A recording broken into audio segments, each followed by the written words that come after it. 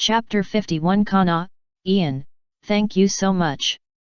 It's almost time, you can come out. Ian looked at the magic inside the developer, Lacuses, who looked relaxed and at ease, frowned slightly and used gravity magic to throw the other party out of the magic developer. Is it over? Seriously, can you give me 2 more minutes? Charge me for a little longer, maybe I can break through the bottleneck and go one step further. When I was in this machine, I could clearly feel that the bottleneck that had troubled me for months seemed to have slowly loosened with the help of the magic developer. Lacuses, who was thrown out of the magic developer by Ian, looked unsatisfied at the moment. He seemed to be completely electrified by the magic of the magic developer. He held Ian's arm tightly and said solemnly, "No. This machine can't help you break through the bottleneck." Ian looked at Lacuses and shook his head gently. Lacuses is too strong. After all, he is 3 to 4 years older than Urza, Myra Jane and Arusha. At the age of 17, Lacuses has already walked a long way on the road to becoming an S-class magician, and is constantly moving towards the realm of the Holy Ten. If there is no help from Ian. According to Ian's calculations and the hints in the original book, Lacuses will most likely enter the realm of the Holy Ten in 3 or 4 years, when he is about 20 years old. And when he is 22 or 23 years old, he will move towards a deeper realm and reach a level close to the limit of human beings. And before he is 24 years old, he will officially arrive at the gate of the non-human realm. After that, he will be even more powerful. Ahem. With the help of Ian. Ian is confident that with his help, Lacuses' strength can reach the realm of the Holy Ten faster. Can't help me break through the bottleneck? Lacuses said, showing a dissatisfied look. He found that he had overestimated the value of this machine. Anyway, the next one. Ian ignored Lacuses and looked at the other people at the scene. After Lacuses' demonstration, Urza, Myra Jane and Arusha took a step forward at the same time, showing a competitive attitude. Hey! Don't compete with me! Although Urza was not very old, she was already like a fairy big sister at this moment. She looked at Myra Jane and Arusha beside her and said coldly, "You are competing with me. You should let me develop my magic first." Myra Jane said forcefully. "Ah, you are just a defeated general. How dare you develop magic before me? Besides, do you two know how to use this magic developer? To be honest, the magic developer you are using now has been improved several times based on my physique and magic. You can say it was made specifically for me." Arusha said proudly. Under Ian's education, these experiences related to the Magic Development Bureau that should have become Arusha's painful memories have now become Arusha's capital to brag to others. When talking about it, Arusha even feels proud. What a joke! In response, Myra Jane and Urza turned their heads at the same time and looked at Arusha, sneering, "Haha, even if you have experienced magic development before us, your strength is not much stronger than ours. It seems that your talent is not good." "What did you say?" Arusha heard that, the veins on her smooth forehead were straight, and bursts of coldness burst out of her body.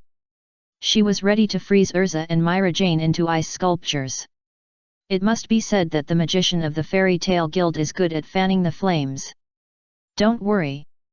You can't run away," Ian said, using gravity magic to throw Arusha, who was about to take action, into the magic developer. Then it was Urza, then Myra Jane. After that, it was Natsu, Grey, Leon, Elfman, and Lysina. Well, there was Kana at the end. "No, Ian, wait a moment." When Ian said that Kana also needed to develop her magic, the little girl's face was full of resistance. Unfortunately, resistance is always ineffective with Ian. "Didn't I win the game? The winner doesn't need to be punished. Why do I have to be thrown into this damn machine?" Kana was dissatisfied with this. Yes, just as you said. You did win the Fairy Tale 24-hour endurance race this year." After listening to Kana's slightly unconvinced words, Ian just smiled faintly. With a bit of disdain in his eyes, he answered directly, "So, this is not a punishment for you, but a reward for your victory." At this point, Ian came to Kana. He gently patted her shoulder, and continued to comfort her. "Kana, don't feel happy or excited to tears because of my equal treatment. I know how good I am. Thank you for your equal treatment. But please answer me, is the loss or win of this 24-hour endurance race still a matter of time? What's the difference?" Kana looked unwilling. But Ian still threw her into the magic developer. "Of course there is a difference. The winner of the 24-hour endurance race can not only get a longer chance to use the magic developer, but also get an extra bonus of 1 million J.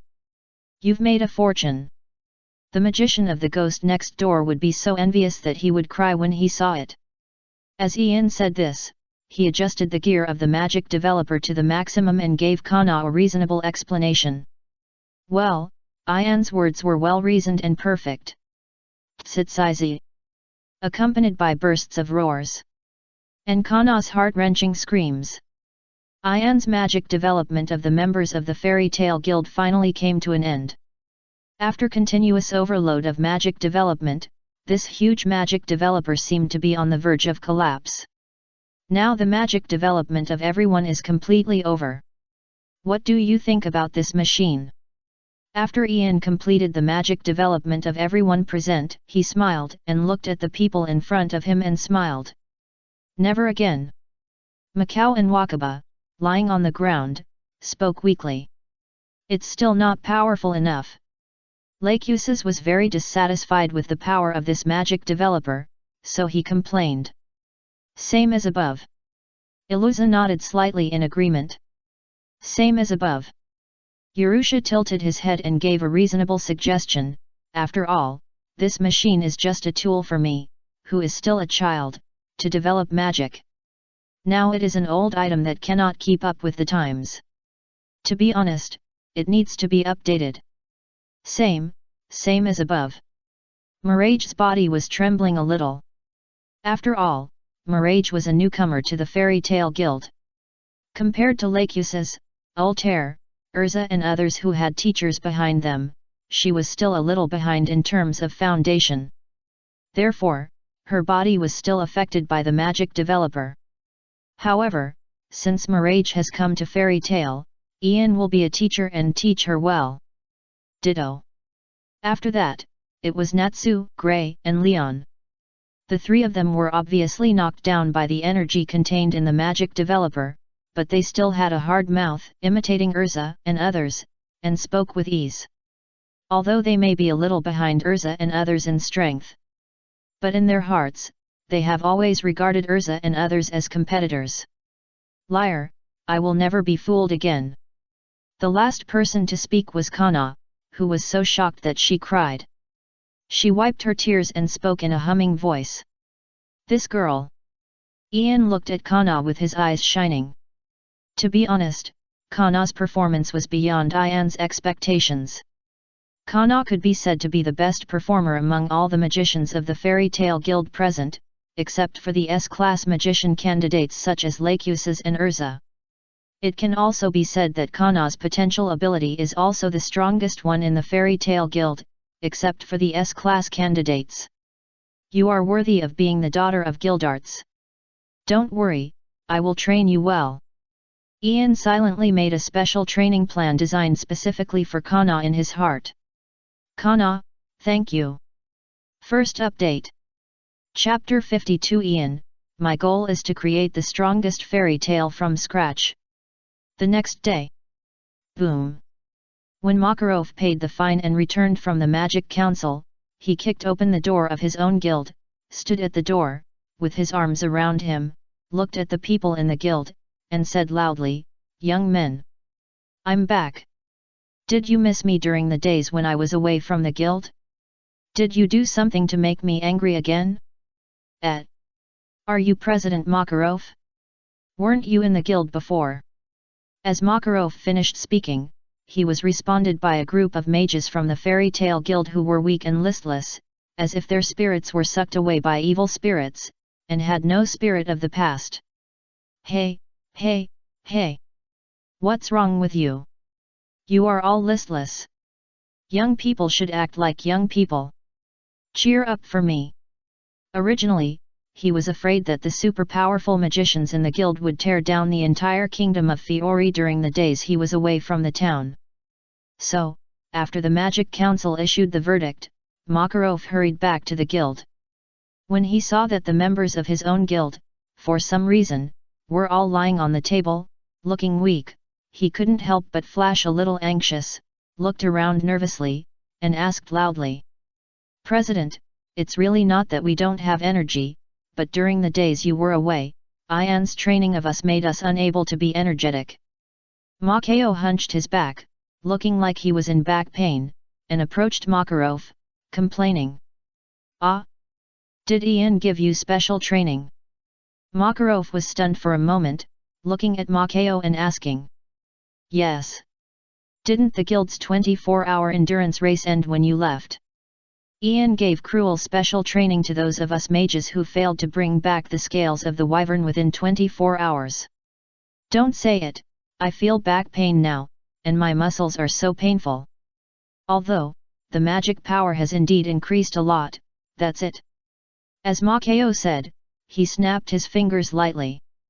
For a moment, purple flames immediately burned around Makarov, and the flames were like flexible little snakes, changing their shapes back and forth under the control of Makarov's thoughts. "Speaking of which, that guy Ian also recommended me to learn some flame-shaping magic. No more talking, I have to hurry over. In a month, Ian will test those of us who have participated in the special training. Those who fail will have to develop their magic again," Makarov said. He hunched his back and walked straight to the library of the Fairy Tale Guild. Today, the library of the Fairy Tale Guild is not like in the later generations, which was burned down by Natsu. There are still various conventional magic books here. At the gate of the Fairy Tale Guild library, Wakaba was smoking a cigarette. In addition to recommending Makarov to learn flame-shaping magic on his unique fire magic, Ian also recommended Wakaba to learn fog-shaping magic. As for the reason why Ian promoted shaping magic, it's purely because shaping magic belongs to the conventional magic system in Ishgard. In other words, it is slightly higher than the level of ordinary goods. And modeling magic is easy to learn and powerful enough. Of course, there are not many people who can practice modeling magic to a high level. If there is a master to teach, it will accelerate the training progress of the modeling magician. Of course, this is not what the magicians of the Fairy Tale Guild need to consider. After all, their guild now has a modeling magician who is the strongest level in Ishgard continent and has the title of Holy 10. Well, it is URU. With URU's attainments in modeling magic, taking some time every day to give some pointers to other people in the guild is enough to allow these beginners to quickly improve their strength. On the other hand, in addition to giving some simple pointers to everyone in the guild, Ian also specially created a key class. The so-called key class is the S-level magician seeds in the guild. These include Lakuses, Urza, Myra Jane, and Arusha, 4 S-class mage candidates. And the candidates among the 4 candidates, Natsu, Gray, Leon, and Kana.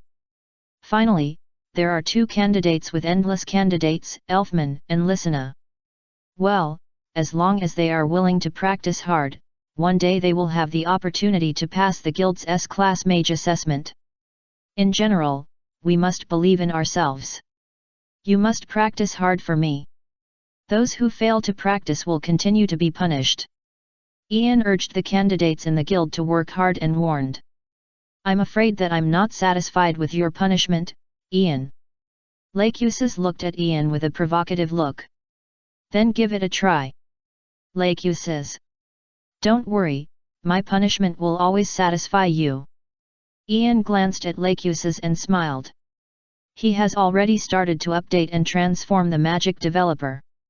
One day, it will reach a level where even S-class magicians can use it. So why should I come here too? To train with these monsters? Kana was listless. She had already recognized her own strength. She and Lachesis were not at the same level at all. Kana, believe in yourself. You are also at the monster level.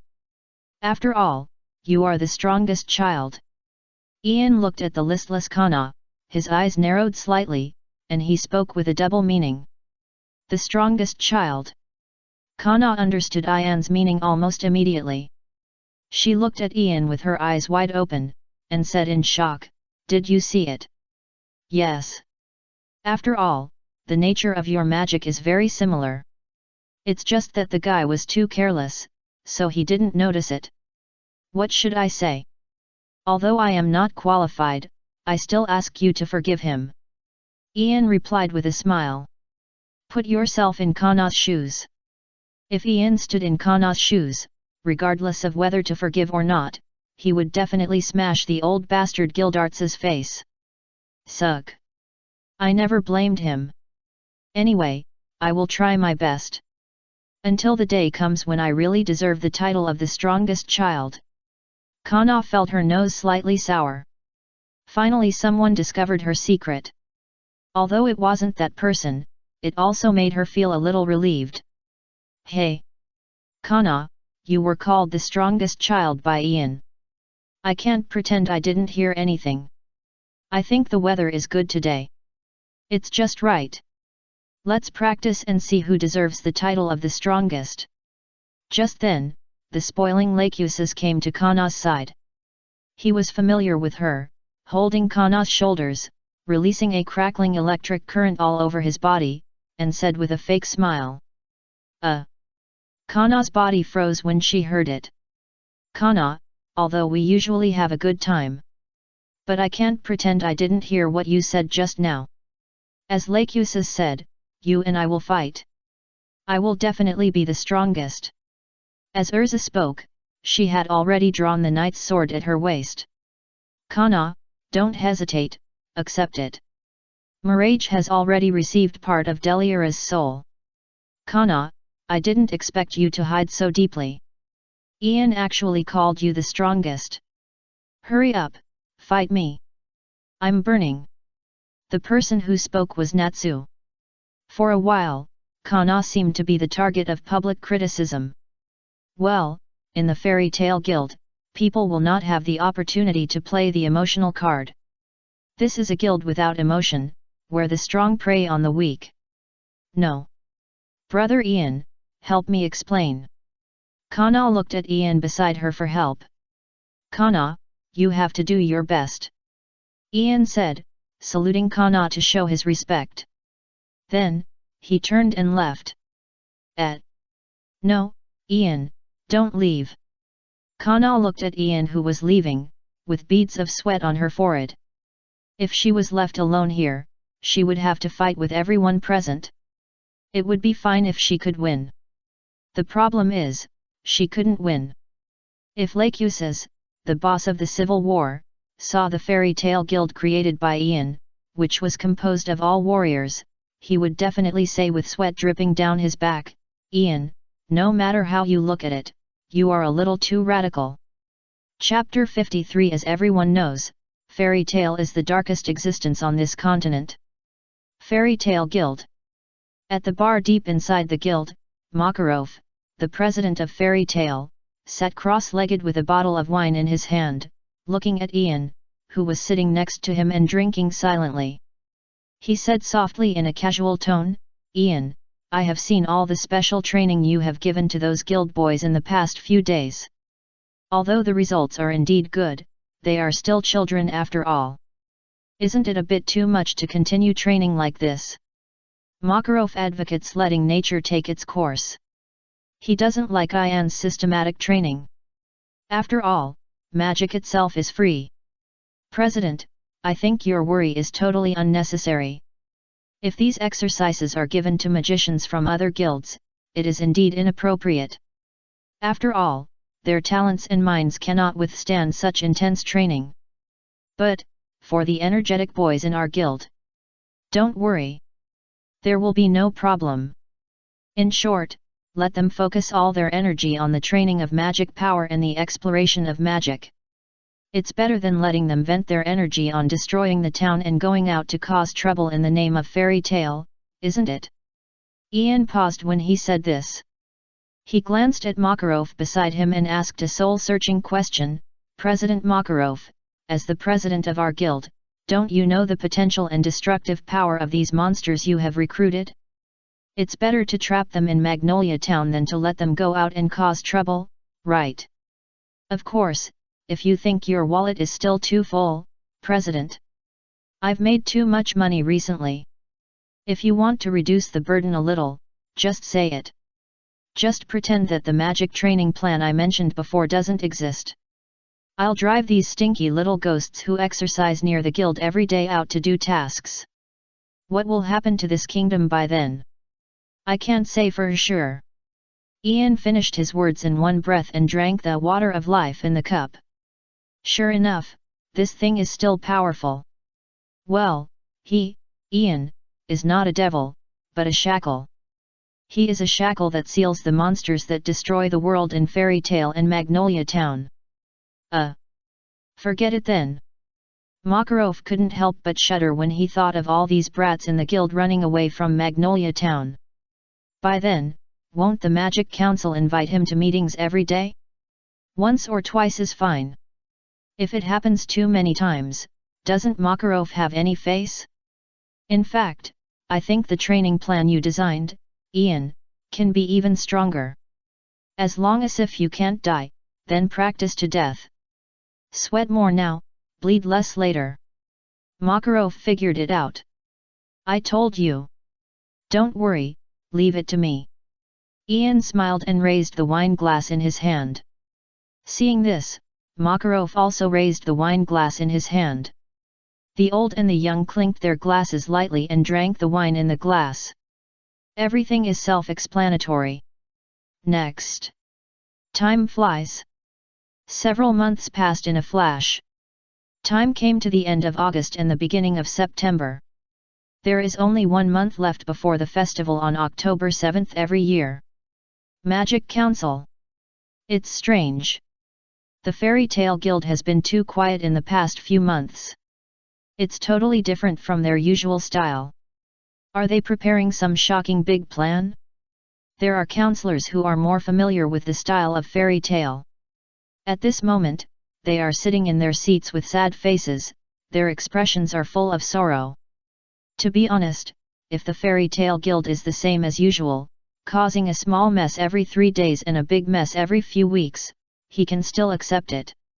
I am afraid that Fairy Tale will change its usual behavior and stop causing trouble. There must be something wrong when things are abnormal. The calmness of Fairy Tale made the counselor frown. He always felt that the naturally evil Fairy Tale was doing something big. The so-called calmness in front of him was just the calm before the storm, and everything was an illusion. However, is this really the case? If Ian was next to this counselor, he would definitely give him a thumbs up and then laugh, aha! You guessed it right. Ahem. Yes, Fairy Tale will never disappoint. Black Vox, the highest prison under the Magic Council. All those who can be imprisoned here are extremely vicious. Similarly, the security here is of the highest level. So far, no one has ever successfully escaped from here on this continent. However, today, the alarms of the entire prison flashed red. The shrill alarm sounded throughout the prison. It's bad. Someone escaped from prison. I repeat, someone escaped from prison. All jailers gather immediately and don't let the prisoners escape. Hundreds of jailers holding magic tools engraved with magic seals ran around the prison in panic. They looked at the black cube that was destroyed from the outside with brute force and shouted in panic. Calm down. Calm down, everyone. It was not until the appearance of an old man that the chaotic jailers calmed down. The old man was naturally a member of the Magic Council and the warden of Black Vox, and Counselor Taki Andy Bar, who was once saved by Uru and Gildarts. Xiao Wu, tell me now, who is imprisoned in this destroyed cube? Taki Andy Bar looked at his deputy beside him and asked with a frown. Well, This cube destroyed by an outsider was used to imprison Brian, the former director of the Magic Development Bureau. Because Brian's magic source was completely destroyed by Lord Uru of the Holy Ten, and he was reduced from a magician to an ordinary person, so we did not send more people to guard him. Unexpectedly, it caused such irreparable consequences. Lord Andibar, I am willing to bear all the responsibilities in this incident. The man named Xiaowu bowed deeply to Counselor Taki Andibar beside him. No. Now is not the time to discuss responsibility. The most important thing now is to find a way to catch this bastard who escaped. Taki frowned. He did not intend to hold his subordinates accountable immediately. Any mess that can be remedied is not a mess. At the same time, Taki Andibar felt that Brian's escape from prison was a little too strange for some reason. This jailbreaker seemed to have no ill will towards their prison. He just kidnapped Brian. After all, with the other party's ability to rescue Brian in front of everyone without anyone knowing. If this mysterious person had any ill will towards their prison, they could destroy their prison, which is known as the largest magic prison under the Magic Council. Lord Taki, there is a letter here. Just when Taki Andibar was confused, a jailer found a letter in the cube where Brian escaped and handed it to Taki Andibar. Taki Andibar looked at what was written on the letter. He knew that the letter was written by Taki Andibar himself. He knew that the letter was specially left for him. This is... After Taki Andibar finished reading the letter, he immediately used fire magic to burn the letter to ashes, and looked at the jailers around him anxiously, asking, has anyone else read the letter besides me? No. The jailer who delivered the letter to Taki Andibar was stunned for a moment and shook his head. That's good. Hearing this, Taki Andibar slowly breathed a sigh of relief. Then, his expression became serious and he continued, Brian, let's stop here. He is just an ordinary person whose magic power was abolished by Lord Uru, and he can't run far. Maybe he has died there now? After all, outside this prison is an endless desert. An ordinary person without magic power and a flying vehicle can't reach the town. This.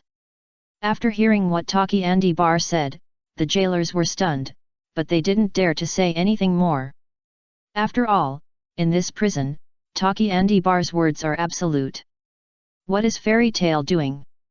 After handling everything, Taki Andibar sighed helplessly. In fact, the content of the letter was very simple, just briefly explaining the identity of the prison robber, and then explaining the reason for the prison robbery. Well, this prison was robbed by Fairy Tale, as for the reason. At the same time, on a sand dune not far from the magic prison Black Vox. Wake up! Director. Wearing a slim windbreaker, Ian poured a pot of freezing cold water on someone he had kidnapped from prison. You? You are the bastard who killed Wu in 1 second and was too strong. Brian slowly opened his eyes and was shocked when he saw Ian in front of him. I have been crippled by you, and Wu is dead. What else do you want to find me for now? Brian looked at Ian with a vigilant look and asked. I need you to help me improve the magic developer. The developer used by your Magic Development Bureau before was too weak. I need something more powerful. Ian looked at Brian and spoke softly. What did you say? You said that the magic developer of that level is still weak. If it is strengthened, wouldn't it turn from a magic developer into a torture device? Are you going to use it to torture someone? Brian raised his eyebrows and looked at Ian with a bit of disbelief. Of course not. I want to use the enhanced version of the developer for my guild mates. Ian shook his head slightly and answered truthfully. Do those companions owe you their lives? Brian was stunned for a moment and continued. No. I just did it for their own good. Ian was speechless. Brian must have misunderstood him. Why did I mess with these guys in the first place? Brian opened his mouth in shock after hearing Ian's words. He now understood what kind of people he had offended 4 years ago. This was a group of guys who could be so cruel to their companions. They were so cruel to their companions. How could they deal with him, an outsider? Brian thought about it and suddenly felt that he had not lost unfairly. It was not that the darkness of him, Brian, and nothing was not strong enough, but that they had the misfortune to encounter the most powerful darkness on the continent of Ishgar. Is this the fairy tale of the Mage Guild? Brian muttered in fear. Chapter 54 Brian's Death and the Work of Adults. What is the darkest thing in the world? In Brian's eyes, the darkest thing in the world must be the kind of person who has no correct cognition and is completely unaware that he is a dark being. He thinks that everything he does is kind, but in the eyes of others, he is an extremely dark being. At this moment, Ian, in Brian's eyes, is such a terrifying existence. The guy who educates such a chaotic person must be extraordinary. Brian looked at Ian and thought silently in his heart. At the same time, in the Fairy Tale Guild, AQ, the president, old man Makarov, kept sneezing. Well, people sit at home and the pot comes from the sky. It belongs to. What if I don't agree? Brian tried to negotiate with Ian. You don't have the right to choose. As Ian spoke, he released a trace of gravity. Ahem. Just a face-to-face, Brian felt a sweetness in his throat. Under the gravity released by Ian, he suffered a serious internal injury. You are really fragile now, Brian. Ian put his hands behind his back, looked at Brian in front of him, and smiled. I will upgrade the magic developer according to your request. But after the upgrade, you must let me go. Otherwise, you can kill me. Even if I die, I will not help you. Brian ignored his churning stomach and his constantly deformed internal organs, and still looked at Ian firmly, talking about the conditions. Don't think I have to use you. Perhaps, it would be more appropriate for me to go to President Preshedo. Ian said, narrowing his eyes. There was a hint of murderous intent in his eyes when he looked at Brian. Brian felt the huge pressure brought by Ian. Cold sweat kept flowing on his forehead. His body was shaking. He seemed to hear the thump of his heartbeat in his chest. If Ian was not satisfied with him, he would die here immediately. Haha, forget it. As long as you help me transform the magic developer, I will let you go. Just when Brian was about to kneel down in front of Ian and beg for mercy, Ian put away the magic around him, smiled at Brian and spoke softly. Of course. If you dare to play tricks with me, I will let you know what the price is for provoking our fairy tale. Some punishments can't be ended by death. Ian glanced at Brian and warned coldly. Let it go. Don't worry. As long as you keep your promise, I will do my best to serve fairy tale. Brian knelt in front of Ian and spoke hastily. Well. You take care of yourself. Ian nodded lightly and no longer looked at Brian under his feet. Instead, he raised his hands lightly and used gravity magic to lift up the entire sand dune under their feet, using it as a flying vehicle, and slowly flew towards the town of Magnolia. What a huge magic power! Brian was shocked by Ian's strength. He still knelt in front of Ian, not daring to stand up, with cold sweat on his forehead. For a while, Ian stood and Brian knelt. Ian was ruthless and Brian was in a mess. Who is the dark mage and who is the light mage? Ian, in terms of light mage, we in fairy tale may have changed our ways, but in terms of darkness, there is no one in the whole of Ishgar who is purer than us in fairy tale. After all, strictly speaking, our ancestor is the dark mage Zeref. Not long after, Ian and Brian came to the back mountain of the Fairy Tale Guild.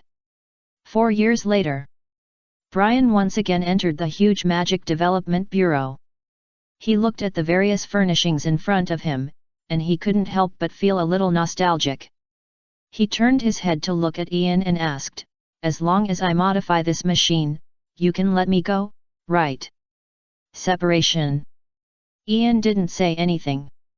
When Brian saw the magic developer and subconsciously recalled the knowledge about the magic developer, he separated all the knowledge about the magic developer in Brian's memory. What did you do to me? Brian's pupils trembled. He felt that he seemed to have forgotten something crucial. Sweat was pouring down his forehead. Sure enough, I don't have the talent for separation and attachment magic.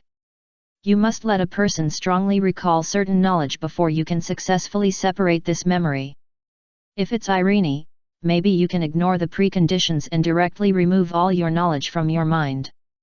Ian said to himself and looked at Brian with a hint of murderous intent in his eyes. Sorry.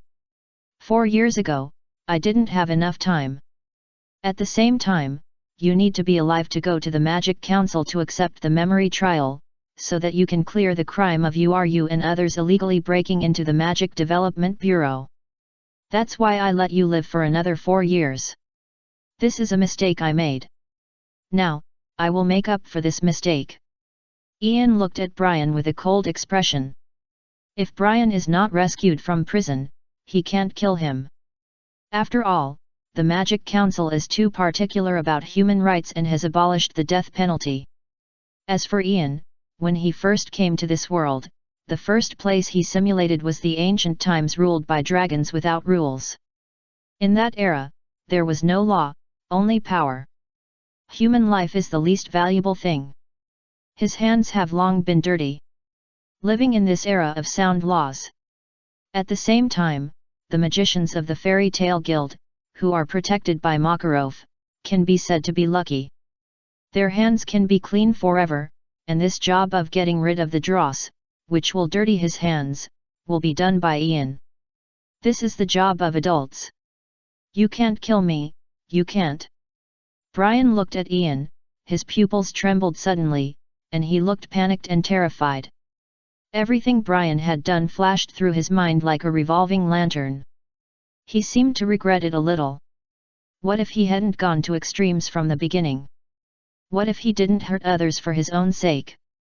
What if? Unfortunately, there is no if. Boom! A shocking beam of light was released from Ian's palm. The terrifying energy instantly destroyed Brian's body, and even Brian's soul was completely wiped out. Next. While Ian was talking, he looked at the developer in front of him. Next, according to Brian's memory, this magic developer will be further modified. Ian didn't know where the limit of this magic developer was. Is it possible to directly open up the second magic source of the magician? Chapter 55 Happy and Natsu. Fairy Tale will definitely have a happy ending. After Brian's complete death, a rare look of relief flashed across Ian's face. In Ian's opinion, only when Brian, who had done so many evil things, was completely eliminated could it be considered a complete success. Ian is not a saint, and he cannot sit idly by and watch Brian use the judicial system of the Magic Council, which has almost abolished the death penalty, to escape the punishment of death. Ian does not mind taking the punishment that the Magic Council cannot give. Now there is no regret in Gray's timeline. Ian murmured and stretched comfortably. On the other side, on the road to fighting against Urza, Lacuses and others, Natsu, who has been defeated repeatedly, stands in front of the tree. Damn it! Damn Gray, hateful Urza! The annoying Lacuses, and Myra Jane who laughed at me. An Altair who I can't beat no matter how hard I try. One day, I will beat you all down. Natsu tied the portraits of Urza, Gray and others that he had drawn by himself to a thick tree trunk, roaring, waving his fists, and hammering the faces of several people fiercely to vent the fire of depression in his heart. At this moment, although Natsu was beating on the tree trunk, he felt a refreshing feeling in his heart, as if he was beating on the bodies of Gray and others. Disappear. Until Natsu's hands were red from beating, he seemed to have vented enough. He gathered his strength and used the dragon-killing magic to burn through the 1-meter-wide tree trunk with one punch. Bang! For a moment, a giant egg with a blue pattern and a diameter of more than 50 centimeters fell from the wide treetop because of Natsu's punch and hit Natsu's head hard. Damn, It hurts. Natsu was hit by the giant egg that fell from the sky. He lowered his head and covered his head, complaining loudly, "Who is attacking me? If I find out, I will never forgive you." Natsu swore that he would teach the guy who attacked him a lesson. Wait, this is however, when Natsu saw clearly what hit his head, a bright color suddenly flashed in his eyes, and he said excitedly, "It can't be wrong, this is a dragon egg. I actually picked up a dragon egg? I want to go back to the guild." As Natsu spoke, he carried the giant egg in front of him, ran straight to the Fairy Tale Guild. Fairy Tale Guild. Bang! Natsu kicked the door of the guild open, he rushed in holding the huge dragon egg, and shouted loudly, "Come and see! I picked up a dragon egg!" Dragon egg! Natsu's words, like a bomb, exploded in the Fairy Tale Guild Hall. Whether it is Grey, Leon, and other ice magicians who don't get along with Natsu, or Myra Jane, Urza, Lacuses, Arusha, these S-class wizard candidates of the Fairy Tale Guild who were regarded as great enemies by Natsu but could not be defeated no matter what. Or, the old hands of the guild such as Wakaba and Makao, all locked their eyes on Natsu. Even Uru, one of the Holy Ten, was attracted by the giant egg in Natsu's hand. There is no doubt. At this moment, Natsu is the well-deserved focus of the Fairy Tale Guild. Dragon egg. Urusha looked at the giant egg tightly held in Natsu's arms, and a hint of doubt flashed in her eyes.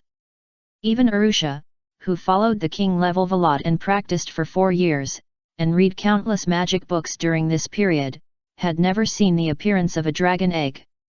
Therefore, after thinking for a while, Ultia turned her head to look at her mother and asked, "Mother, is the thing in Natsu's arms really a dragon egg? I have never heard of it. There is no corresponding record even in the book. To be honest, I don't know." Uru heard this and shook his head gently. Even Uru had never seen a real dragon. Dragons are almost extinct on the Ishgar continent. It is not an exaggeration to say that they are creatures in legends. What a joke! There are no dragons in this world, how could there be dragon eggs? Mirage put his arms around him and said disdainfully. No. Dragons do exist in this world, there is no doubt about that. It's just that I doubt whether what Natsu is holding is a dragon egg. Eruza interrupted Mirage's words and proved the existence of dragons on behalf of Natsu.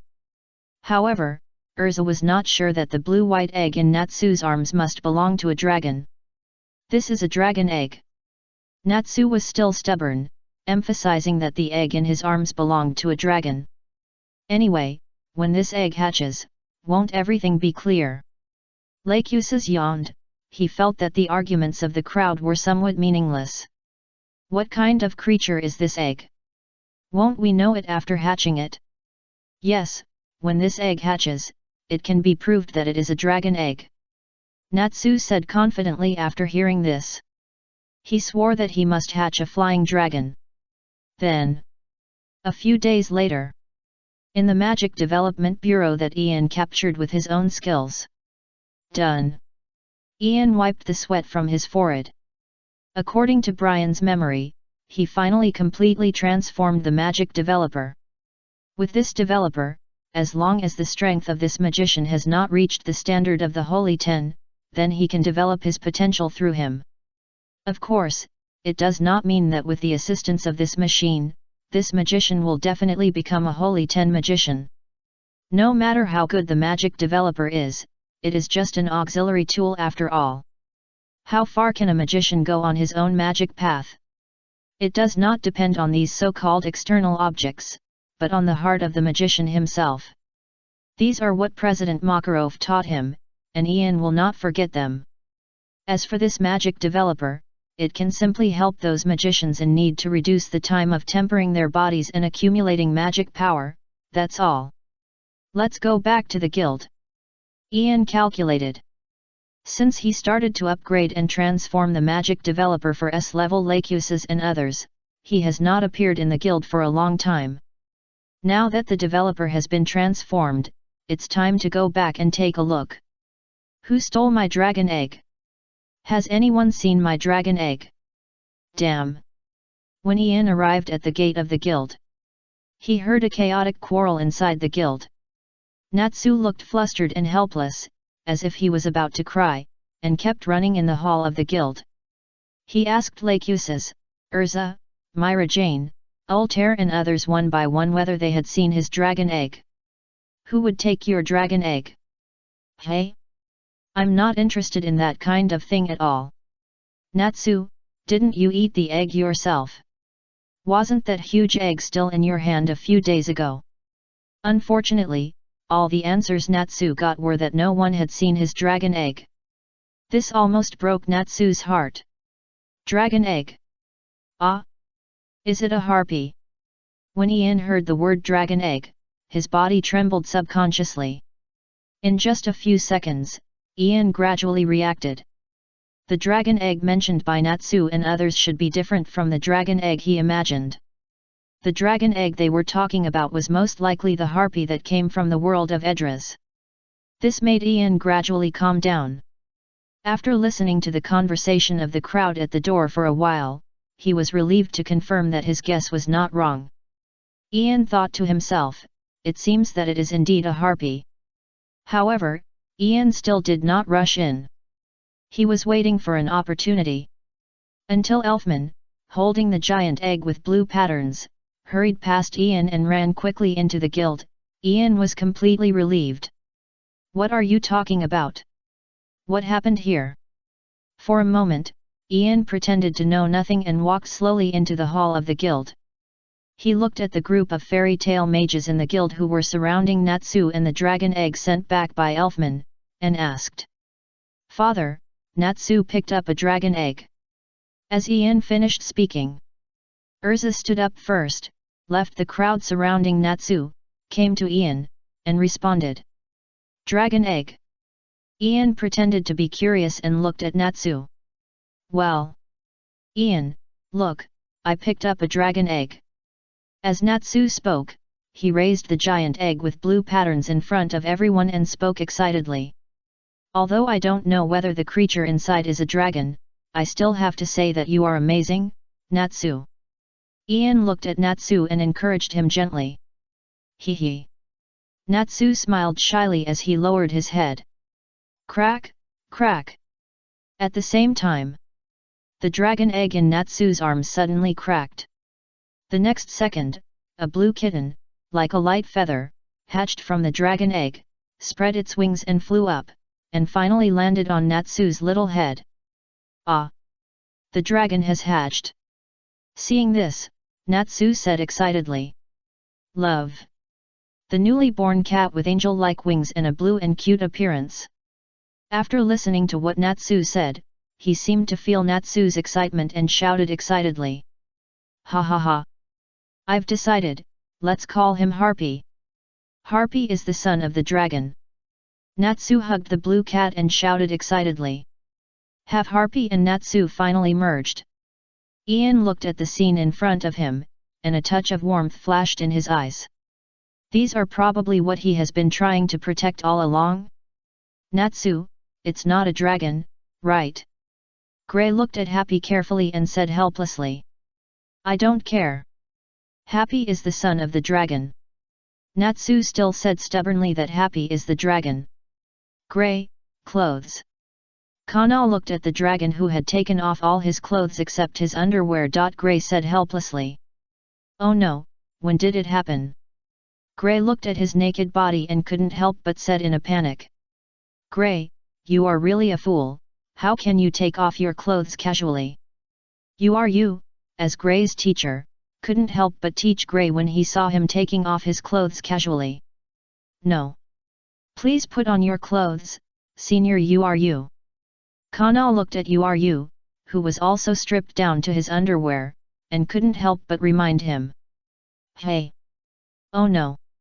How did I become the same as Grey? You looked down at his proud white figure and couldn't help but said in a panic. Wow! At the same time, the perverts in the guild forcibly changed their gaze from Happy to you. Haha, this is a rare opportunity, let's draw a family portrait for the general. Anyway, just draw the harpy into a dragon. Ridasuhyuna first wiped the red under his nose, then waved his brush and drew all the scenes in front of him. Uncle, your drawing paper is full of ulu. Bastard. In response, Leon looked at Ridasuhyuna, who was constantly waving his brush, and said angrily, "Sorry, I drew it wrong. This is what I should draw." Ridasuhyuna shuddered slightly when he heard this. He reluctantly tore off all the ulu he had drawn carefully, and then perfunctorily drew the family portrait of the Fairy Tale Guild, and deliberately turned the harpy into a blue dragon. "It's so warm." Ian looked at the scene in front of him, and the corners of his mouth slightly raised. "Well, I have completely upgraded the magic developer. Is there anyone who wants to try it first?" In order to keep this warmth going, Ian said. As Ian finished speaking, the entire Fairy Tale Guild hall fell silent.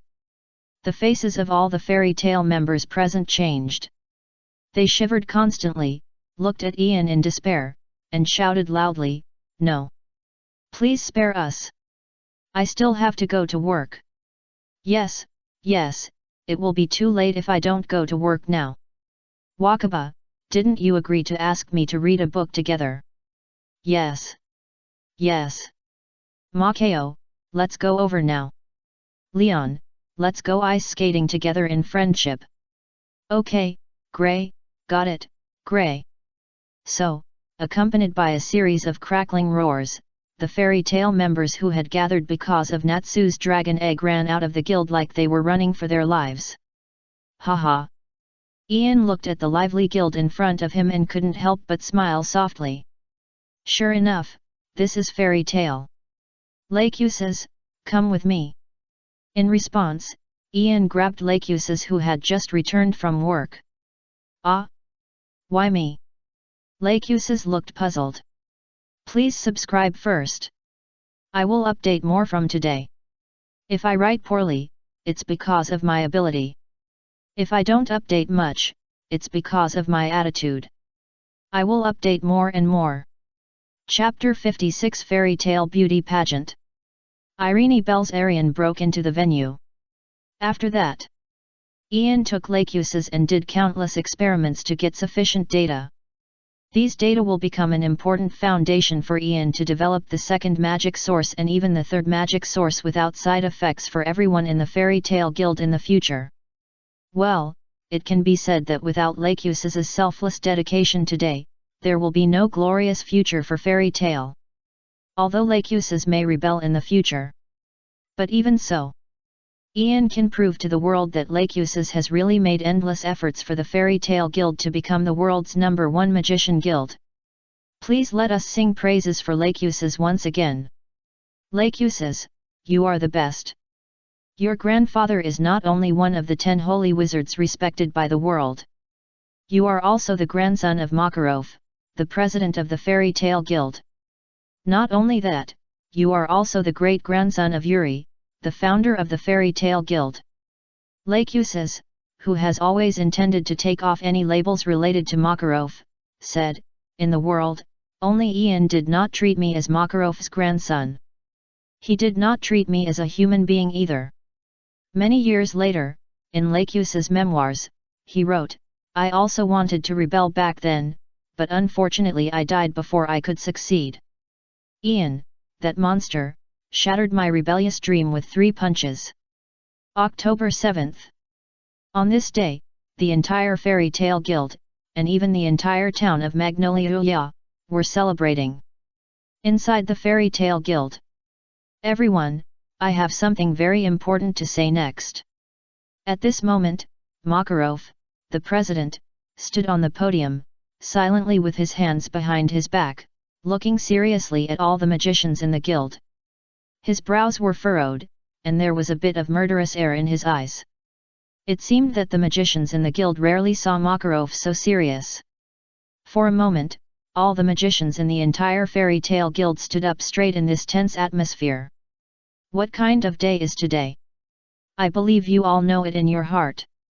I won't say more. I hope you will remember what I say next. Remember this. Makarov took a deep breath when he said this. Then he shouted loudly, "Young men, today is a celebration, let's all have fun. As the magicians of the Fairy Tale Guild, you must enjoy the celebration with all your heart." Oh! As Makarov finished speaking, all the magicians in the Fairy Tale Guild cheered loudly. The cheers were deafening, attracting passers-by outside the guild to stop. What's going on? Outside the guild? Some passers-by looked at the roaring Fairy Tale Guild and asked in confusion. Hee. It's a celebration. Celebration. The annual celebration of the Fairy Tale Guild. It was originally the harvest festival of our Magnolia town. But now it has almost become a performance festival of the Fairy Tale Guild. I hope that this time, the magicians of the Fairy Tale Guild will not cause any trouble. A passerby who is familiar with the usual style of the Fairy Tale Guild magicians, after hearing the man's question, looked sideways at the cheering Fairy Tale Guild in front of him, and couldn't help but smile bitterly. Although, based on his understanding of fairy tale, these guys who are afraid of chaos in the world on weekdays are probably preparing for something big again. Celebration? So what are the rules? Just start fighting, or are there any preparation steps? The three Myra Jane siblings who have just joined the Fairy Tale Guild, plus Urza, and Arusha and others who have joined the guild for a long time but have been training outside and have not officially participated in any guild celebrations, are looking at Ian blankly at this moment, as if waiting for Ian to explain the fighting rules of the Fairy Tale Guild festival. What do you mean by fighting or not? You misunderstood. This celebration is just the literal meaning. You know, it's just that kind of ordinary celebration. Ian was a little speechless. The style of fairy tale was too strong. Suddenly, an ordinary celebration came. Everyone seemed a little uncomfortable and didn't believe it. Hey? Is it just that kind of ordinary celebration? I thought it was some kind of fighting competition. For fairy tale, it's simply unbelievably ordinary. Urusha was shocked and seemed a little unconvinced. It's really just an ordinary celebration. Ian sighed. It was all because of their fairy tale style that was deeply rooted in people's hearts. After a while, Ian seemed to think of something, and he continued, "How about this? I'll take you around." Okay. As Ian finished speaking, everyone nodded. So, under Ian's leadership, everyone walked towards the stalls on both sides. Hey! Isn't this Ian? What are you going to see? When Ian and the children behind him came to the fairy tale stall, someone came over and shouted at Ian. This is Makarov, a stall specially set up to promote the magicians of the Fairy Tale Guild to the residents of the town. In other words, everyone here is our own people. I brought the children to take a look. What do you mainly sell here? Ian looked at the magician dressed as a vendor and asked. I mainly sell the figures of our guild's magicians here. The magician said, placing one lifelike figure after another in front of Ian. Of course, the characters of these figures are all the magicians of their Fairy Tale Guild. At the same time, the bases under these figures are engraved with the magic anti-counterfeiting logo of the Fairy Tale Guild to prevent other vendors from imitating. Whose figures are currently selling the best? Ian looked at the vendor in front of him and asked. Every year during the celebration, the magicians in the guild would quarrel over whose figurine sold the best. This year is no exception. Sorry, this year is different from previous years. This year, the number one in our guild's figurine sales list is undisputed. She crushed the second place with an overwhelming advantage, standing out from the crowd. And this person is Uru Merkovich. The magician said, taking out Uru's proportional Zyuchen figurine, and placing it in front of Ian, he lowered his voice and whispered, and press here to take off your clothes. Wow! In an instant, Uru's coat disappeared immediately, turning into the light clothes she usually wore when training with Gray and others. Okay, now I know why URU's figurine can win the sales championship with an overwhelming advantage. Ian looked at URU's Xiuchen figurine in front of him. To be honest, he wanted to buy one. Mother's figurine.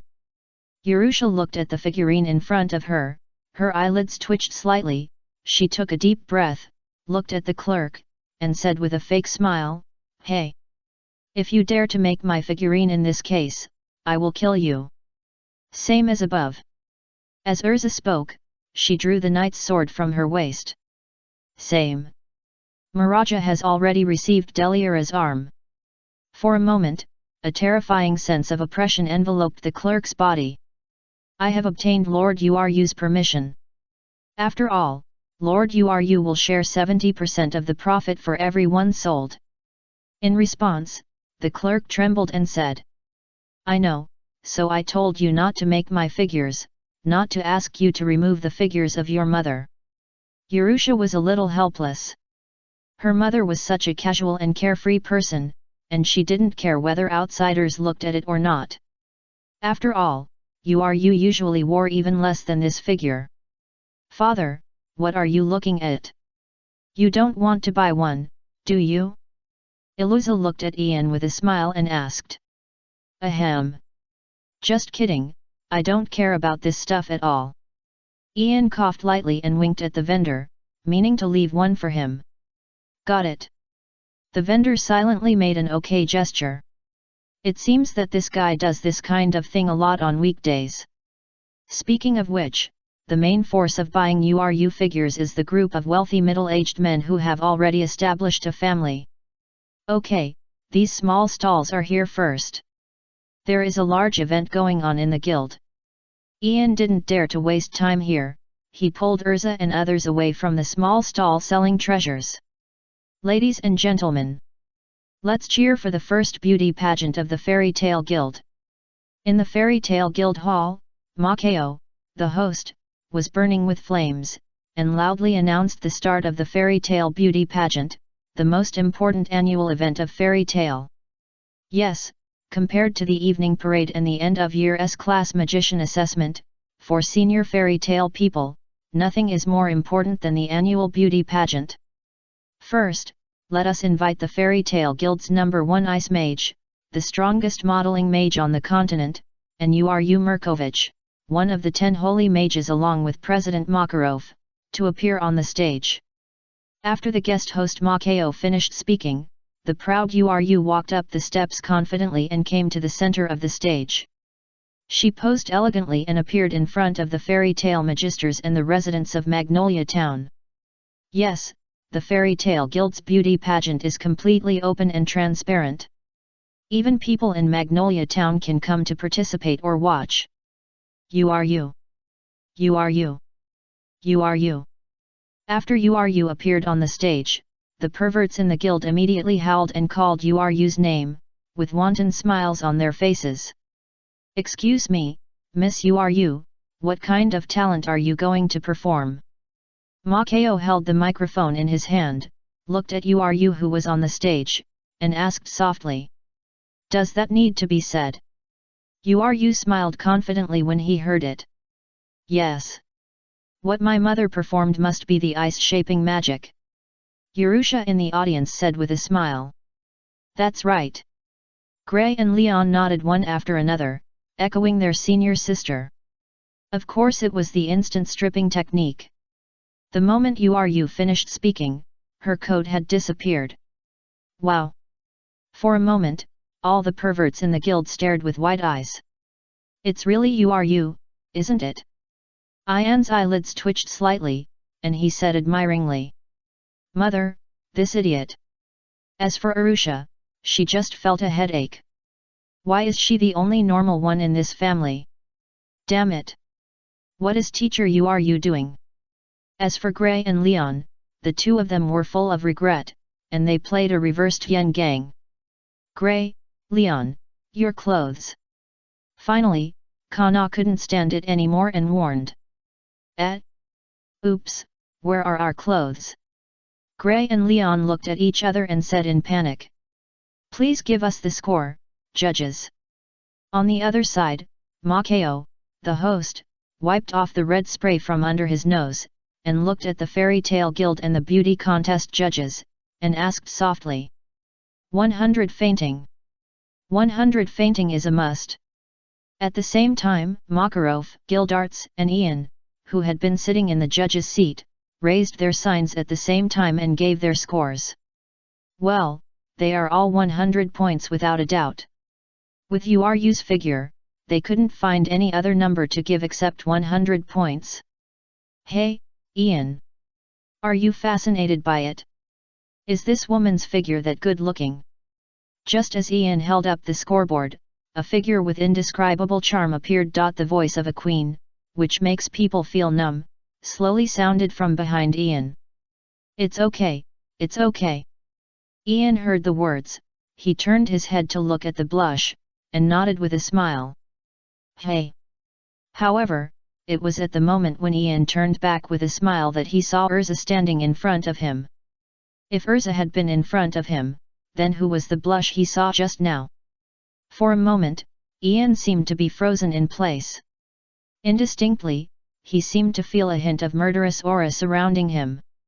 Mother! At the same time, Urza seemed to notice something. She came to Ian obediently, and bowed gently to the woman behind Ian who exuded an extremely strong aura. Hey! Irene, long time no see. Ian knew that he couldn't pretend anymore. So, Ian turned around gently, looking at a beautiful woman who appeared behind him at some point, smiling and saying hello. I'm going to use the picture of the hard-working Lucy, and I want to apologize to Lucy here, sorry. Chapter 57 Gildarts killed in seconds? And Selene who suddenly attacked. This woman is so beautiful. Who is she? When did she appear here? By the way, do you think this beautiful woman looks so similar to Urza? With Irene's sudden intrusion, everyone present subconsciously set their eyes on her. They admired Irene's beautiful face, and of course, they were more surprised at why Irene looked so similar to Urza. They had the same scarlet long hair, the same face shape, the same temperament, and even their magic was very similar. Iluza, who is this? For a moment, Makarov and Gildarts looked at the young Urza with a mentality of eating melons, and asked in a low voice. Irene Bel's Irene, my mother. To this, Urza answered truthfully. Hey! Instantly, all the magicians in the entire guild were shocked by Urza's words and opened their mouths wide. Everyone's eyes kept scanning Urza, Irene and Ian, as if thinking about something. Let me introduce everyone, this is my wife Irene Bel's Irene. Yes, as everyone knows, Urza is my daughter. In the end, it was Ian who stood up first and introduced himself, Irene and Urza to everyone present. This is really surprising. I didn't expect that you, Ian, secretly got married without telling us, and you have such a beautiful wife and such a lovely daughter. It's simply outrageous. Ian, you are so disloyal. Do you really treat us as family? After listening to Ian's self-introduction, Gildarts hooked his hand around Ian's neck, held Ian in his arms, and said angrily. You're not bad either. Ian glanced at Gildarts, then at Kana in the crowd, and then said something that made Gildarts quite confused. Then, without waiting for Gildarts to think about it, Ian continued, speaking of which, Gildarts, there is something that concerns your life and death. So, I must tell you. It is precisely because I treat you as a family member. That's why I don't plan to introduce my wife, Irene, to you. Why? Gildarts looked at Ian with a puzzled expression. To be honest, according to Gildarts' understanding of women, since Irene is so beautiful, her best friends are probably not bad either. With him and Ian, the deep brotherly relationship. It's not impossible to ask Irene to introduce him to a few best friends, right? Hee. Gildarts felt excited just thinking about it. Because Ian paused here. It's not that he didn't want to say it, but he felt that he didn't need to explain. You are Gildarts, right? Ian often mentioned you. Irene naturally knew Gildarts' identity. She looked at Gildarts with a smile and asked softly. Yes. Gildarts was stunned at first, then he grinned and said, it seems that Ian has mentioned me in his daily life. If Ian bullies you in the future, just find me and I will help you solve the problem. Allah, the relationship between us husband and wife doesn't need you to make trouble.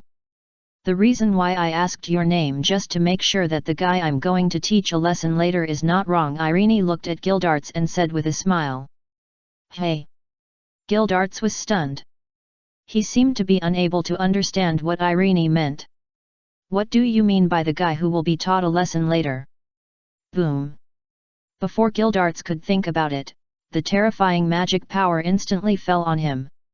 I didn't expect my sister-in-law to be a magician. She used the same gravity magic as Ian.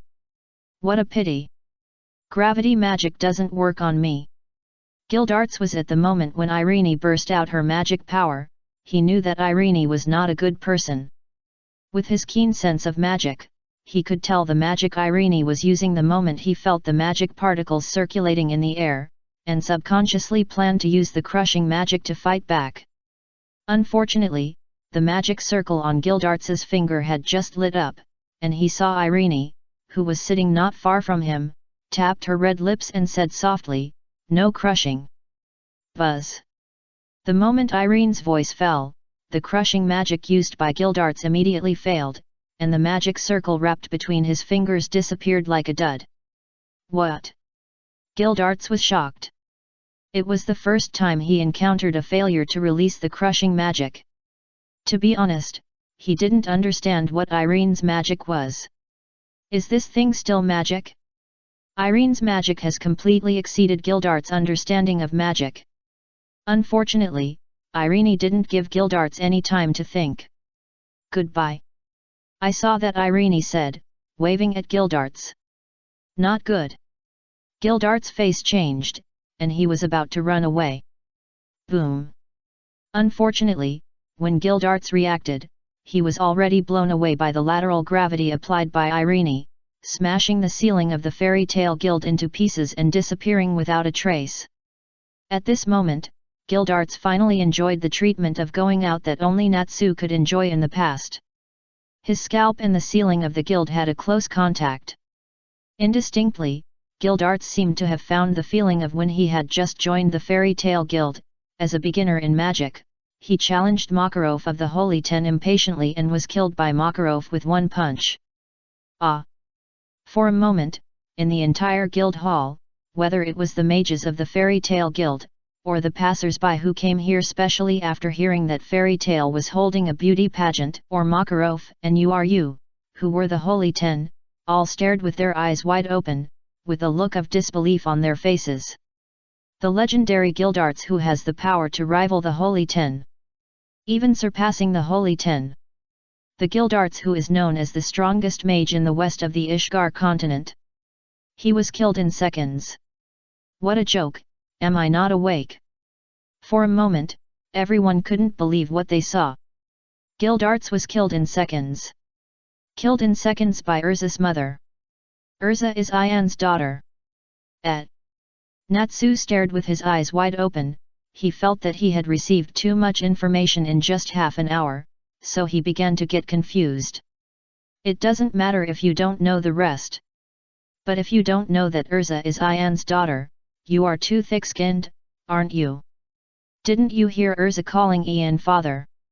Gray looked at Natsu helplessly. So how thick is this kid's nerve? I'm afraid it's as strong as steel? I don't know at all. Natsu murmured, looking confused. Love. Happy lay on Natsu's head and spoke loudly. What love do you love? Gray sighed helplessly at this. What kind of person is it? What kind of cat is it? Sorry, my wife has zero tolerance for scumbags. Ian looked at Gildarts who was punched away by Irene and shook his head. Ian, should we talk about our business next? Just when Ian saw Gildarts being punched away by Irene. Irene's faint voice suddenly sounded behind Ian. Irene, listen to my excuse. No, I mean, listen to my explanation. Ian turned his head and looked at Irene's beautiful face, which was close at hand. He explained loudly with beads of sweat on his forehead. "Don't say any more." Without waiting for Ian to speak, Irene stuck directly to Ian's chest, held Ian's cheek, and kissed him hard. Ian's pupils shrank first, then he hugged Irene's waist and kissed her hard, returning the favor. In an instant, Irene and Ian kissed each other like this, inseparable. Wow! When everyone in the guild saw the scene, they covered their mouths one after another. They didn't dare to speak and interrupt the passionate couple. Stare. As for Urza and other minors, they were savoring the extraordinary kiss in front of them. Is this the world of adults? I'm scared, scared. Hey! I don't know how long Ian and Irene kissed, until Ian's legs softened first. Irene let go.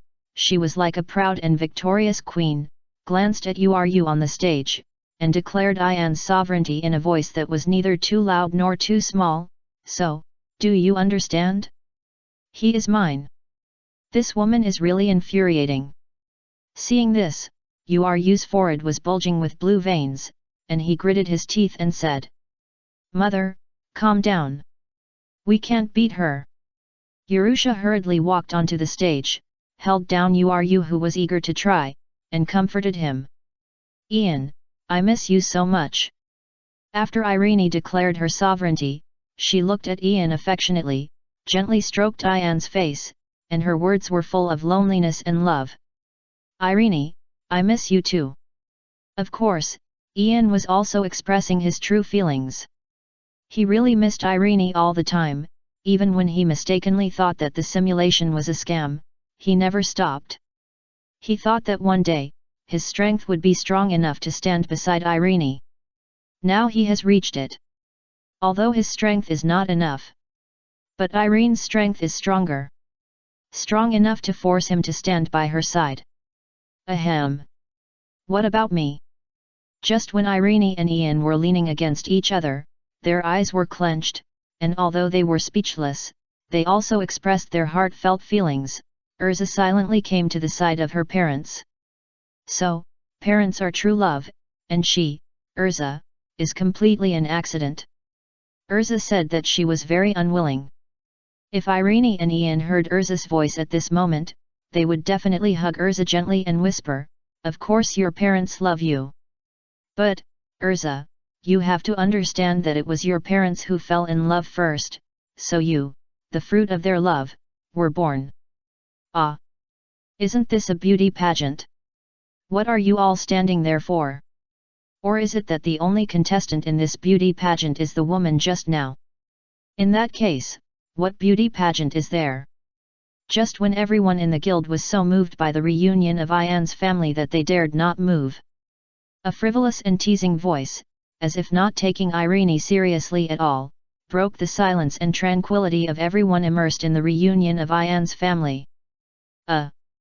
Excuse me, young lady, are you a contestant in this beauty pageant? I don't seem to have your information here." Macau came back to his senses and looked at the person who spoke, and then he was shocked. The visitor had long golden hair as bright as moonlight, a charming face with a bit of charm, and a pair of narrow eyes like a foxy girl, coupled with her look that seemed to be careless about everything. She was really a beauty who brought disaster to the country. Even if she was put together with Irene, she was comparable. She was definitely a beauty among beauties. Can't I participate in the competition without registration information?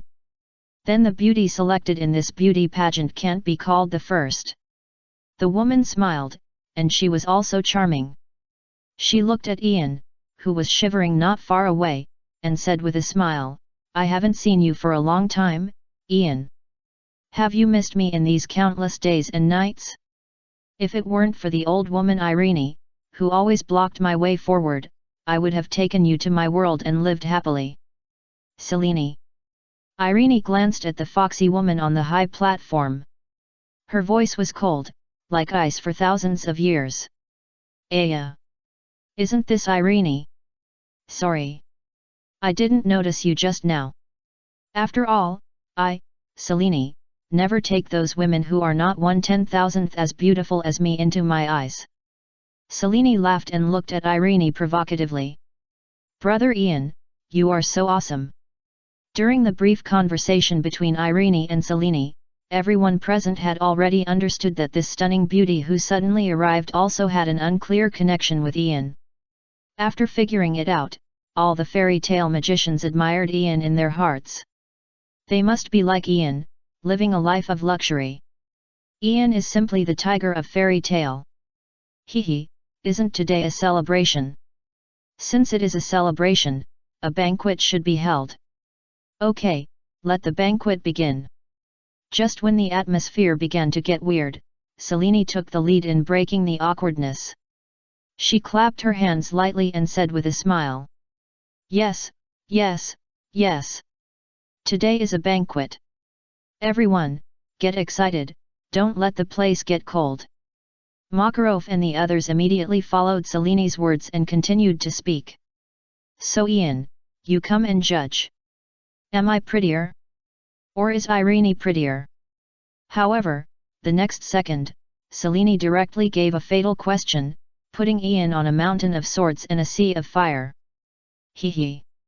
Ian chuckled when he heard it, with 3 points of disdain, 3 points of carelessness, 3 points of despair, and 1 point of fearlessness in his eyes.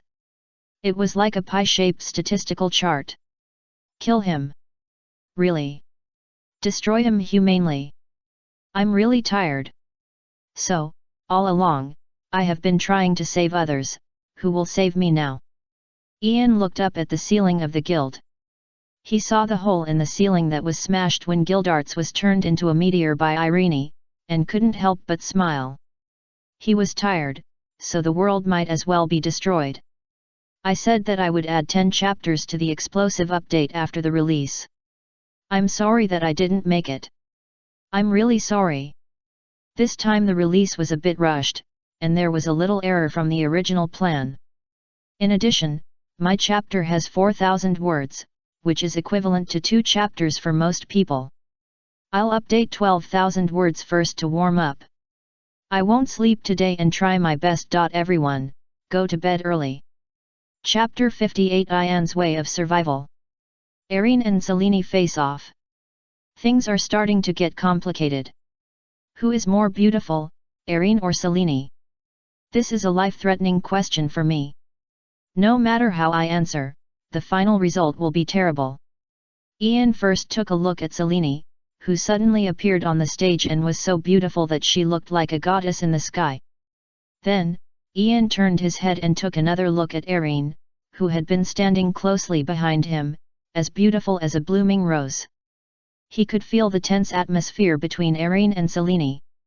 If the two women disagreed, they might start fighting in public.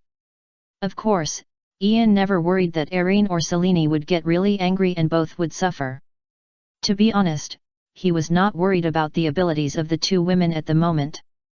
Ian's primary concern now is whether his companions in the Fairy Tale Guild, the residents of Magnolia Town, and even the lives of millions of people in the entire kingdom of Fiori will be affected and die because of the fight between Irene and Selene. Yes, the situation is serious enough to bet on the fate of the entire kingdom. In the eyes of others, this may be a subjective question. But in Ian's opinion, this question should be understood as how to answer to satisfy Irene and Selene so that they will not fight. Just because, whether it is Irene or Selene, their spell casting range is so exaggerated that they can easily cover the entire territory of the kingdom of Fiori. In a single thought, this huge kingdom can be destroyed and cease to exist. This is the level of the dragon. It is no exaggeration to say that at the level where Irene and Selene are, whether it is Ian in the King Realm or the ordinary residents in Magnolia who cannot even use basic magic, or the ants constantly crawling on the ground, there is no big difference in essence. It is nothing more than the difference of holding on a little longer or dying a little faster in the aftermath of the battle between the two women. That's all. Brother Ian, answer me quickly. Don't you want to live with Selene? In Selene's palace, there are 300,000 beauties in the harem for Brother Ian. Just when Ian was thinking, Selene's foxy eyes blinked, looking delicate and weak. Her voice was like the bright moon in the sky, which made others feel that she could only be admired from afar and not be played with. But when Ian heard it, he felt his belly bulging and his desire was burning. 300,000 people. What a joke! Before Ian could speak, all the perverts present were dumbfounded. What does 300,000 beauties in the harem mean? The kingdom of Fiori has only 17 million people, which is equivalent to 1/60th of the population. All of them were captured in the harem. Is this still a harem? This is just a town, okay? The population of Magnolia Town is only 300,000 or 400,000. No kidding.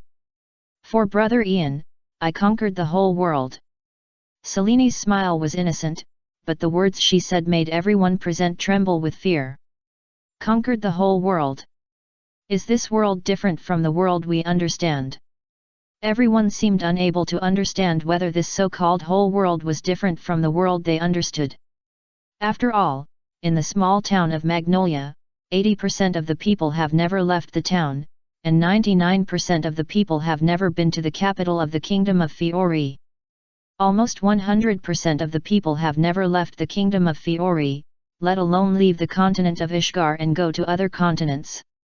And Selini talks about a world every time she opens her mouth? There is no difference. It is a world called Alentia that is almost identical to the world you are in, called Esland. Selini's smile was still cute, but her words were extremely cruel, giving people a feeling of being naked and standing in the cold winter with a temperature of -10 degrees. In an instant, everyone in the fairy tale guild hall was silent. Many people finally understood that this woman who could kill the strongest guild member Gildarts in a second when she met him was also a person whose strength reached an incredible level for those present. For them, whether it was Irene or Selini, they were no different from gods.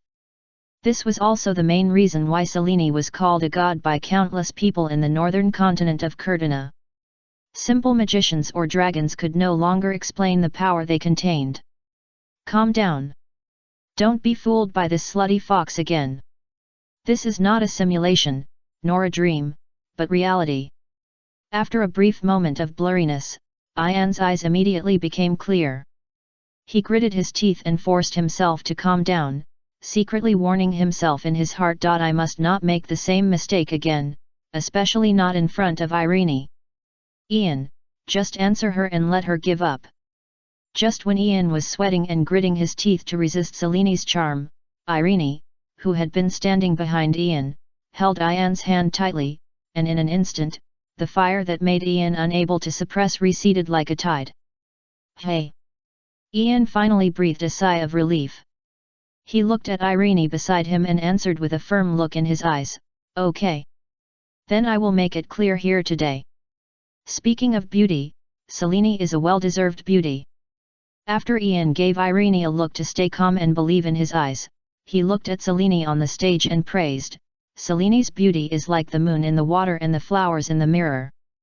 It is incredible and beautiful, and people can't take their eyes away. Just like the bright moon in the sky, when the moon is full, you should find a few confidants, drink, and sing praises to its beauty together. Just a glance occasionally will make people's hearts reverberate. If I were the final judge of the fairy tale beauty pageant of the Magician Guild this time, I would declare without hesitation that Selini is the well-deserved champion of this year, and the most beautiful champion of all the beauty pageants. She deserves the title of Goddess of Beauty. Ian said, looking at Selini affectionately. Ian's affectionate eyes, I have to say, look very much like Tony Leung Chu Wei. In the words of Karina Lau, this look is affectionate even when looking at shit. It's not that good looking. Selini's pretty face was flushed. She has lived for 400 years and is a natural dragon. She should have lived a transparent life. At this moment, she is like an unmarried girl who met a bosom friend and her heart is rippling. Irene, are you convinced now? After calming down, Selini regained her confidence and pride.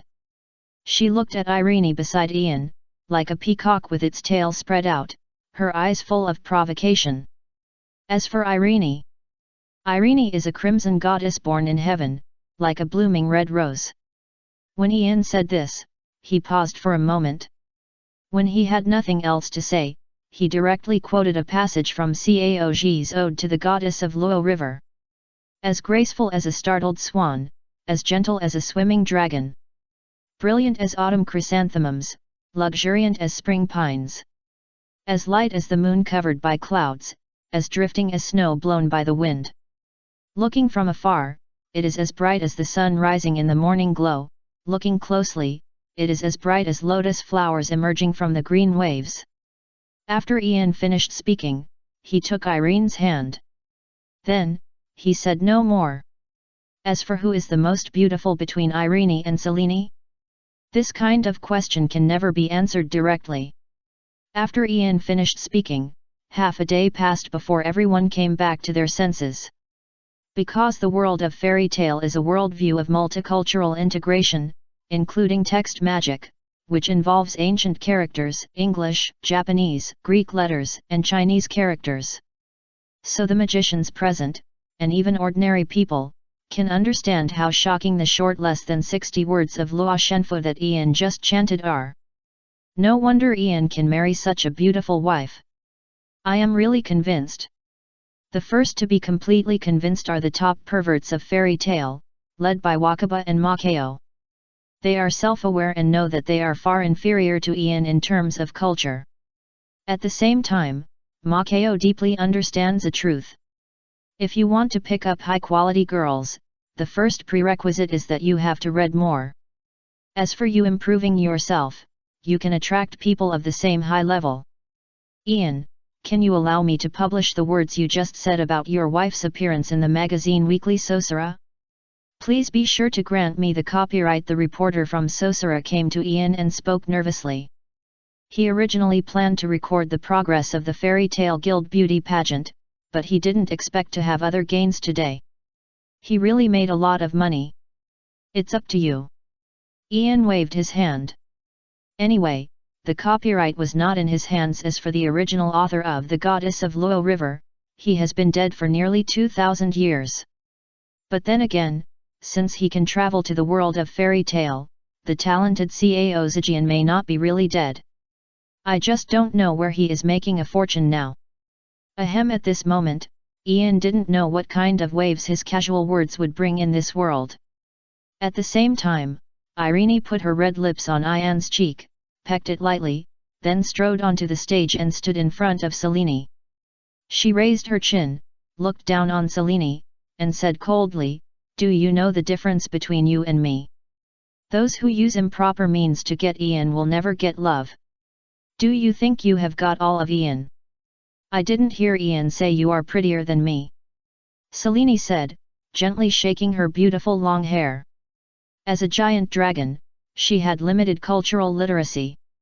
If Ian hadn't compared her to the bright moon, she wouldn't have understood what Ian said to praise her, let alone the few sentences from The Goddess of Luo River that Ian quoted. Therefore, in Selene's view, she still won. "Don't you understand what Ian said just now to praise me?" Irene blushed. Honestly, she felt ashamed after hearing what Ian said just now, and she didn't know how Ian could say that. Mouth. These words are probably the ultimate way to describe a woman's beauty in this world, right? I'm afraid there will never be anything more brilliant than these words in this world. This doesn't sound like a description of a person at all, it sounds like a description of a goddess. Well, as soon as Ian opened his mouth, he praised her as the Scarlet Goddess. Yes, in Irene's opinion, she has won. Hey! At the same time, Ian, standing in the audience, slowly breathed a sigh of relief. He wiped the sweat from his forehead, with a face full of life. Well, this is the effect Ian wanted. They all felt that they had won. If they all won, they wouldn't fight anymore. He, Ian, can live to this day, not only because he can fight, but also because he can use his brain. When the force is seriously insufficient, human wisdom becomes very rare and precious. Boom!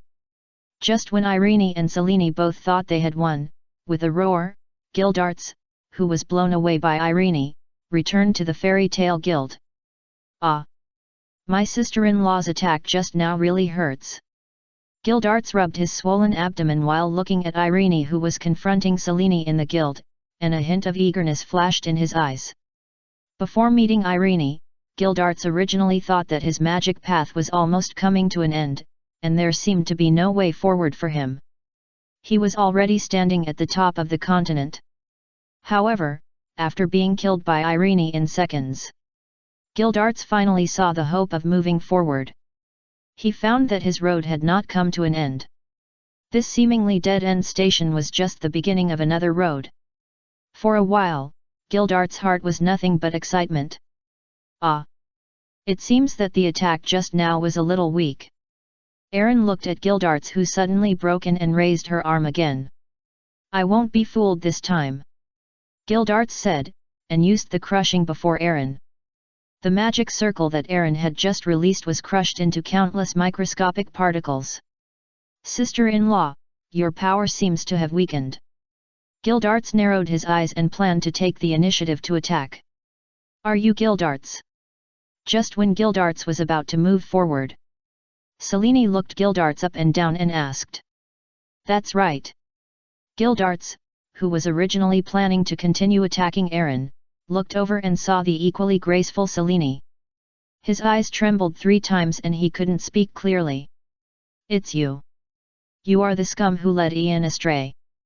Die. Selene said as she flashed in front of Gildarts. The moon dragon's collapse fist directly hit Gildarts' abdomen. With her brute force, she turned Gildarts into a star in the sky again. Goodbye, Gildarts. Ian looked at Gildarts, who took off again. He smiled and waved his hand to show his respect. Well, Gildarts is a real man. It seems that our time is almost up. Just when Ian was remembering Gildarts in his heart, Irene's body suddenly became illusory. She looked at Selene, who was also beginning to dissipate in the air, and said with a smile. After all, it's just a projection. It doesn't take too much magic power. Just a little bit more serious just now, it will dissipate. Selene sighed helplessly.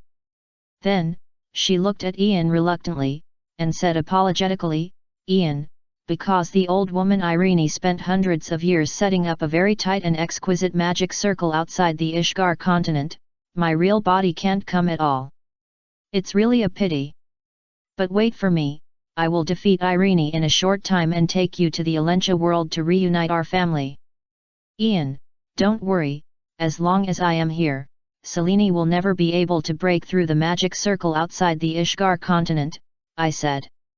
Irene said, and her figure also dissipated into the air. No way. The 2 women who suddenly descended into the guild just now, whose strength was so terrifying that they could kill Gildarts in an instant, could they be 2 thoughts? After Irene and Selene disappeared, Makarov, the guild president, seemed to see something, and he said with disbelief in his expression. It's the thought body. Ian nodded slightly, proving Makarov's guess. In fact, from the very beginning.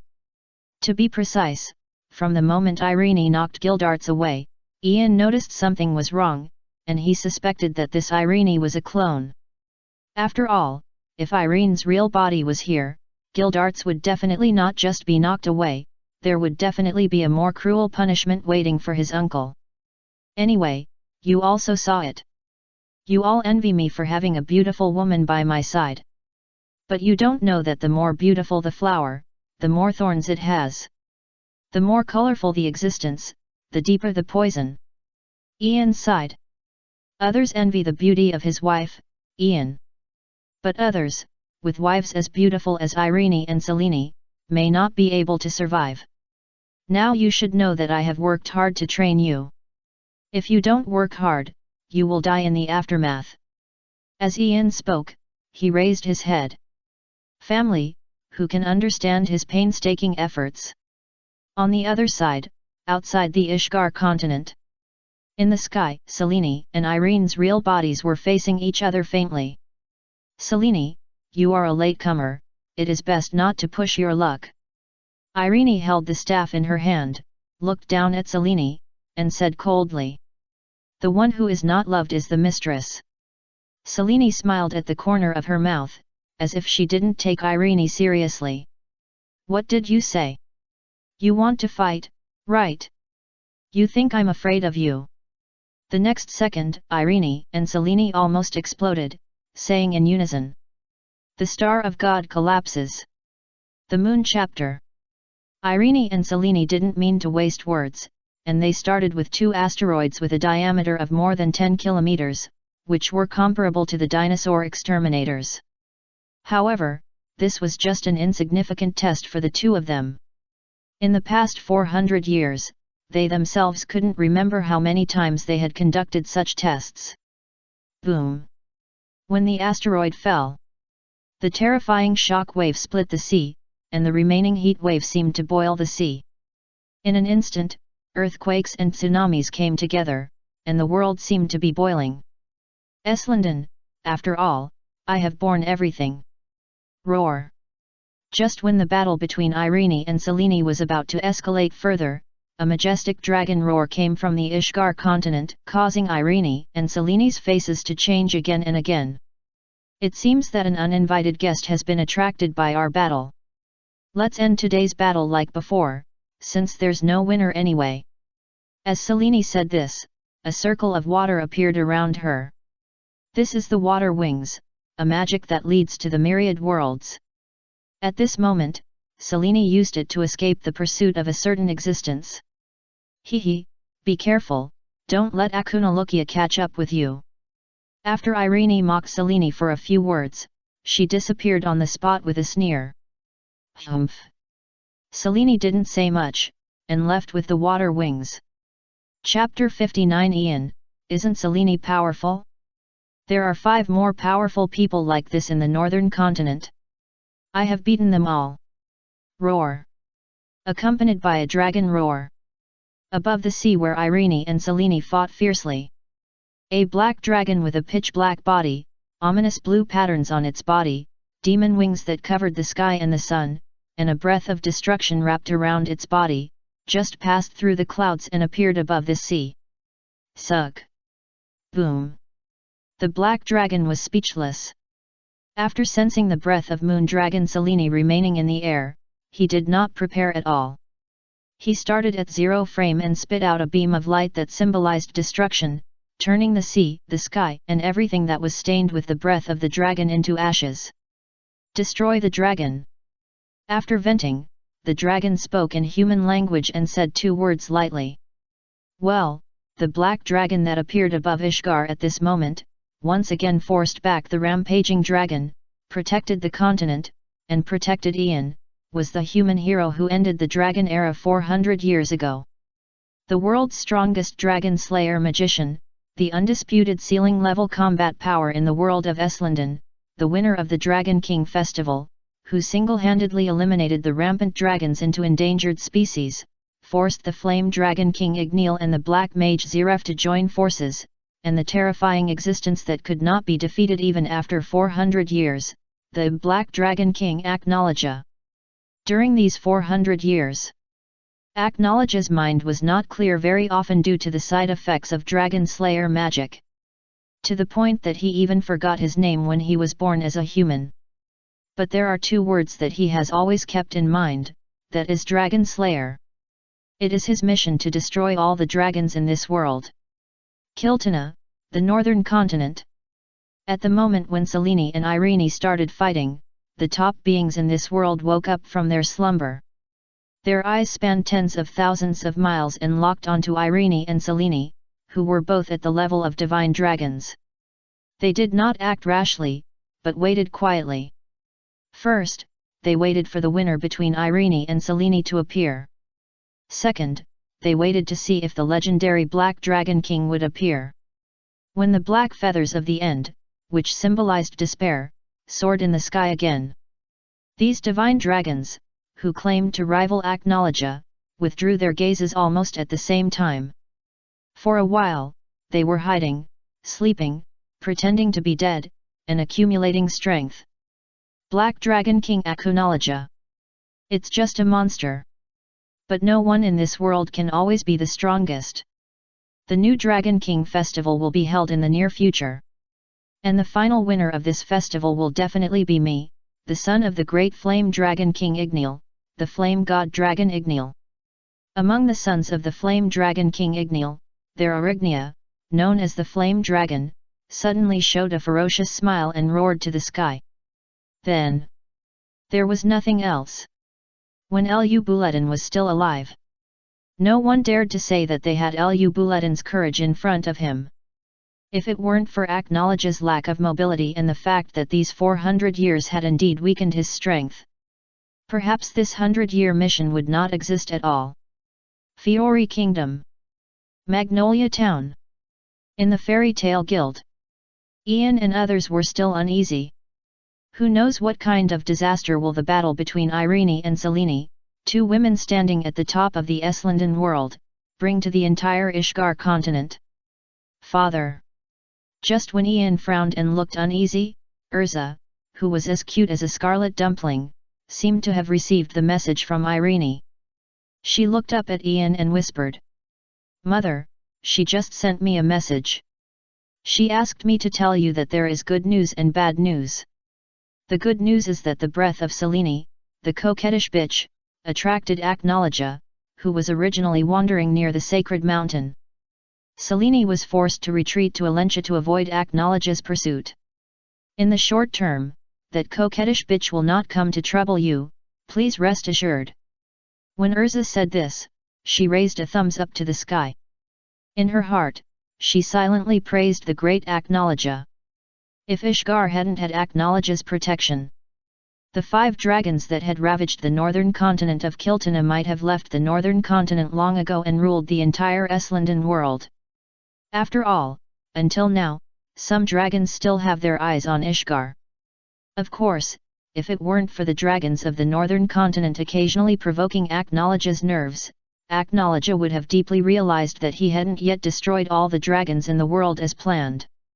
Perhaps Acknowledge had already gone mad, as Zeref worried, and turned into the wings of despair that attacked indiscriminately, and started the life purge plan, who knows? For the people living in the Eslinden world, only when these world-class monsters restrain each other can they get enough breathing time in the cracks. The bad news is that because of Selene and Acknowledge's actions, the dragons of the northern continent have noticed the Ishgar continent. Originally they only guessed that you were in the Ishgar continent, but now they have confirmed your whereabouts. Please be prepared at any time. Then, Urza told Ian the bad news. Hey! When Ian was sure that Selene had retreated, he gently wiped the sweat from his forehead and sat down on the stool next to the bar. Selene retreated, but other dragons found him? It's really like getting out of the tiger's mouth and into the wolf's den. There is no peace for a moment. President Makarov. Now you can feel my pain, right? That's why I told you. The main reason why I am not suitable to be the next president of the Fairy Tale Guild. Whether it is Selene or Irene who just arrived, they actually have no great hostility towards me. You should be able to feel this. But even so, the small conflict between them almost wiped us out invisibly. This is the combat power standing at the top of this world. And in the distant northern continent of Kiltana, there are at least 5 beings of the same level as Selene. Ian paused when he said this. 5. Are you kidding? Ian's words made all the magicians of the Fairy Tale Guild dumbfounded. There are at least 5 more beings like Selene and Irene in other continents? Hehe, this is really over. However, due to some unspeakable reasons, among the 5 beings of the same level as Selene, there are indeed some beings that are hostile to me. Well, Ian was embarrassed to say. Except for Selene, the other 5 dragons all have some deep hatred for him.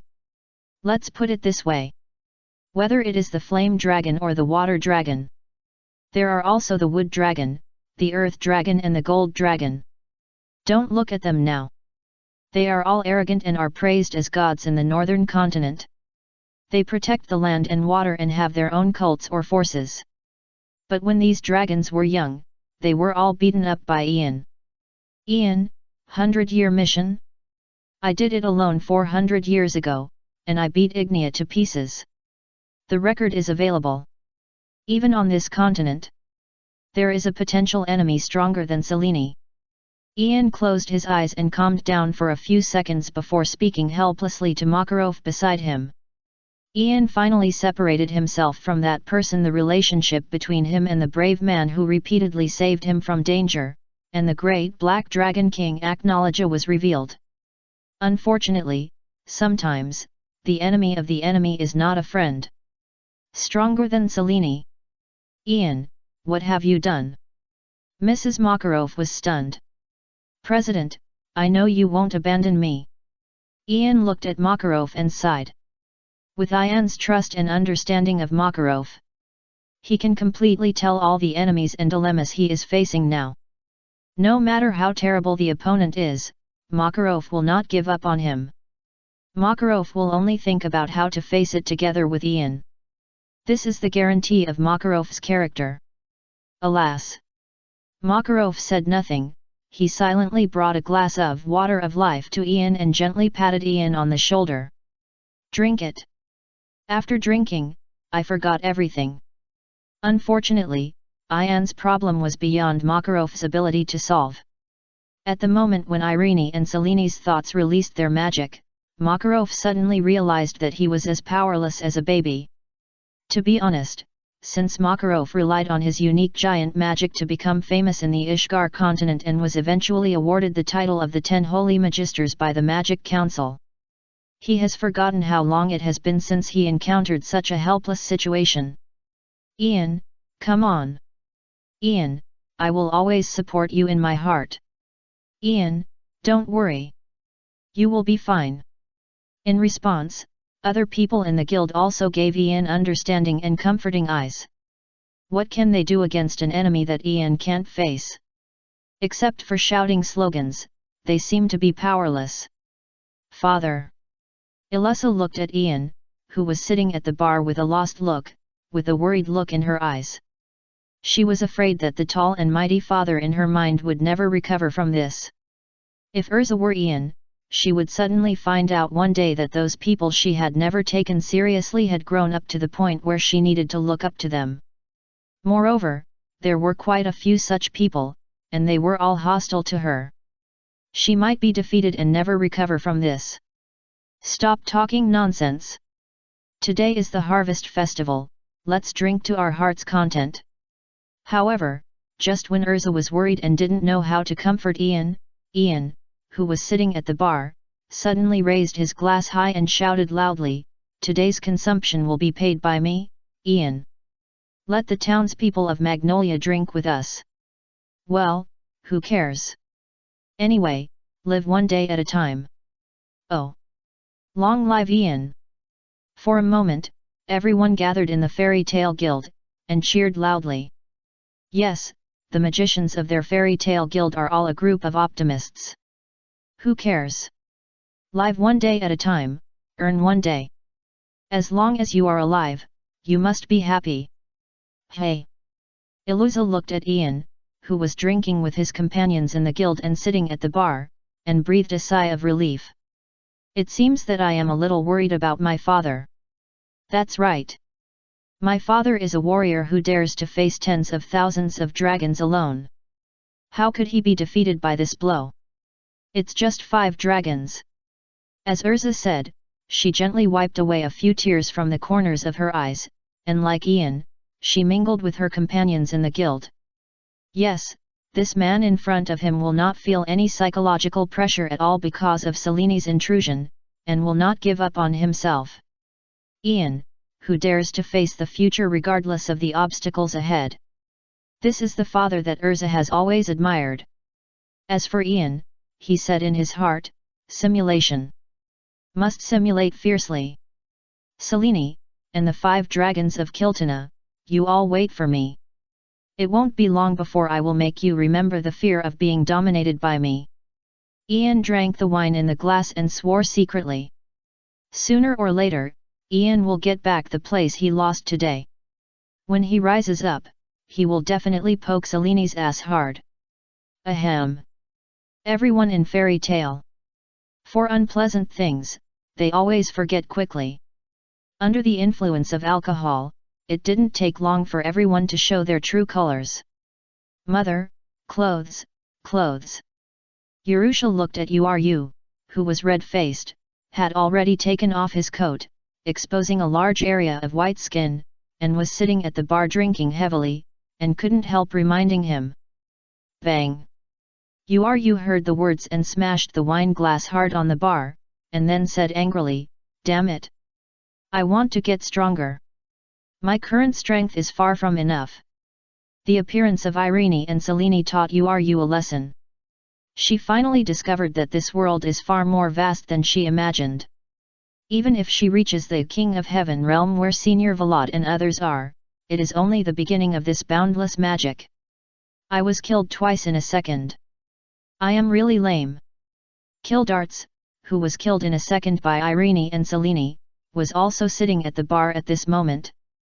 He looked up and saw through his own the word "become stronger" flashed in Gildarts' eyes. Next time, he would never lose so badly. Well, Gildarts couldn't even imagine how he would beat Selene and Irene. There was really no way, they were too far behind. As for Makarov, the president of Fairy Tale, he sat cross-legged on the bar, looking at Ian, Gildarts and Uru, who had calmed down from the perspective of a bystander, and a little joy rose in his heart.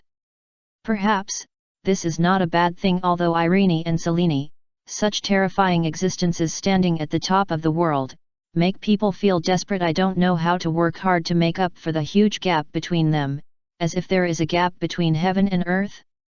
But it also made Ian and others see their own shortcomings. Only by facing fear and understanding fear can we overcome fear. Magic is the power of the mind. As long as you believe in yourself, you can do anything. Ian, yes, magic is the power of the mind. The real cheat of our fairy tale mages has never been time simulation, but idealism. As long as acknowledge doesn't go crazy, we fairy tale will never shout to the sky that we are the mages of the Fairy Tale Guild. Wait. Just when Ian thought of this, his eyes suddenly narrowed slightly. What would happen if Irene and Selene joined Fairy Tale? As we all know, Urza, who is at the Holy 10 level, shouted, "We are all mages of the Fairy Tale Guild." After this slogan, she can transform into Ison and split Irene with a knife, which is enough to destroy the God Star collapse of the Kingdom of Fiori. So if Irene, who is already at the dragon level, shouted, "We are all mages of the Fairy Tale Guild," what effect would it have? I'm afraid she could kill Aknowledge with one knife, right?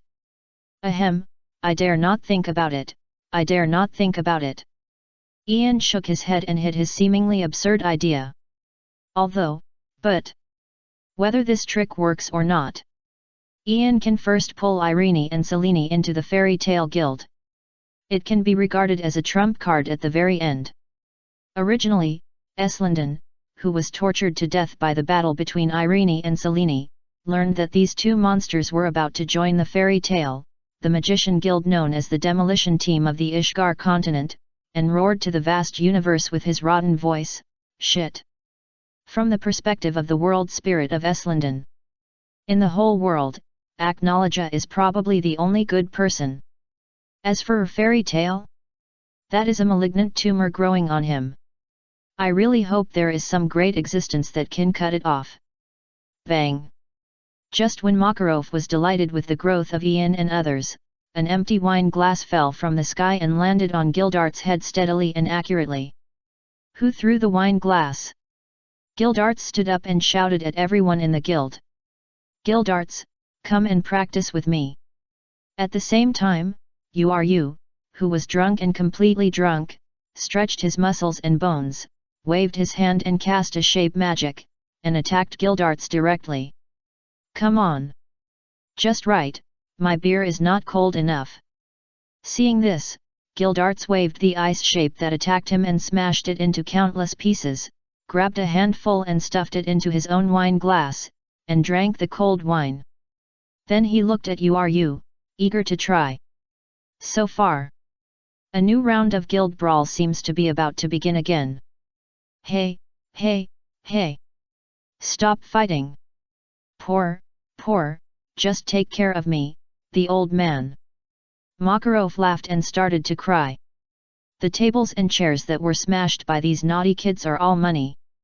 These heartless little brats, have they really grown up in loneliness? Chapter 65 Dragons. Ian, the old thief, bullied me because I was young and weak. Fearless of all challenges with fairy tale. Kiltana, the northern continent. Hey! Dracula Mag, don't sleep. I have confirmed Ian's whereabouts. Flame Dragon Igneous stood above the endless huge maze. He looked at the huge palace that was still expanding below him, and smiled and said, Hey! Dracula Mag, the earth dragon who should have died long ago and removed from the list of dragons, slowly condensed his human form after hearing what Ignea said. He looked up at Ignea in the sky and said coldly, Are you sure? Is he really in Ishgar? It can't be wrong.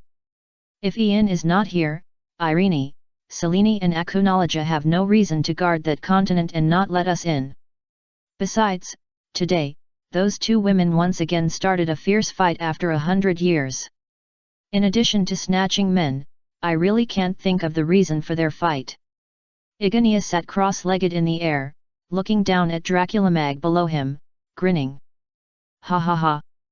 Great! I can finally take revenge. Dracula Mag heard this and covered his cheek with his rough big hand. But even so, he still couldn't completely cover up the hideous face under his palm. What do the other dragons say? Dracula Mag put his arms around him, looked at Ignea, and asked coldly.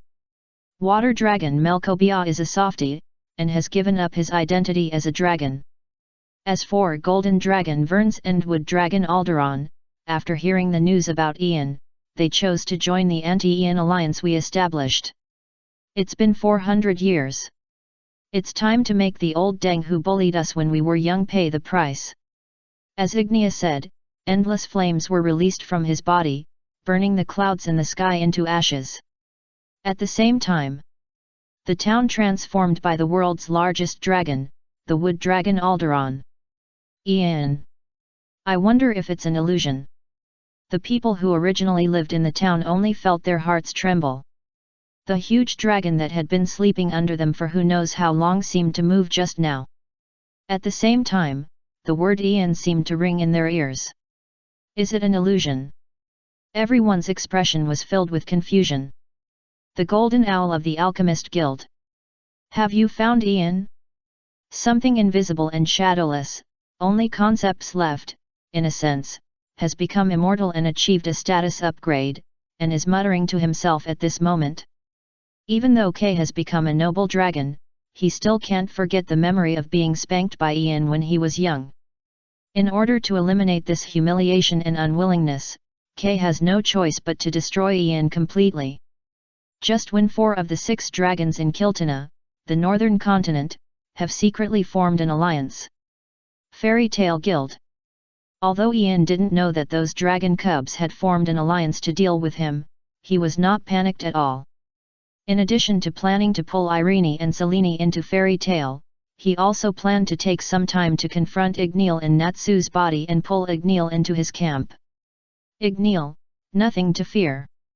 It's just a father beating his son. Ian sat at the bar, yawning as he watched Natsu running around with Gray's underwear in his hand. Don't run, Natsu, give me my underwear back. Gray chased after Natsu and shouted loudly. If you want underwear, catch up with me first. Natsu ran around the guild with a smirk on his face. By the way, Gray, whose underwear was stolen by Natsu, was now completely naked. Not suitable for children. Ian waved his hand and used additional magic to add a dark basketball in front of Gray's little bird to prevent the girls in the guild from seeing any dirty things they shouldn't see. Gray can't do anything with you. You actually lost your underwear. Let's do this. Take my underwear and put it on properly. As Gray's senior, Leon naturally couldn't watch his junior brother without clothes to wear. He frowned, helpless, waved his hand and took off his underwear, and handed it to Gray solemnly. This is his last time to be fat. Who wants your underwear? Bastard! Seeing this, Gray threw Leon's underwear directly into the sky and roared. Gray, you guy! Don't you understand the painstaking efforts of the senior brother? Leon looked at his good intentions, which were ruined by Gray. Naturally, he couldn't calm down. He saw that his forehead veins were tense, pointing at Gray's nose and roaring. Hey? Are you painstaking?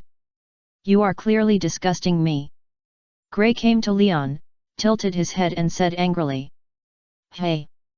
You said I'm disgusting. Do you want to fight? Lion said, posing the ice shape magic posture. Come on, do you think I'm afraid of you? Gray also posed the ice shape magic posture. For a moment, the temperature in the fairy tale guild hall dropped sharply. Calm down. Gray and Leon, calm down. Ursha, who had been stopping you from getting drunk not far away, saw Gray and Leon, who had taken off their clothes at some point, and she walked over helplessly, looking at the two and admonishing them. Calm down.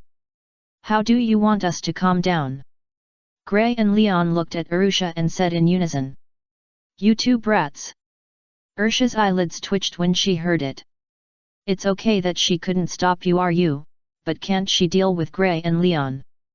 Mirage, who allowed you to take my strawberry cake?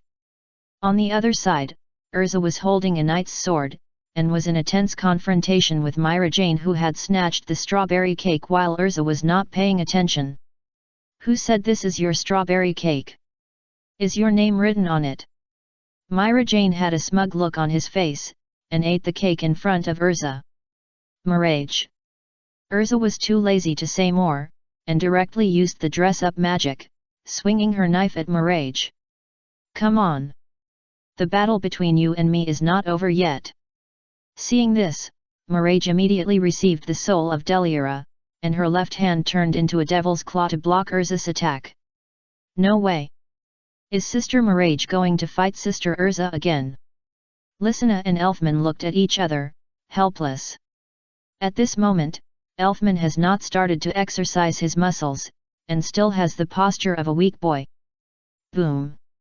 On the other side, you, who was drunk, released endless cold air from his body, and beautiful ice roses bloomed one after another around her in the guild, attacking Gildarts. Buzz! Gildarts stood still in his cloak. All the ice roses that attacked him were not qualified to touch him, and they were turned into countless ice slags under the invisible crushing magic. This level of attack may not be enough. Gildarts was full of confidence. He smashed all of Uru's attacks with his hands and looked at the other party calmly, with the demeanor of a master. Well, it's not the time for Gildarts to be killed instantly just now. Gildarts got back all the ground he lost to Irene and Selene from Uru at this moment. In the battle between Gray, Leon, Ultia, Urza and Myra Jane, as well as Uru and Gildarts, the entire fairy tale guild was soon implicated. Damn it! Who threw the fork? It's so dangerous.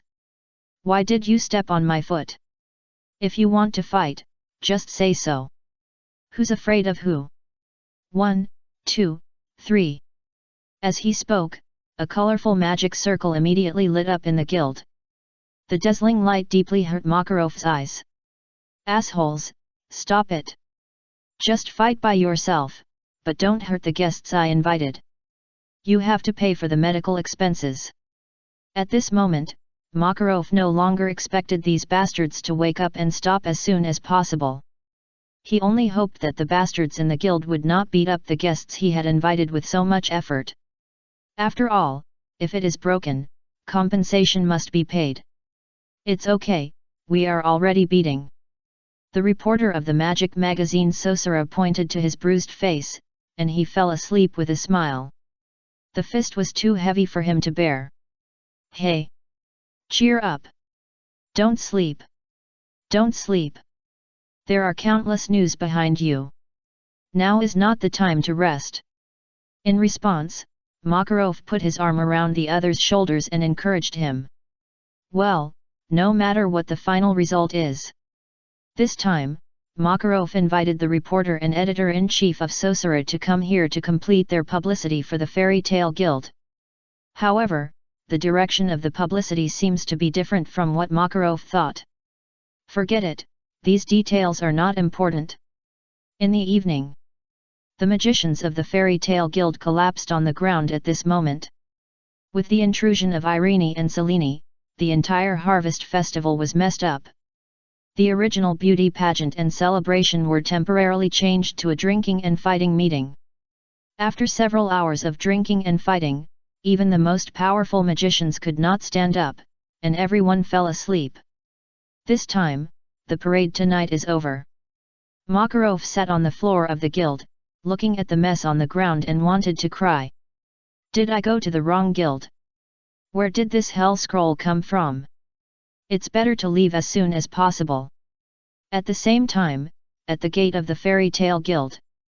After pushing open the gate of the guild, a certain golden-haired hedgehog head looked at the corpses on the ground and froze in place. He shuddered and couldn't help complaining. Lakyu says, I'll leave the parade tonight to you.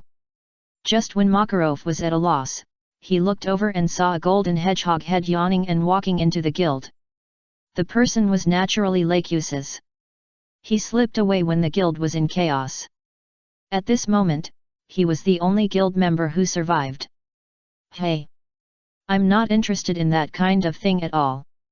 Cold sweat broke out on Lakyus's forehead, and he looked like he was not good at it.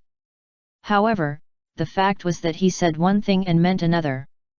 The reason why he came here at this time was to participate in the guild's parade. Lakyus has always had a great interest in parades since he was a child. Just watching the mages in the guild fall, Lakyus knew that this activity might not be able to go on, which made him feel a little regretful. Lakyus, you are the only one I can ask for help now. Help me quickly. Makarov pitifully pulled Lakyus's hand and spoke with tears in his eyes. Absolutely. Not Lakyus looked indifferent. He decisively rejected Makarov and turned around, looking like he was going to leave. However, in fact it was just because Lakyus was simply arrogant and socially phobic. After all blondes are arrogant. Even Trump is the same. Well, Ian said it, and he would not accept any rebuttal. Hey! Where are you going, Lakyus? Don't even think about leaving now. Unfortunately, just when Lakyus was about to escape, two big hands suddenly fell on his left and right shoulders, pressing him down fiercely. What are you two doing? Let me go. Lakyus looked back and saw that Gildarts and Ian were laughing like evil spirits in hell at this moment, and they had no intention of letting him go. We are all magicians of the Fairy Tale Guild, and we should be neat and tidy as a family. Ian grinned and said loudly. Ian is right. Lakyus, you should know that running away from a battle is not a manly act. Don't let people think you are just the grandson of Makarov after seeing you. Gildarts' words were like sharp arrows, piercing Lakyus's heart. Hey! Don't call me the grandson of Makarov. I have my own name. My name is Lakyus Daria. Lakyus was really irritated by Gildarts' words, jumping up and down like an electric mouse, loudly emphasizing his identity. He is not anyone's grandson, he is just Lakyus's. It's a pity that the world doesn't know. Yes, yes. Everyone thinks that you are just the grandson of Makarov, Lakyus. In order to let the world know your name, you have to participate in today's parade. Ian and Gildarts pulled Lakyus and said in unison. I'm really scared of you. Isn't it just to participate in this year's parade? Just come. Laxus sighed and said so. Wouldn't it be better if it was done earlier? The little ones are parading. As Makarov finished speaking, the magicians of the Fairy Tale Guild, who were lying on the ground, got up from the ground one after another. They cheered loudly, oh! The floats are parading. Hey! Laxus finally reacted at this moment. He seemed to have been tricked. Damn, I was careless. Laxus murmured. He didn't expect that his grandfather, who was obviously old, would trick him, a 17-year-old boy. In short, accompanied by the dark sky, the floats of the Fairy Tale Guild began to parade. Amid the fireworks, floats with the Fairy Tale logo were moving slowly on the street. The streets were filled with residents of Magnolia Town and guests who had come from afar after hearing that the #1 mage guild in the Kingdom of Fiori was going to hold a celebration. "Is that you from the Holy Ten? As the rumors say, she is a beauty. Haha, I heard that Makarov, the current president of the Mage Guild Fairy Tale, is also one of the Holy Ten Mage. Is it true? 2 Holy Tens in one guild. Aren't they invincible?"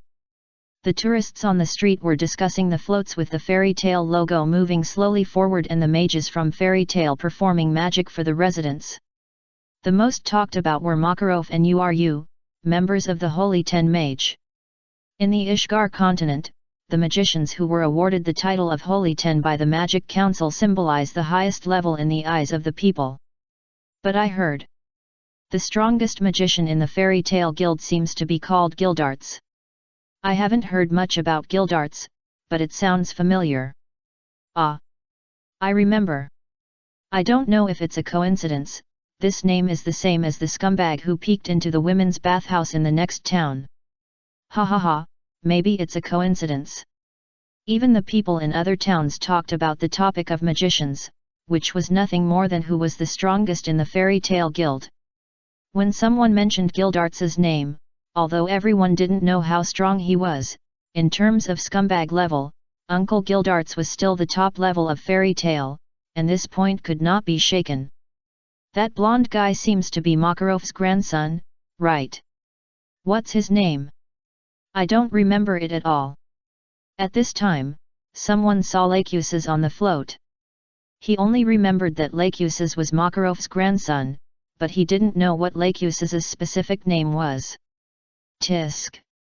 This made Lakuses frown slightly. His name is Lakuses. In the near future, he will become the most powerful magician of the Fairy Tale Guild.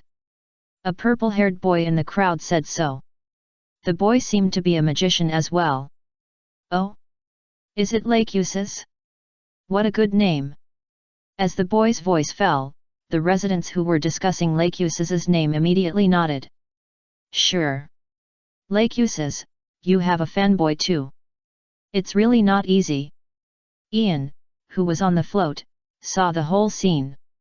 He came to Lakuses' side, put his hand on Lakuses' shoulder, and said with a smile. Isn't this natural? Don't underestimate my popularity. Lakuses snorted coldly, as if he didn't care about it all. In fact, Lakuses took a deep look at his fanboy in the crowd and imprinted the other's face in his mind. This guy is so arrogant. Just when the festive atmosphere reached its peak under the parade of the Fairy Tale Guild's float, Makarov, who was wearing cat ears and looked like a circus worker, suddenly stood at the commanding height of the float. Makarov raised his right hand, pointed his index finger to the sky, and said loudly with high morale, whether the enemy is a human or a dragon, or some other evil spirits. Anyone who is against the Fairy Tale Guild, just come at us. Fairy Tale will never lose, because we are the mages of Fairy Tale. We are the mages of the Fairy Tale Guild. At this moment, all the members of the Mage Guild Fairy Tale, or those who are in tune with the members of the Fairy Tale Guild, raised their right hands, like Makarov, with their index fingers pointing to the sky. No matter where they are, their hearts are connected. Chapter 61 No Time to be Sad. The next step is the S-level mage assessment. This harvest season carnival lasted until dawn the next day. As the first ray of young sun rose in the east, it shattered the darkness and fell on the earth. The mages of the Fairy Tale Guild who hosted the parade floats, and the townspeople of Magnolia Town who stood on both sides of the street, cheering and discussing while enjoying the performances brought by the Fairy Tale Guild, returned home with reluctance. I wish next year would come soon. I wonder what kind of tricks the mages of the Fairy Tale Guild will come up with in the next harvest festival. It really makes people look forward to it. Many of the townspeople, from the moment the Harvest Festival ended, began to look forward to next year's Harvest Festival. They were very curious, with the level of activity of the Fairy Tale Guild Magisters, what kind of wonderful performances would be presented at the next Harvest Festival. I am afraid that by then, it might shock everyone again. However, some old people who live in Magnolia Town and know the character of the Fairy Tale Guild Magisters very well, put their hands together and prayed to the gods. I really hope that the performances presented by the Fairy Tale Guild every year are surprises, not shocks. Ahem. Just like that, the Harvest Festival passed quietly. It was October 8th, X778. There were only 2 months left before the S-Class Mage Assessment, the most important event of the Fairy Tale Guild every year. Perhaps, for ordinary mages, 2 months is still a lot of time. However, for the S-Class Mage candidates in the Guild, these last 2 months are very urgent. Especially those top seeds who are recognized by the members of the Fairy Tale Guild as the most likely to pass this year's S-Class Mage Assessment. Noon. After a night of revelry, the Fairy Tale people finally got up, and they dragged their heads and feet into the gate of the Fairy Tale Guild. As soon as they entered the door, they heard the constant quarreling coming from the gate of the Fairy Tale Guild. Lakyu says, "I saw those tasks in your hand first." Iluza pointed at the task list in Lakyus's hand and said angrily, "Iluza, didn't anyone teach you the principle of first come first served? It's useless to just see it. These task lists are all posted on the bulletin board. Whoever gets it first gets it." Lakyus said proudly, holding more than a dozen A-level task lists in his hand. "Damn it, you just relied on the unique speed of the lightning attribute dragon-slaying magic you practiced to get the task list before me. What's there to be proud of?" Iluza was so angry at Lakyus's words that her little face was puffy and she said angrily, "Iluza, don't you know? Speed is also an advantage." Laxus's mouth corners slightly raised, and that annoying little expression made Urza grit her teeth. Damn! Urza was a little depressed, her premonition really came true. When Urza first met Laxus, she expected that this annoying yellow-haired man in front of her would snatch away her favorite task list, and now it really came true. "Laxus, you are a bit too much. Can you finish all the A-level subjugation tasks by yourself? At least give us some." At this time, Myra Jane also came to Laxus' side and accused loudly. "Sorry, Myra Jane. If it was on weekdays, I wouldn't mind giving you a few A-level task lists.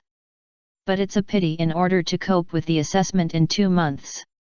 I won't give these task lists to anyone. In other words, Myra Jane, you and I are now competitors." Lakyus glanced at Myra Jane beside him and explained a few words. "Damn it!" Myra Jane stomped her feet hard and said irritably, "It seems that we can only rob them." "Yes, we can only rob them." Urusha, who had just entered the guild, found that all the A-level tasks of the guild were taken by Lakyus. She, who was always good-tempered in the past, could not help but become a little more irritable. "Then give it a try. See if you can snatch these task lists from my hands at your speed," Lakyus said, and his body turned into a lightning bolt. In just a breath, he disappeared in the lobby of the first floor of the Fairy Tale Guild. "Damn it, don't let him get away." Arisa, Myra Jane, and others saw Lakyus trying to escape, their expressions suddenly changed, and they rushed out of the guild, encircling and suppressing Lakyus who turned into lightning. What happened? Why did Urza and Lakyus fight in the middle of the day? As for the other magicians in the guild, they seemed to be at a loss, looking at Lakyus and others who started fighting as soon as they entered the guild, with puzzled expressions. "Isn't it the day for our guild to hold the S-Class Magician examination? If nothing unexpected happens, the candidates who pass the guild's S-Class Magician examination this year will be decided among Lakyus, Urza, Altair and Myra Jane. So, Lakyus and Urza are fighting in advance. Although the examination is in 2 months, the battle for the identity of the guild's new S-Class Magician has already begun. In the end, Wakaba, who had been sitting at the bar since the beginning, drinking whiskey and smoking a cigar, explained to everyone in the guild the specific reasons and circumstances of Urza and others' fight with a deep face. S-class magician examination. As Wakaba's voice fell, the mages present in the guild changed their faces. So, that day has come again, right? Macau said, walking up to Wakaba with a serious face. He was always amiable, and as a good guy in the guild, he had a very rare solemn look on his face. Yes. Wakaba heard this, snapped his fingers lightly, and ordered a glass of whiskey for Macau. Ding! Cheers to our cause! Macau took the whiskey with ice cubes floating on it, and after gently clinking it with the glass in Wakaba's hand, he drank it all. Then, little guys, let's start betting. Let's start betting. Who will be selected by President Makarov to participate in the S-level magician assessment this year? It's time for a wave of divine predictions. While talking to Macau, Wakaba took off his shirt and cheered loudly. Oh! For a moment, the entire hall of the Fairy Tale Guild suddenly let out a wolf howl. At this time, Makarov, the guild president, came out with a few specially invited poster girls, pushing a blackboard. Young men, write down the names of the members you think can participate in the Fairy Tale Guild S-level magician assessment this year. Makarov had a profiteer-like smile on his face. He looked at the members of the guild as if he was looking at a group of lambs to be slaughtered. Sorry, there is no father and son at the card table. Only when participating in gambling. He, Makarov, is not the father of the magicians of the Fairy Tale Guild. I bet 100,000 J on Lakusis to be selected to participate in this year's S-class magician assessment of the guild. Brothers, I'll go all in first, and then it's up to you. I also bet 10,000 J on Lakusis. It has to be Lakusis. Is Lakusis a foregone conclusion? The magicians in the guild almost all bet on Lakusis. Although Lakusis has a bad temper and doesn't like to talk, he seems to have some estrangement with the members of the guild. But no one in the entire Fairy Tale Guild thinks that Lakusis can't fight. You can say that Lakusis is difficult to get along with, but you can't say that Lakusis is bad. Hey, hey, hey! You can't bet all on one person, you bastards! When Makarov saw that everyone present bet on Lakusis, he frowned and scolded loudly.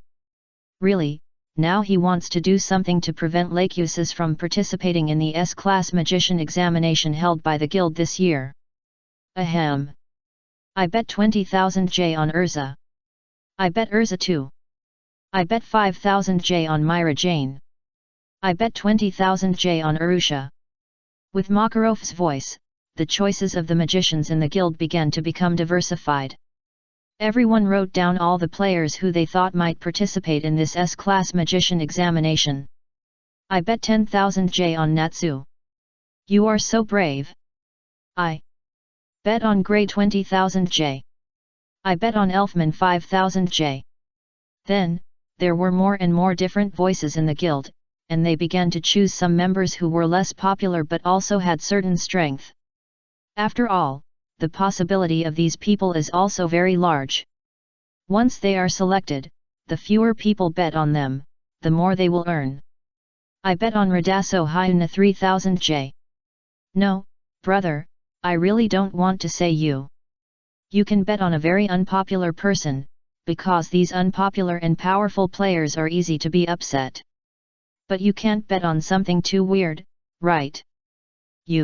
Can't you have a meal with 3000 J? Why do you bet on a painter? If it's a painting competition, Radasso Hyuna is definitely number one, but this is a competition that requires fighting. As the nominated magicians became more and more biased, everyone in the guild was quite speechless. Even Radasso Jana himself was stunned when he saw his name written on the nomination board. He said in confusion, "Ah? Me? Participate in the S-class magician assessment? Compete with Lakusis and others? I bet 500,000 J on Urza." Just when everyone was playing around, a discordant voice slowly sounded, shocking everyone present. Hiss. What, 500,000 J? Are you kidding? This is too much, isn't it? Even if Urza is your daughter, there's no need to emphasize this, right? We're just playing around. You're here to mess things up, right? Everyone took a breath of cold air when they heard this, and then looked at the figure who slowly walked into the fairy tale guild hall, murmuring. Yes, the person who came was naturally Ian, who had just woken up. Ah! Good morning, President. Let me see who everyone has chosen. Ian yawned and strode to the bar at the back of the guild. He first greeted Makarov, the guild president, and then... He then looked at the list of people who the fairy tale members thought would participate in the S-Class Magician assessment of this year's fairy tale. The names on the list include Lakusis, Urza, Altair and Myra Jane, 4 people who are recognized as powerful by everyone, followed by Natsu, Gray, Leon, Elfman, and Redactor Jonas. Hey! Ian didn't expect Redactor Jonas's name to appear on the list. Don't look at me, I don't know what happened. Maybe it was a prank by a guild member. Ridasu Jongna shrugged helplessly. As an artist, a painter who can use magic, he is really not interested in fighting. Is Kana not on the list? Ian found that Kana's name was not on the list. He picked up the chalk beside him and added Kana's name, and bet 10,000 J on Kana. Well, in Ian's heart, Kana is definitely worthy of the identity of an S-level magician seed. In terms of potential magic talent and physical potential, Kana is not much weaker than Myra Jane and others. Although, Kana will definitely not be able to get the S-level position of the guild this year. But it does not mean that Kana will never have the opportunity to pass the assessment in the future. In response, Kana said, Ian, thank you so much. You have gone through so much trouble to let me experience failure. After Ian did all this, he frowned tightly, rubbed his chin, and stared at the list of people in front of him, silently in a daze, as if he was thinking about something important. Ian. Makarov seemed to notice Ian's abnormality. He looked up at Ian, who was staring at the list of people, and asked puzzledly, What's wrong with you? Are you okay? I just think. It seems that there are some crucial things missing on this list of people. But now I suddenly forgot something and can't remember it for a while. Ian frowned, rubbed his temple, and thought hard. Hey! Do you think there are any people missing on this list? Hearing this, Makarov turned his head and looked at the list of people beside him. Honestly speaking, the names on the list of members who will participate in this year's S-Class Magician assessment, voted by the members of the guild, are very close to the list of players who will participate in this year's S-Class Magician assessment in his mind. If there is any difference, there is only one more great painter, Ridasu Jana. Also, in Makarov's opinion, Elfman's strength is not enough to participate in this year's S-Class Magician assessment. He should practice for another 3 or 4 years. Others, there is nothing wrong. However, since Ian said that there is a problem with this list of people, there must be something wrong. Makarov thought so and began to recall the specific performance of all the magicians in the guild during this year and the completion of the tasks. By the way, just as Makarov following Ian's recollection, he checked whether he had missed something because of his age, and the time when the members in the guild who were capable and participated in the S-level mage assessment. Ian's expression suddenly flashed with a flash of sudden enlightenment. He seemed to have thought of something important. He turned to look at Makarov and said seriously, Speaking of which, I remembered something very important. I wonder if you, President Makarov, have thought of it. What is it? Just tell me directly. I, an old man, have nothing in my mind now. Makarov looked up and asked Ian. That's it. Is you now an S-level mage in our guild? Because I can't remember clearly, I plan to ask you. Ian looked at Makarov and asked seriously. Hey! Hearing this, Makarov opened his eyes wide. After reviewing his memories, he said in disbelief. Yes, come to think of it, you, who is currently one of the 10 great magicians of the Holy Land, seems not to be an S-class magician of the guild. Hey! No way! That you is not an S-class magician of the guild. I remember now. Although you joined the guild 4 years ago, he has been practicing outside. Usually, he would not show up in the guild. At the same time, in my memory, there is indeed no you, who joined the guild's S-class magician. Wait, didn't you already get the title of the 10th Holy Mage awarded by the Magic Council? That's the same level as the president, right? That means that next, she, who has been recognized by the Magic Council as the top 10 mage in Ishgar, will compete with other people in the guild for the only S-level position this year? Are you kidding me? For a moment, all the fairy tale people present were shocked and dropped their jaws. So, this year's fairy tale guild's S-level mage assessment, will the 10th Holy Mage you also participate? Since the 10th Holy Mage you is also going to participate in the assessment, can others just withdraw from the exam? After all, what's the point of this exam? Well, the matching mechanism of the Fairy Tale Guild is as good as ever. You are a rising star who has just glimpsed the mystery of magic. So the person who will compete with you next is Murkovic, who has already walked out of his own magic path and immersed himself in the magic field for decades. He is the strongest modeling magician on the continent and one of the 10 great magicians of the Holy Land. Chapter 62 Ian, who has a son and a daughter at a young age. You will definitely win.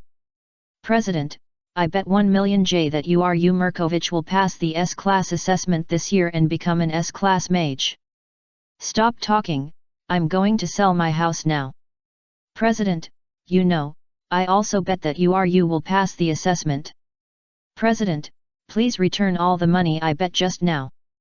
Please allow me to bet again. Not only do I bet that you will take the assessment, I also bet that you will pass the assessment. Me too.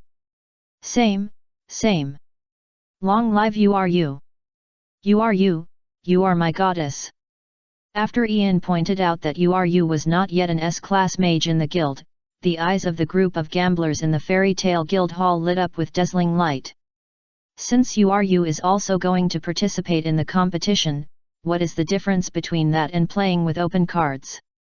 They didn't say much nonsense, all in. At this time, if you don't all in, you will have no future in your life. Selling a house is all in. This. Cold sweat continued to flow from Makarov's forehead. If everyone bets on you to win, he has no one to hedge. In the end, it was true. If you passed this year's S-level magician assessment, who should pay the money to these damn gamblers? There is no doubt that it is Makarov, right? This time, I am afraid I will go bankrupt.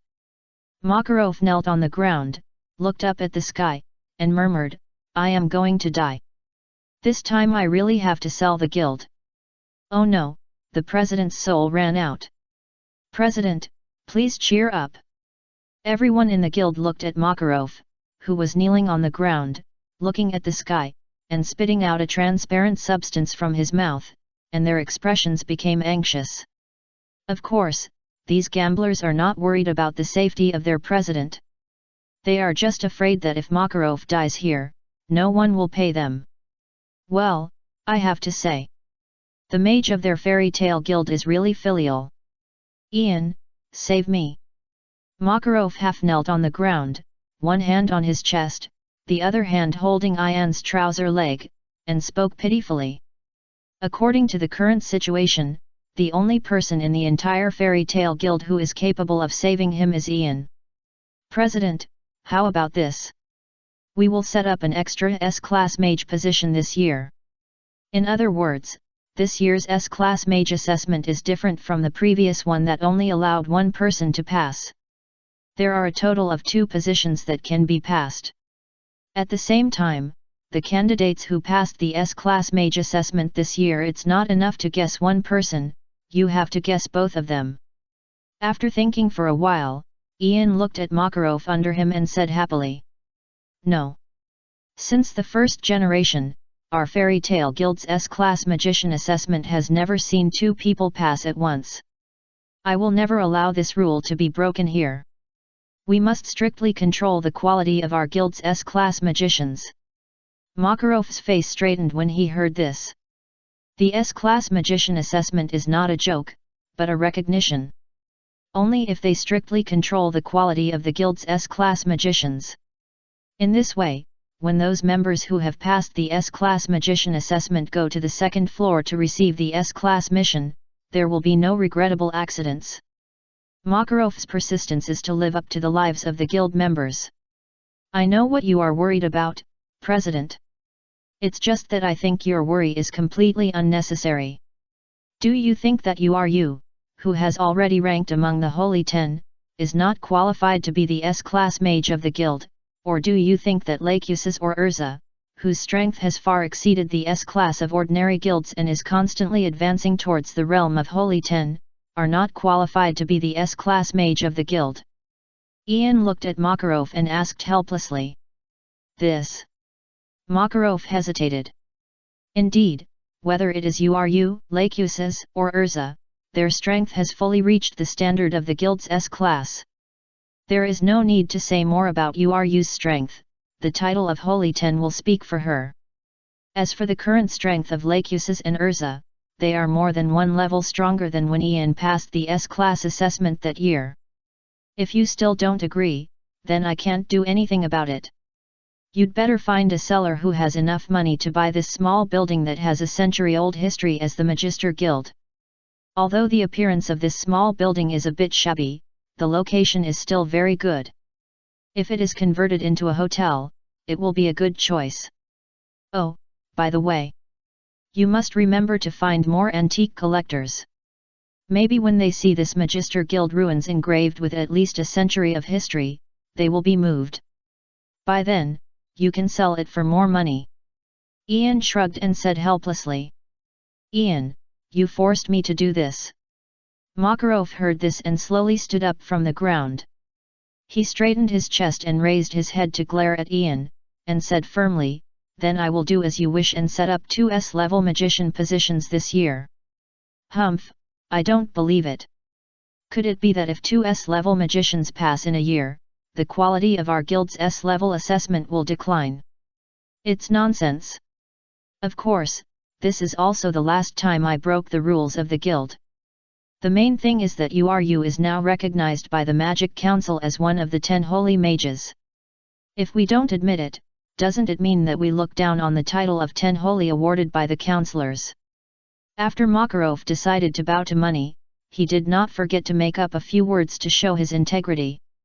Well, in front of money, Makarov's mouth is the only thing that is hard. Ah! No! Isn't this a rogue? President, in the face of the guild's rules, you must stick to it like a man. In response, all the gamblers in the guild held their heads and shouted in pain. They watched helplessly as a large sum of money was about to arrive, but this opportunity just disappeared from their eyes. As for the person who blocked their money, it was naturally Ian. Cutting off someone's money is like hurting their parents. Damn Ian, they must win this bet and teach Ian a lesson. Well, they can't educate Ian or anything like that. Why? Because they can't beat them. Not only can they not beat Ian, they can't even beat Ian's daughter Urza. As for Ian's wife, whether it's Irene or Selene, to them, they are like gods above them, and they are no match at all. Anyway, it's settled. Hurry up, all of you, shut up. It's not your turn yet, you little brats, to tell me how to follow the rules of the Fairy Tale Guild. You should know that I am the guild's president. Makarov put his arms around him. He was not justified, and he was the one who had the final say. Hey! As for Ian, who helped the president and cheated all the gamblers, he seemed a little dazed after listening to Makarov's words. Although it's not quite right to say this, Sandame, your lines seem to be a little mixed up, right? Anyway, there are a total of 2 positions in this year's S-Class Magician Assessment. Ian and Makarov decided it after a few words. As for whether the other members of the guild agree or not, it doesn't matter at all. Because gamblers are never worthy of sympathy. Fairy tale tips remind you, small gambling is fun, big gambling is harmful.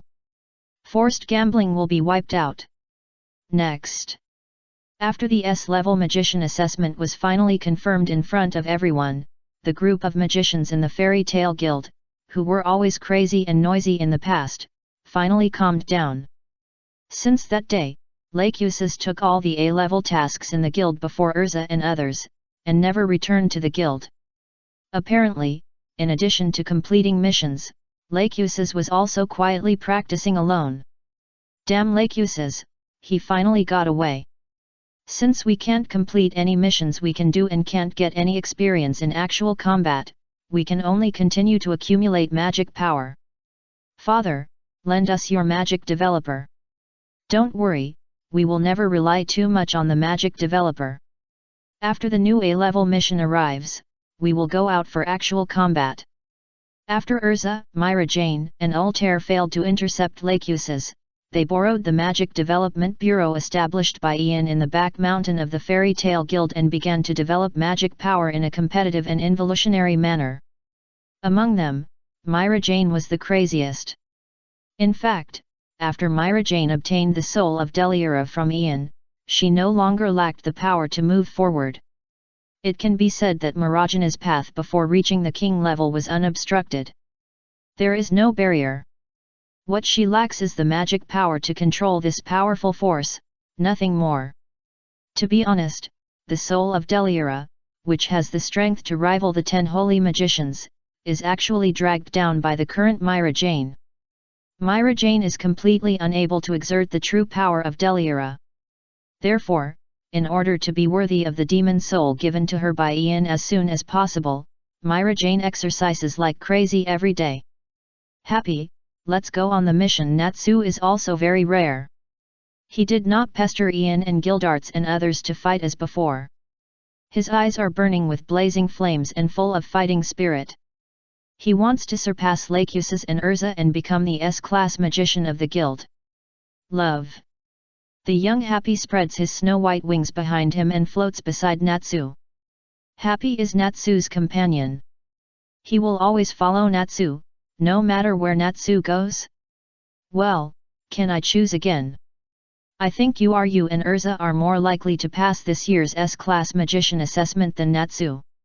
Of course, before leaving, Happy bet 5 dried fish, which was all his belongings, on the combination of you and Urza to pass this year's S-class assessment. Hey! Didn't you just say that you would always support Natsu?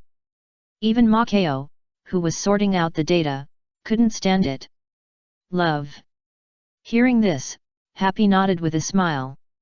It's not that Happy didn't understand, he was just pretending to be stupid. What do you love?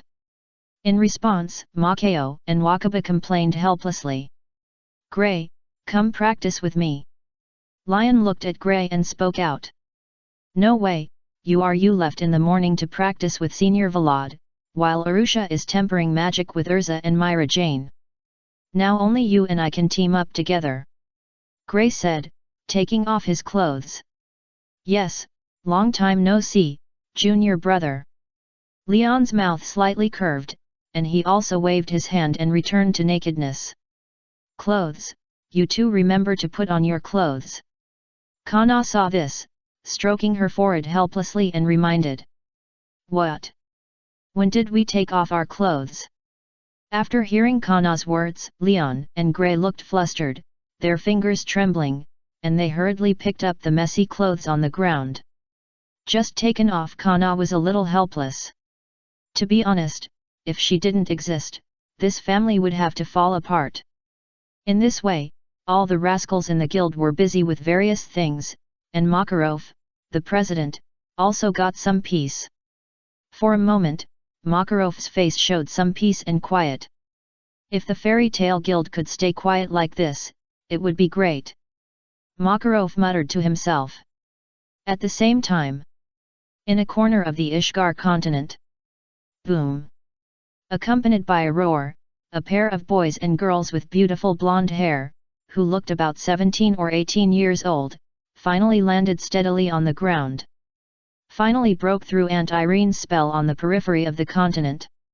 Aunt Irene is worthy of being the creator of dragon-slaying magic, a person with the strength of mother. The spell she added, even if we want to break through, it will take several months. The blonde boy gently moved his shoulders, making a series of crackling sounds. So, Brother Karnuki, we really have to follow what mother said, to be the enemy of Aunt Irene, and to kill Urza's sister? The blonde girl thought for a while, then looked at the boy named Karnuki beside her and asked. What are you talking about? How can we kill our own sister? Anyway, we have successfully come to this continent, and now mother can't do anything to us. We can do whatever we want? Karnuki shook his head. He didn't intend to follow the command of his mother, Selene, the moon dragon. Based on his observation of human society, if he really killed Urza as Selene said, he would definitely be hated by his father. Besides, Karnuki had a premonition. When Urza died, he would be hammered to death by Irene. Given the fickle relationship between the dragons, Karnuki couldn't be sure whether his mother Selene would help him at that time. Yes, the blonde boy in front of him was the son of Ian and Selene, Karnuki, who called himself the Sword Saint Dragon. As for why this silly guy calls himself the Sword Saint Dragon? It's just because his ability has little to do with the so-called sword. If you insist, like his mother, he has a close connection with space and stars. Just like his name, Karnuki, corresponds to the underworld in Sumerian mythology, his real ability is related to the underworld, so if you insist, he should be called the Underworld Dragon. In ancient Greek mythology, the prototype of the moon dragon Selene, the moon goddess Selene represents night and dreams, is related to death and rebirth, and has a close connection with the underworld. I understand. After listening to her brother's words, the girl nodded vigorously, looking thoughtful. Anyway, short for Ereshkigal. Go to the Magician Guild fairy tale. I have already found out that my father is there. Karnuki looked to the west and spoke loudly. So, do you know the way? Ale looked at Karnuki with a bit of distrust in her eyes. She was the only one who knew how unreliable her brother was. Don't worry, you will find the way. Karnuki grinned and said confidently. It's over. Ale's eyes were filled with despair. When Karnuki said he could leave it to him without any worries, the matter was already half done. As for why it was not completely done, it was because she needed to complete the task of finding the Mage Guild fairy tale and her father alone. If she was alone, it would be half done. As for the identity of Leal, she is the daughter of Ian born by Selene and the twin sister of Karnuki.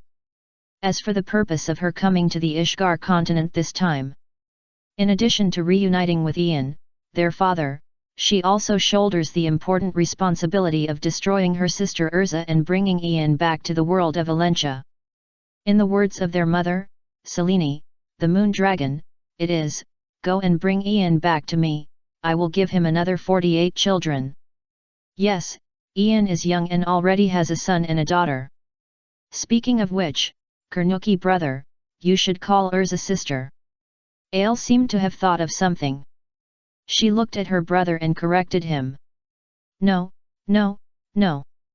Iluza is not a sister, but our sister. Although Auntie Irene was pregnant with Urza earlier than mother was pregnant with us. But who made Urza's sister born many years later than us? So she is a sister.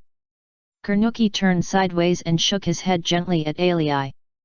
Whatever you want. Ale was convinced, she said weakly. Anyway, follow me. Karnuki said, striding towards the east.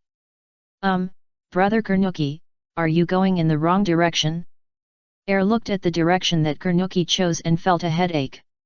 After all, Elle clearly remembered that the fairy tale guild should be in the west of the continent. It's rare to come to a strange continent, of course I have to have fun first. To this, Kurnuki said with a smile. I knew that you are totally unreliable, brother. You go and have fun alone. I'm going to find my father. Knew that with Kurnuki's character, he would never go to the fairy tale guild to meet up with their father in the first place. Don't, sister, come and play in the human city with me. I'm telling you, you haven't been there. Once you've been there, you'll know that the human city is really fun. Kurnuki looked at Elle, who was going to leave him and go to the west by herself, and said nervously. No. I'm going to find my father. When I find my father, I will tell my mother that you ran away secretly. Ai lay left decisively. At the same time, a corner of the Ishgar continent. Boom! Accompanied by a roar, a blue-haired boy fell from the sky. The magic circle covering the world of Eslanden has finally weakened. I must go to the fairy tale of the Mage Guild immediately to find the power to defeat my father before he goes down the road of no return. The boy said, looking into the distance with a firm gaze, and walked forward with big strides. His journey was extremely difficult. After all, he was carrying the fate of 3 worlds on his shoulders. Chapter 63's level assessment begins. All examiners are at the Saint level 10. The next time, Urza, Lacuses, Myra Jane, Altair, and other S-level magic candidates are busy with their own training. Ian is rare to be quiet. He finally took out some free time to learn medical knowledge. In the wooden house in the forest east of Magnolia, Ms. Polashika, who is a special consultant of the Fairy Tale Guild and a full-time doctor, was looking up at the clear blue sky and muttering to herself, "Today's weather is really good. It's suitable for living alone, traveling alone, harvesting alone, and being alone." Polashika paused slightly when she said this, and looked at a young man who was sitting on the recliner where she used to rest, eating apples she planted while flipping through the medical books she wrote and did not intend to pass on. She said angrily, "So, since you heard me, I've said that, so get out of here quickly. I've told you 800 times that I don't welcome you, the magicians of the Fairy Tale Guild, here. I just want to be alone, quietly away from you, the annoying human life." "Hey, Senior Porosika, you are also very energetic today. I feel relieved to see you in such an energetic state." Ian, who was flipping through a medical book, closed the book in his hand silently after discovering that Porosika noticed him, and greeted Porosika with a smile. Ian's words were full of his respect for Porosika. Yes, in Porosika's eyes, the annoying self-acquaintance was Ian himself. "Hey, hey, hey! Did you hear what I just said? If you heard it, leave here quickly. Don't push me so hard that I'll chase you away." Polashika faced Ian, her face tinged with displeasure. While she was talking, she picked up the broom beside her, ready to hit Ian at any time. In the eyes of Porosika, the Fairy Tale Guild was beer brewed from moldy food. Although it was addictive, it was a drink built on her health, and she must stay away from it. "Senior Porosika, to be honest, I have a lot of questions I want to ask you now. First of all, do you know what this book means?" Ian seemed to have long been accustomed to Porosika's indifferent attitude. He seemed to be unable to hear Porosika's complaints. He was like a good student who pestered the teacher to ask questions after class, holding a textbook in his hand, and his attitude was full of respect. Ah. I'm so annoyed. It seems that if I want to find a place where I will never be disturbed by the annoying humans, I can only move to a more primitive forest to live." Polashika seemed to be driven crazy by Ian. She had no idea what to do when facing Ian, who was so familiar with her. After spending a long time on herself, she finally figured out that if she didn't solve Ian's problem, Ian would never leave. After this, Polashika seemed desperate. So, after thinking it through, Polashika was deeply after sighing. He picked up the medical book in Ian's hand, looked at it carefully, and asked weakly, "So, what exactly do you not understand? If you have any questions, ask quickly." The time I can leave for you is very limited. Do you know how precious my time is every day? I am not like you magicians, I don't have such a long life. Polyasica is telling the truth. After all, strictly speaking, she is not from this world. She comes from the distant Edla's world, which is a mirror image of the Eslandan world, but the magic resources are extremely scarce, and humans are born unable to generate magic in their bodies. Among them, just like Miskin and Gerald, people in the Edla's world have mirror images in the Eslandan world that are almost the same as their own. Polyasica is no exception. She also has her own mirror image in the Eslandan world, but the mirror image of Polyasica in this world is not a human, but a giant dragon flying in the sky dragon Grandine. Hee. Thank you for your advice, Senior Polaka. To be honest, I don't quite understand the contents of this book. Ian looked helpless. Although he had a strong talent for magic, he really lacked the talent for practicing medicine. In his opinion, this medical book was basically no different from the heavenly book. So he still said that if you persuade people to learn medicine, heaven will punish you. You don't understand. If you don't understand, why do you still want to read this book? Do you really plan to study medicine well? I'm really convinced. Forget it, I'll tell you from the beginning, you listen carefully and remember, I will only tell you once, how much you remember in the end depends on you. Polaka said, immediately posing as a teacher. After all, Polaka is also an old arrogant. If Ian's guess is correct, Polaka's MBTI personality should be a typical INTP. I'd like to hear the details. Ian listened attentively, looking at Ms. Polaka with full concentration. He was ready and would never miss any words Polaka said, and all the knowledge was deeply imprinted in his mind. Then I'll start, you listen carefully. In fact, the content here is very simple, but it is actually connected with the previous content. If you want to fully understand it, you have to understand the previous content first, so I'll tell you from the beginning.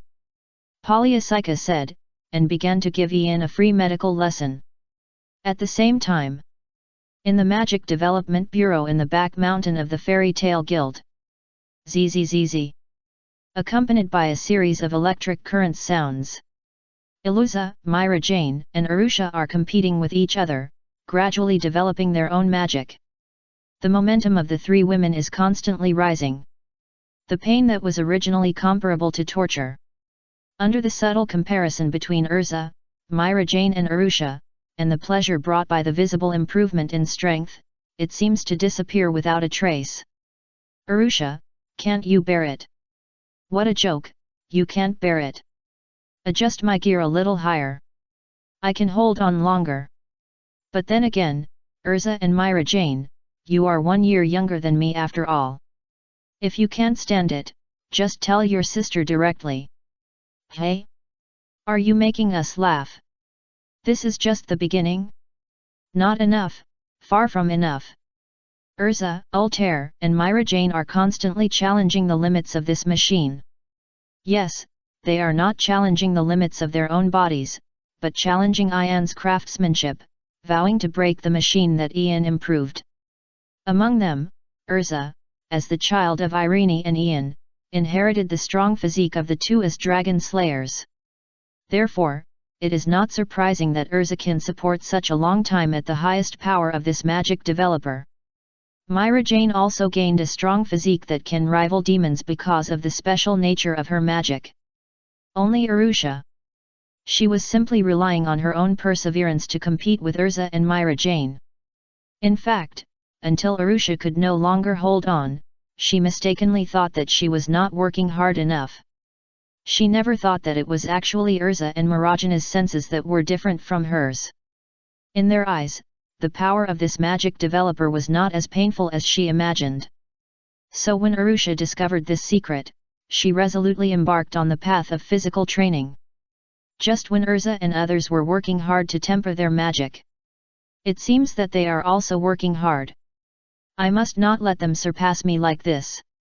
Not far from the back mountain of Fairy Tale, Lachesis, wearing headphones, secretly observed the training progress of Urza and others. He had to modify his training plan at any time according to the speed of Urza and others' strength improvement. He was determined to pass the S-level magician assessment of the Fairy Tale Guild this time. In the following time, Urza, Altair, and Myra Jane almost lived inside the Magic Development Bureau, unreasonably occupying this powerful developer. So that other magicians of the Fairy Tale Guild who also planned to use the developer to exercise their magic could only watch helplessly, but had no way. Damn it! Urza, you can't always occupy the magic developer. Even if your father is Ian, you can't be so excessive. Yes, yes. Ian promised us that from now on, the magic developer he improved will be available for free use by all the magicians in the guild. These magicians loudly rebuked. Hey! Don't use my father to pressure me. If you want to use the developer, defeat us according to the rules of Fairy Tale. If you can't beat us, just wait. Arisa and others didn't tolerate these Fairy Tale magicians. After a disagreement, they planned to solve the problem in the style of Fairy Tale. Well, wait until you finish using it. For a moment, the magicians who were planning to borrow the magic developer immediately backed down. Who told them that they really couldn't beat Urza, Myra Jane, and Altair? In fact, when they joined forces, it was difficult to beat even one of the three women. What about three? Well, in their Fairy Tale Guild everything is based on strength. At the same time, according to their Fairy Tale Guild, the current situation of the Magic Development Bureau is that those who need the magic developer cannot beat Urza and others. Those who can beat Urza and others can't use this magic developer. Of course, in addition to using the developer, Urza and others occasionally go out to do some tasks to accumulate practical experience. This also gives other magicians the opportunity to use the developer in fragmented time. The Fairy Tale Guild Hall. Gray and Natsu and I are on a mission together. Whenever Urza goes out to do a subjugation mission, she will drag Natsu and Gray with her. It is called helping the two grow quickly. In fact, Urza is to prevent the mission target she chooses from not being enough for her to get enough training, so that many of her tricks cannot be applied in actual combat. For this reason, once Urza finds that the strength of the target is too poor, she will let Gray and Natsu solve the target. Urza's eyes will gradually fall on Natsu and Gray, and she will find a lame excuse to beat them up to increase her combat experience. But the advantage of this is that the feelings and strength between Natsu and Gray are constantly increasing, that's it. At the same time, when Gray and Natsu see Urza, they will enter a kind of calmness after psychological trauma. Subconsciously quiet down. However, seeing all this in Marajana's eyes, she was furious. Damn! I knew you were from Urza's faction. Since you have chosen Urza, then you will be my opponents in the future. Myra Jane put her arms around her, looking extremely angry. Yes, Gray and Natsu at this moment are already enemies in Marajana's eyes. As for Myra Jane, she has her own magician team. Well, it's her brothers and sisters. In Marajana's view, Natsu and Gray are from Urza's faction, her brothers and sisters are on her side, and Leon, who has no son, is on Arusha's side. Myra Jane is a person with a strong sense of boundaries, so when she sees her sister Lysina getting very close to Natsu, she will shout angrily, "Damn it! You are so close to people from Urza's faction? Lysina, are you still my sister like this? Hey! What the hell is Urza's faction? Myra Jane, although I like you to form a magician team and compete with each other to improve your strength. But I didn't tell you to form a clique for personal gain." In response, Makarov, the guild president, looked at Myra Jane with a headache and educated her. "President, old man. Instead of educating me, you should go and see your good grandson Lachesis, right? As far as I know, Lachesis' fanatical fans compare him to the god of thunder and set up a magician team called the Thunder Gods." Myra Jane, who was still a little girl, would not listen to anyone's persuasion. She looked at Makarov at the bar with an attitude of arguing against the sky, the earth, and the air, and said coldly, I was actually educated by a teenager. Let me be speechless." Makarov's heart was broken. "President, what's wrong with you? President, be strong, don't cry." For a while, the magicians who were drinking near the bar came to Makarov and kept comforting this old man who was obviously at the age of retirement, but was still rushing to the front line and fighting hard because of the group of troublesome children in the guild. Time flies. Unconsciously, 2 months have passed in a flash. It is December 7th, X778. That is the start time of the S-Class Magician Assessment of the Fairy Tale Guild. For a while, the first floor hall of the Fairy Tale Guild was crowded with people and noisy. All members of the Magician Guild Fairy Tale, no matter how dangerous or difficult the mission was, returned here on this day. They will witness the birth of a new S-Class magician here. Everyone, now that everyone is here. Then I hereby announce that the Fairy Tale Guild's S-Class Mage Assessment for X778 has officially begun. Makarov stood on the guild's podium, wearing a golden coat that symbolized his Holy 10 status. He seemed to be unusually nervous. Beside Makarov, there were 4 people, including Ian and Gildarts, the 2 active S-Class Mage of the Guild, and Uru, the new S-Class Mage of the Fairy Tale Guild who had already been appointed. And an old man with a head that looked like cauliflower, skin as dry as bark, and a peaceful smile on his face. It was because of the existence of this old man that Makarov was so nervous. First, let me introduce to you the rules of this year's S-Class Magician Assessment. As in previous years, the Guild's active S-Class magicians will serve as examiners. Makarov paused for a moment when he said this. What? The active S-Class magicians will serve as examiners. In other words, Ian and Gildarts will become our enemies? Gray's forehead was covered with cold sweat, and he couldn't believe it. Hee. Ian and Gildarts, these 2 monsters, are actually both examiners of the S-level magician assessment this year? I suddenly feel. Perhaps those who were not selected to go to Tianlang Island to participate in the S-level magician assessment are lucky. Wakaba held a cigar in his mouth, took a deep puff, and sighed. Please give me more advice, everyone. Ian and Gildarts looked at each other, then slowly raised their heads and looked at the mages under the podium in the guild, smiling and greeting them. However, Ian and Gildarts' kindness, in the eyes of these mages, was like the gaze of a demon king, just like a hungry wolf selecting lambs to be slaughtered, and they were terrified. Of course, in addition to Ian and Gildarts, there are 2 more specially appointed examiners this year. They are Uru, who was just selected as the Holy 10 this year and ranked 4th among the 10 Holy Magisters, and the last one. After Makarov introduced Ian, Gildarts, and Uru, who were the examiners of this year's S-Class Magisters, he finally looked at the old man beside him. Facing this old man, Makarov's eyes were inevitably filled with a trace of respect. Yes, the person Makarov is going to introduce next is older than him, and can be called a living dictionary of the magic world of Ishgar. Yes, he is one of the founders of our Magister Guild Fairy Tale, and was given the title of King of Heaven by the Magic Council. He is currently the 3rd of the 10 Holy Magisters and the senior of everyone in the magic world of the entire Ishgar continent, Senior Volodchinkin.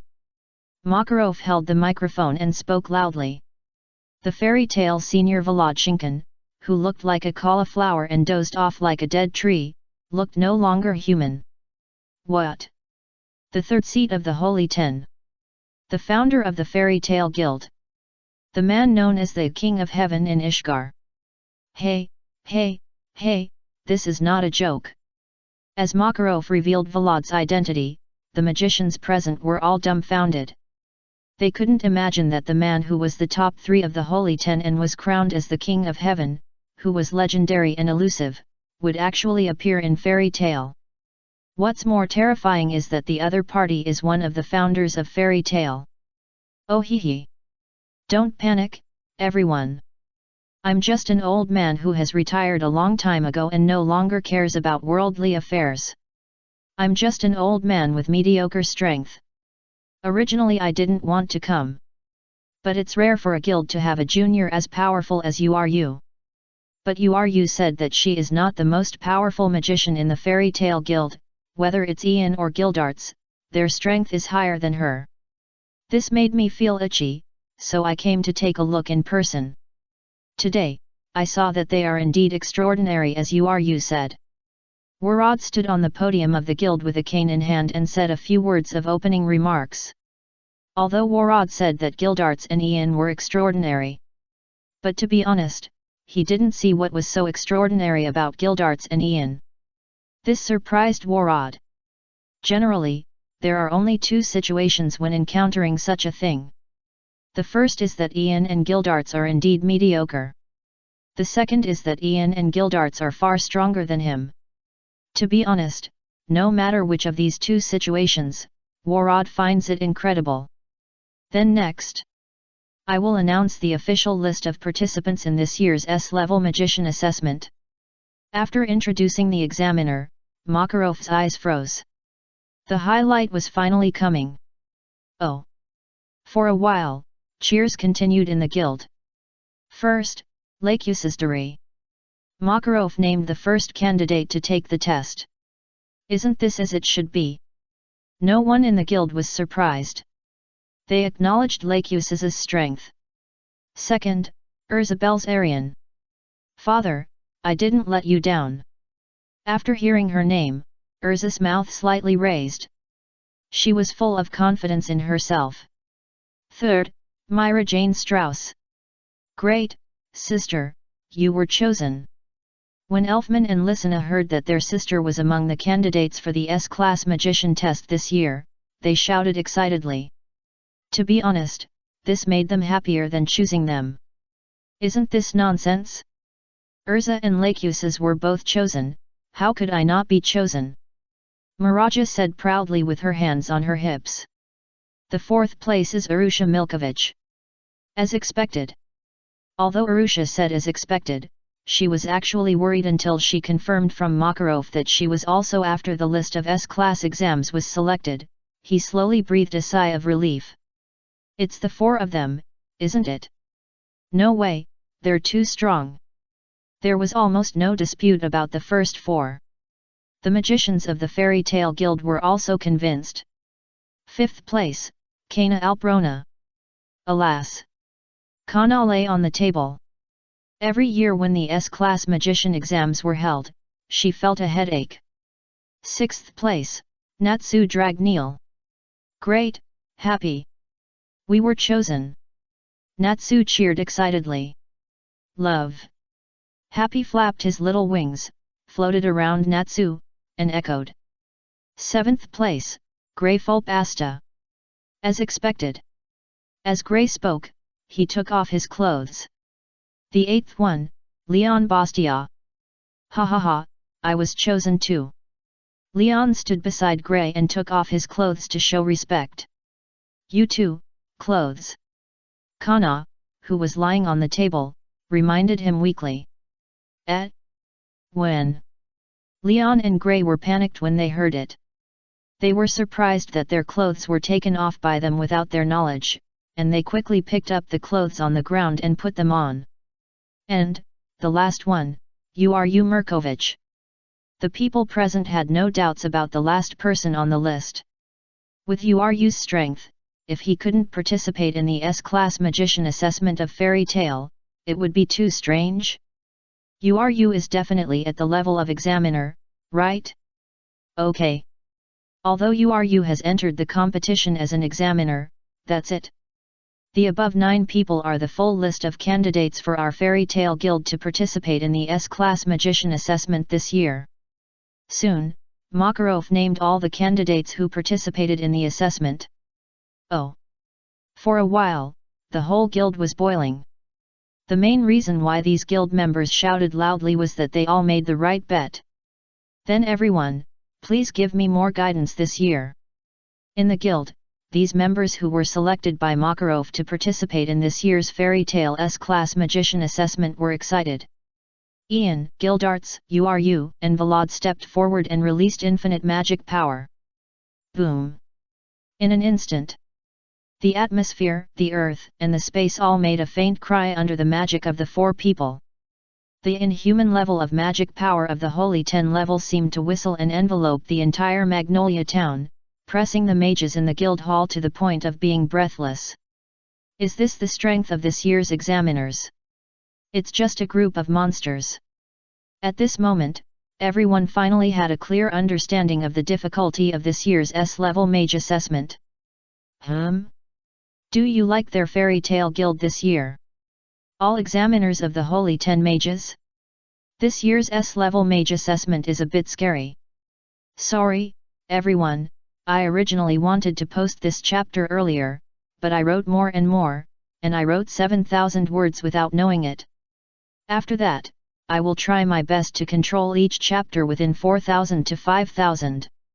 Because this chapter has pictures, it is not easy to split, so I posted it together, and then I took a breath, rested for a while, and started to continue today's update. Finally, thank you all for your support. I hope you like it.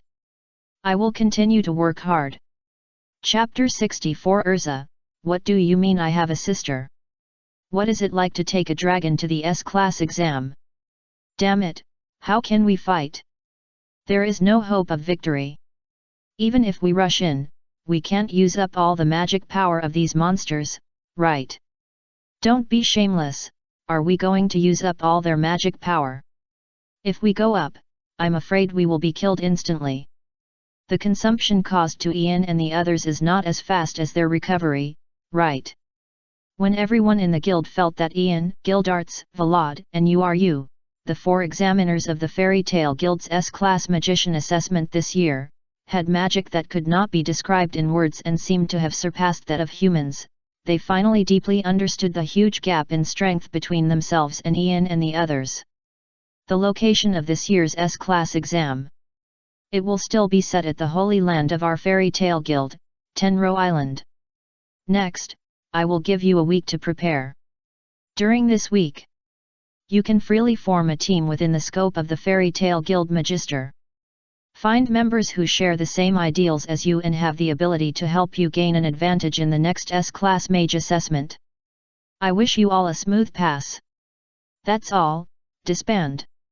Makarov waited until these people in the guild. Because of the announcement of the list of candidates for the S-Class Mage exam, everyone was extremely excited. Due to the powerful magic of Ian and others, they calmed down completely and then started to talk about the rules of this year's S-Class Mage Assessment.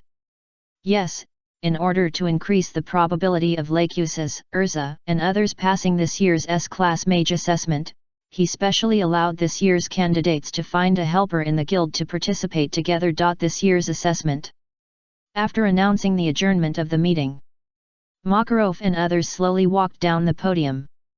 Among them, Ian took a deep look at Urza not far away, and said in his heart, "Come on. Urza, you will have to walk the next road by yourself after all, and you must overcome the difficulty of making friends." Yes, Ian, the old father, did not intend to intervene in the issue of Urza and other members of the guild forming a team. To be honest, Urza is good in every way, strength, character, personality, appearance, and there is no flaw in these, except that her communication skills are a little weak, which is also the part that Ian hopes Urza can be trained in this S-level magician assessment. I have found my partner. Happy, you will be my partner and participate in this year's S-level magician assessment with me. Our goal is to win. Natsu lifted the Happy above his head and shouted excitedly. Love. Happy waved his little hand and agreed. It's just that Happy had bet all his dried fish on Uru and Urza, exposing the fact that this little thieving cat didn't think highly of Natsu. Emotionally, Happy will always accompany Natsu, his brother, and go through the adventure together. No matter how many dangers lie ahead, they can overcome them together.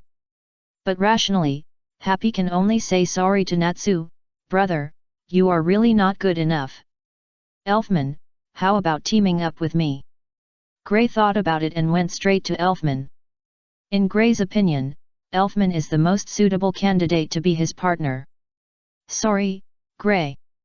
I have promised my sister that I will participate in the competition as her partner this year. Hearing this, Elfman waved his hand and shook his head repeatedly, and there was a hint of apology in his eyes when he looked at Gray. Ha ha ha, Gray, you're late. You, a fellow from Urza's faction, will never pass the test. Miraja put one hand on his waist and laughed at Gray. Damn. Since Elfman had already promised Miraja, Gray naturally couldn't say anything more. He could only look at the other people in the guild with his own inquiring eyes. Lacuses, please allow me to be your partner in the S-Class Magician test this year, and participate in this year's S-Class Magician test together. Fried, who had short green hair, a red knight's outfit, and a rapier on his waist, came to Lacuses. He mustered up the courage and recommended himself. Partner. What a joke, I don't need that kind of thing at all. Lacuses wore headphones, listened to violent music, and rejected Fried's recommendation. Honestly, Lacuses was very dissatisfied with the rules for the S-Class Magician assessment set by Makarov this year. What a joke! Did Makarov think that he couldn't defeat any of Ian, Gildarts, Vlad, or you alone? And then pass this year's S-Class Magician assessment smoothly? Well, it seems that he really can't beat Ian and others. Lacuses is so handsome when he acts alone. But I still hope Lacuses can take me with him. Fried was deeply fascinated by Lacuses' lone wolf declaration.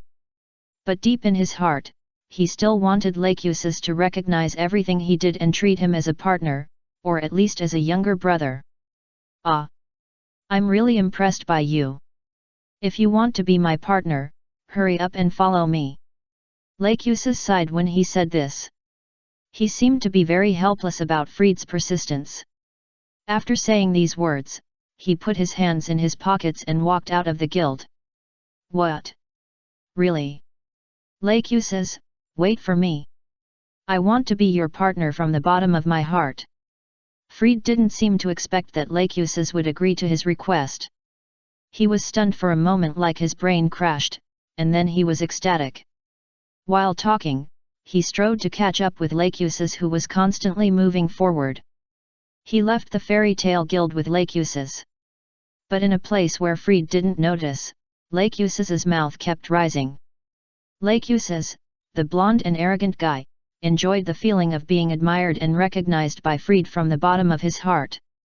After all, Lacuses is just a middle school boy who hopes to be recognized by his guild mates. Listen, you can come with me. In the guild hall, Urza pursed her lips. She hesitated for a moment, and the other contestants formed teams one after another. Lacuses has Fried. Natsu has Happy. Miraja has his brother Elfman. After a round, Gray found Bigusro, who had just joined the guild a few months ago. For a while, there were not many people who could team up with Urza. In a hurry, Urza found Miraja's sister Lisana, hoping Toto get Lisana's help. Sorry, Sister Urza. I have agreed to team up with Sister Kana. In response, Lisana was quite polite and bowed deeply to Urza to express her apology. She was not targeting Urza as Myra Jane said, but it was really Kana who came to her first to seek a team. No, no, no. You don't need to apologize to me at all. Lisana, you have to understand that you didn't do anything wrong. You are different from your sister, you are a good child. Urza was stunned for a moment, and then kept waving her hands at Lisana, saying that Lisana didn't need to be so polite to her at all. Ha ha ha. Urza, do you feel the difference in strength between us now? You don't have any brothers or sisters, so you can't even get everyone to team up with you right now. What a pity. Even your two little brothers, Natsu and Gray, are useless now and can't help you. At this time, Myra Jane came to Urza's side without knowing when. She didn't miss the opportunity to laugh at Urza and spoke loudly. You guy! Urza was so angry with Myra Jane that her fists were hard. However, Urza finally endured it. She really didn't have time to waste on Myra Jane now. On the other side, Ursha found Lucky Oriata, a cute girl with purple hair and glasses. Leaky is a wood-attributed modeling magician and a registered disciple of Uru. She often asks Uru, the master of modeling magic, about the essentials of using modeling magic. Her strength is quite good, only slightly weaker than Gray and Leon, but she has some flaws in her personality. Sister Urusha, thank you for choosing me among the crowd and letting me accompany you to face the endless S-level hell ahead. I will always be in the best condition and will not relax my vigilance at all. The slightly young Leaky came to Urusha's side, with a smile on her face, and said words that gave Urusha a headache. Please speak human language. Urusha looked at Leaky and said desperately. Let's work hard together. After hearing this, Leaky condensed and summarized what she was going to say next. Okay. Urusha smiled and nodded gently. Yes, Lucky is good in every way, except that she loves to use some wonderful metaphors. She said that cutting hair means cutting my hair. She said that eating means filling my stomach. She said that sleeping means I need to find a shelter next to survive the dangerous defenseless time, etc. If she doesn't use these wonderful metaphors, she is still very reliable. As for the last Leon, he found Valian Lako. Partner, do you understand what I mean? Leon looked at Valian with confidence on his face. Don't worry.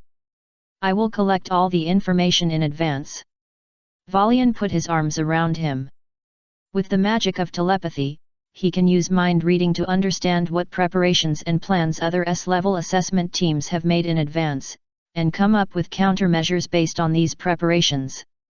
It can be said that if Valian's magic is used properly, it will become a strategic existence. Even that Leon has found a partner. Arisa clenched her fists. At this moment, she wished that her mother, Lady Irene, and her father, Lord Ian, could give her a few brothers and sisters like the Myra Jane sisters. That way, she wouldn't have to look for someone who could partner with her to take the S-class magician exam. Time flies. In the blink of an eye, as the sun sets, the sky darkened. Damn it, I still haven't found a suitable partner in the end. Father, the president, and the old man have gone to Tenro Island to set up the examination room this year, and I am alone again.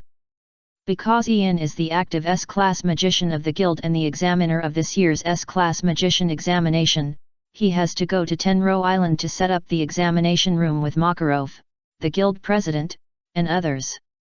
Therefore, after the sky gradually darkened, Urza could only leave the hall of the Fairy Tale Guild alone. At this moment, she strolled on the streets of Magnolia Town, blowing the cold wind, thinking about the next countermeasures.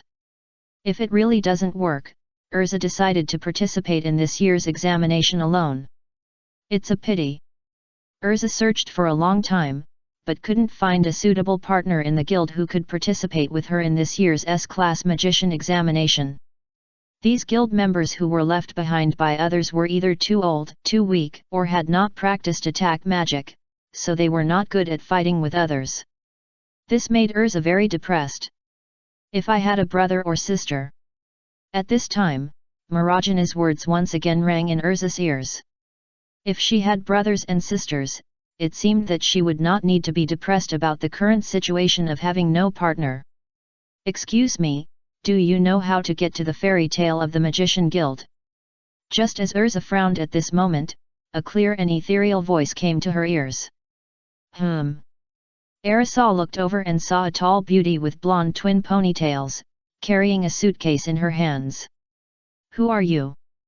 Arisa looked at the person in front of her, her pupils shrank slightly, and there seemed to be a voice in her heart telling her that the woman in front of her was not ordinary.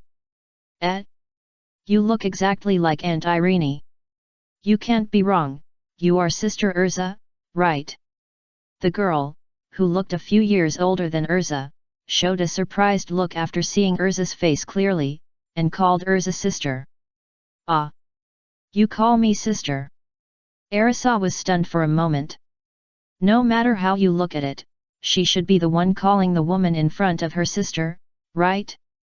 Sister Urza, nice to meet you. My name is Ereshkigal, you can call me by my nickname, El. She is the daughter of Selene, the moon goddess, and Ian, the dragon savior. She is your half-sister. El said, bowing slightly to Urza obediently to show respect, and revealed her true identity. Hey! Urza was slightly stunned when she heard this. Her brain seemed to have crashed, unable to judge the situation in front of her. At a few minutes later, Urza's brain started working again. She widened her eyes in disbelief, her pupils trembling, and she said loudly, "You mean, I have a sister? To be precise, you have a younger brother. Your brother's name is Karnuki, he is my twin brother. But I lost that guy. Now even I don't know where he ran to. Of course, the existence of that guy is not important. Let's just pretend that he never existed." When Elle said this, she smiled gently. In fact, Elle deliberately lost Karnuki. After all, according to Elle's own judgment, if she continued to follow her brother Karnuki, she would not be able to reach the fairy tale guild smoothly within 100 years. Therefore, Elle decisively parted ways with Karnuki. It took her 3 days to find out the location of the fairy tale guild, and another 2 days to successfully arrive at Magnolia Town. Well, Elle, who left Karnuki, only needed 5 days to find the fairy tale guild. Ah! Iluza was shocked by Elle's words at this moment. She didn't know what to say. However, there was one thing that Urza could be sure of. That is, she seemed to have found a partner who could participate in the S-level magician assessment with her. I don't have time to care about so much. Iluza was very carefree, she didn't want to think about other things now. She just wanted to make sure whether Elle could be her partner and participate in this year's S-level magician assessment together. Therefore, she looked at Elle in front of her and asked nervously, "Elle, how strong are you?" I don't have the personal strength as strong as my mother and Irene. But I have inherited the blood of the dragon after all. If I have to say it, I can fight with Irene and my mother in a few simple moves without being defeated. Elle answered hesitantly. She couldn't understand what standard was used to judge the strength in Urza's eyes. If the standard was the level of the dragon, then she was far from enough. If I had to say it, the field she is in now is probably above the elite dragon and below the level of the ordinary dragon king, that is, the level of the quasi-dragon king. However, this last step is also the most crucial one. A word of quasi is a long way from the real dragon king. Even Elle herself doesn't know when she can successfully break through this last step. Perhaps, it will take hundreds of years. Enough. Iluza smiled comfortably after hearing this. Since you all don't want to team up with me, then don't team up. She directly looks for a monster at the level of quasi-dragon king to blow up the scene. Those who don't plan to team up with her, and those who compete with her for S-class magicians, are you ready to feel the fear of being dominated by a dragon? Chapter 65 Fairy Tale, Ian has other daughters? Uncle, how many children do you have? Irene, come in. This is my father's home in Magnolia. It will be our home from now on. After Urza confirmed Irene's identity, she brought her sister Irene back to Ian's villa. The villa at this time was different from the hustle and bustle of the past. It was now silent. Speaking of which, the most important reason. It was because I had lived in Ian before. The noisy little brats in the villa have now all been successfully selected to participate in the Fairy Tale Guild's S-Class Magician Assessment this year. Among them, Natsu and Happy said they wanted to practice something, a special move for the S-Class Magician Assessment, so they went to the forest in the east to practice. Gray was working with Bigusro, so he didn't return to the villa. Miraja took her brother and sister to train outside. The main reason for not coming back was that she was afraid that Urza would eavesdrop on her battle plan. Ursa has been living in the ruins of the Magic Development Bureau for a long time recently. That bastard Brian, although he is a real beast, his character is even worse than his second personality, the frank and self-proclaimed pure evil President Nothing. But the knowledge in his head is real stuff. The magic developer he spent more than 10 years to develop is really useful for Ursa. But then again, if Brian didn't have something real in his mind, he wouldn't have been able to make the entire Magic Council go around in circles with his eloquent tongue. He even got a lot of attention from the council. He also became the respected director of the Magic Development Bureau. Is this my father's home? The house is full of my father's breath. As a dragon, Elle has an extremely keen sense of the magic particles flowing in the air of the villa. She quickly captured the magic particles that belonged to Ian. Yes, my father's room is over there. It's connected to the study and occupies the largest room in the villa. Let me arrange a room for you to live in first. My father's villa is very big, with many empty rooms. I'll arrange your room next to mine. Do you mind? Iluza held Elle's hand and said a lot along the way. Rather than saying I don't mind. It's better to say that I'm lucky to live with my sister. Ellie smiled. Maybe it was because blood is thicker than water, or maybe it was something else. She didn't know why, but she always felt that staying with Urza gave her an indescribable sense of security. Perhaps it was because Urza had the same blood as hers flowing in her body? After tidying up the room. Sister Urza, let's sleep together tonight. I want to know some news about my father, and I also want to know some news about you. Ellie, who had changed into pajamas, pulled Urza, who was about to leave, and spoke seriously. Okay, then let's sleep together today. Speaking of which, I also want to know more about Ellie. After Urza finished speaking, she used the magic of changing clothes to change into a thin pajamas. In this way, Ellie and Urza held hands on the bed and kept chatting. The girls' whispers are endless. Urza told a lot about Fairy Tale and Ian. As for Elle, she told Urza a lot about the differences between dragons and humans. And about the customs and practices of Alentia, a world completely different from Eslanden. During the period, the two girls also talked a lot about the grievances of their parents. Finally, they came to the conclusion that the grievances between their mothers should be resolved by their mothers. They, the younger generation, don't care so much. Time flies, and it's noon the next day. Urza brought Elle to the gate of the Fairy Tale Guild.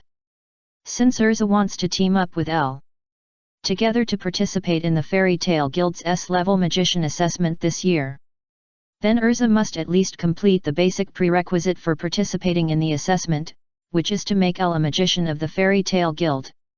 Is this the Magister Guild that my father joined? Just by looking at the exterior of this building, I know this is a great place. Ellie stood outside the gate of the Fairy Tale Guild, a simple building, and looked at this huge building that was as solemn as a church, with a hint of solemnity in her expression. Don't stand outside, Ellie, come in.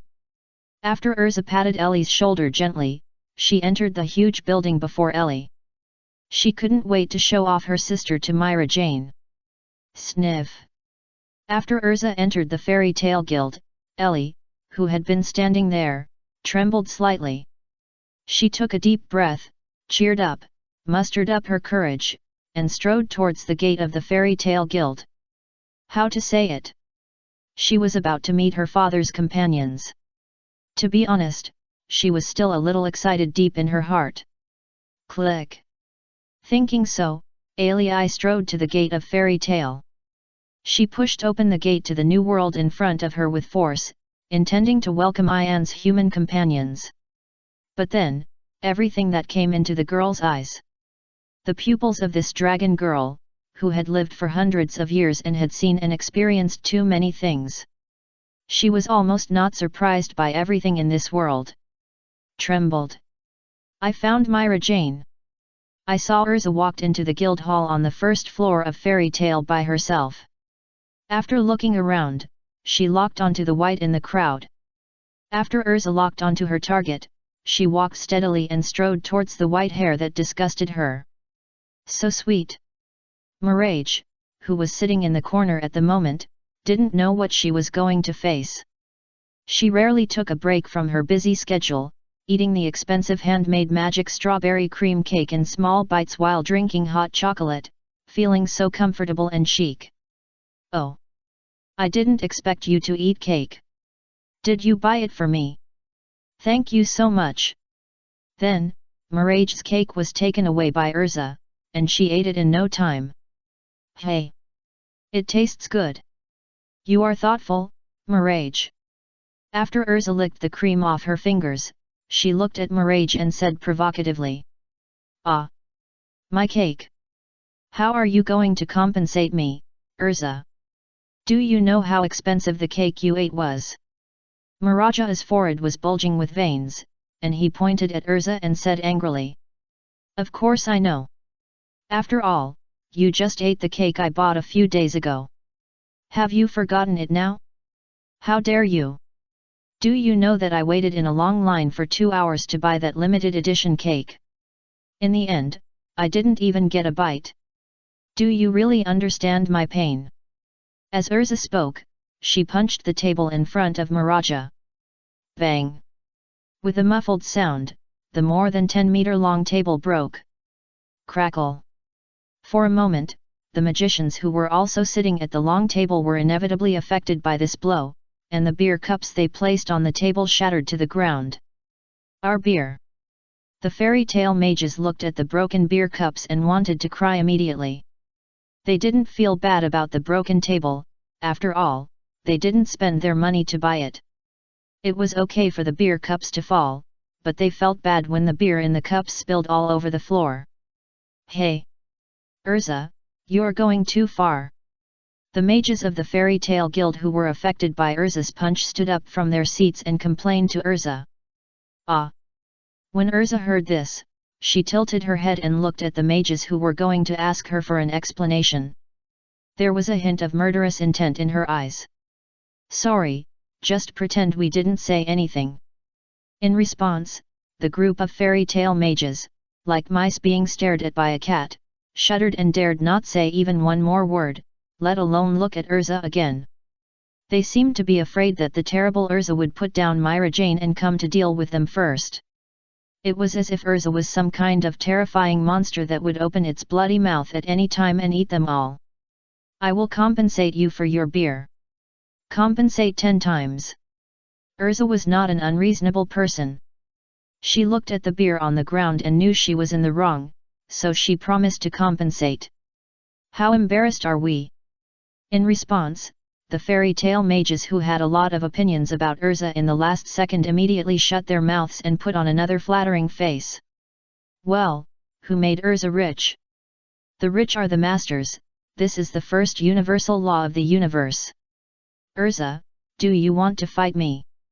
Just after Urza dealt with the conflict between her and other magicians in the guild, Myra Jane, who had been silent all this time, finally exploded completely at this moment. She directly used the receiving magic to receive Delira's arm, and crumpled the cup of hot chocolate in her hand into a ball, and threw it viciously at Urza, roaring. Humph! Facing the cup thrown by Myra Jane, Urza drew out the knight's sword at her waist, cut it in half, and flew it out. After doing all this, Urza said calmly, "Don't show off this little trick of throwing things in front of us, it's very boring.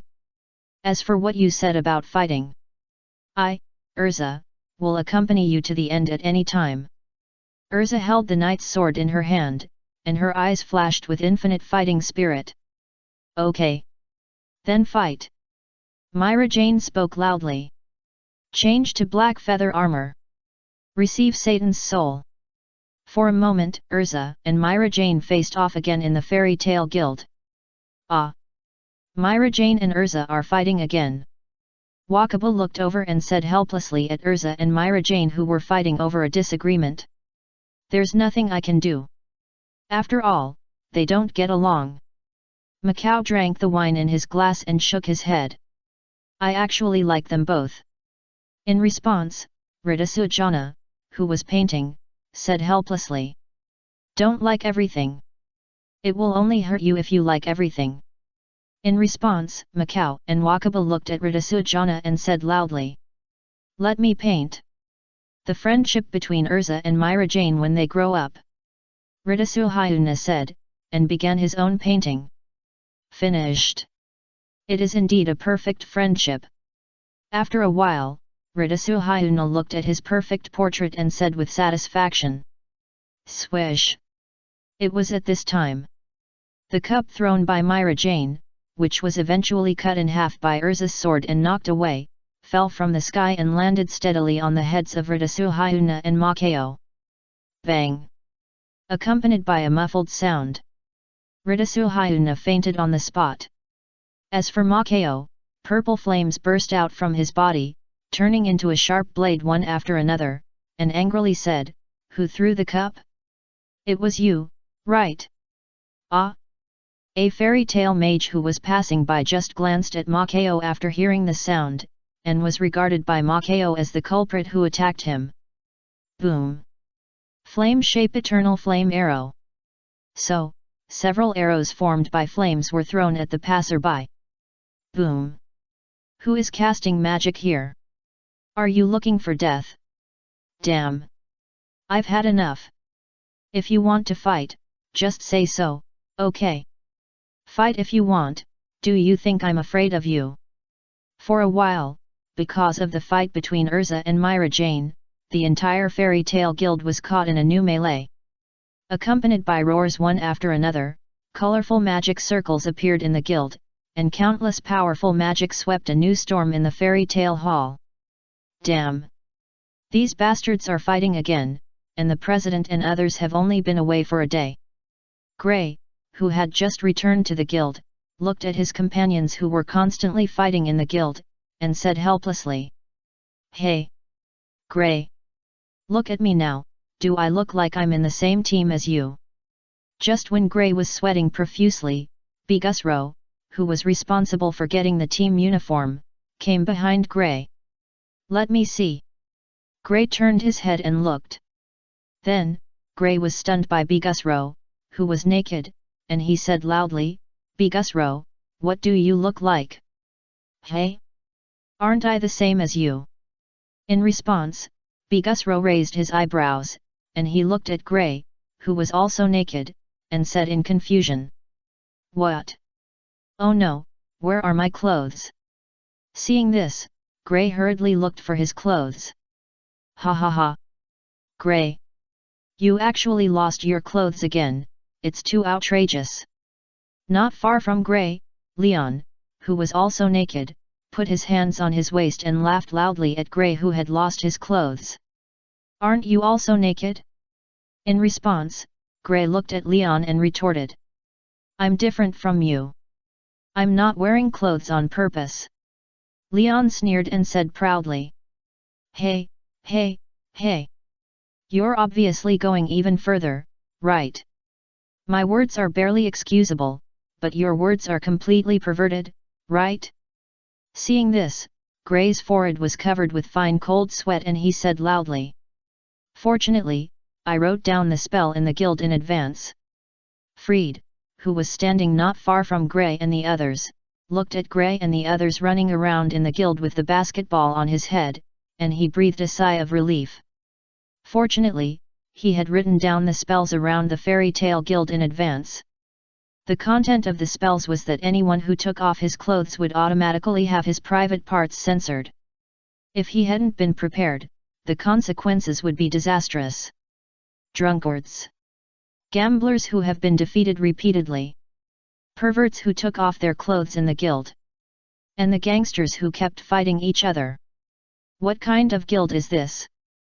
Am I really in the right place? Ale, who had been standing at the gate of the guild and taking in everything in front of her, turned a dead grey. After hesitating for a while, she left the fairy tale guild, stood outside the gate with the words printed on it, and took a deep breath. It must be that I opened the gate in the wrong way. Thinking so, Ali pushed open the door in front of her again. What came into her eyes was the fairy tale guild as always. It hasn't changed at all. Father, is this really your magician guild? Why is it like this?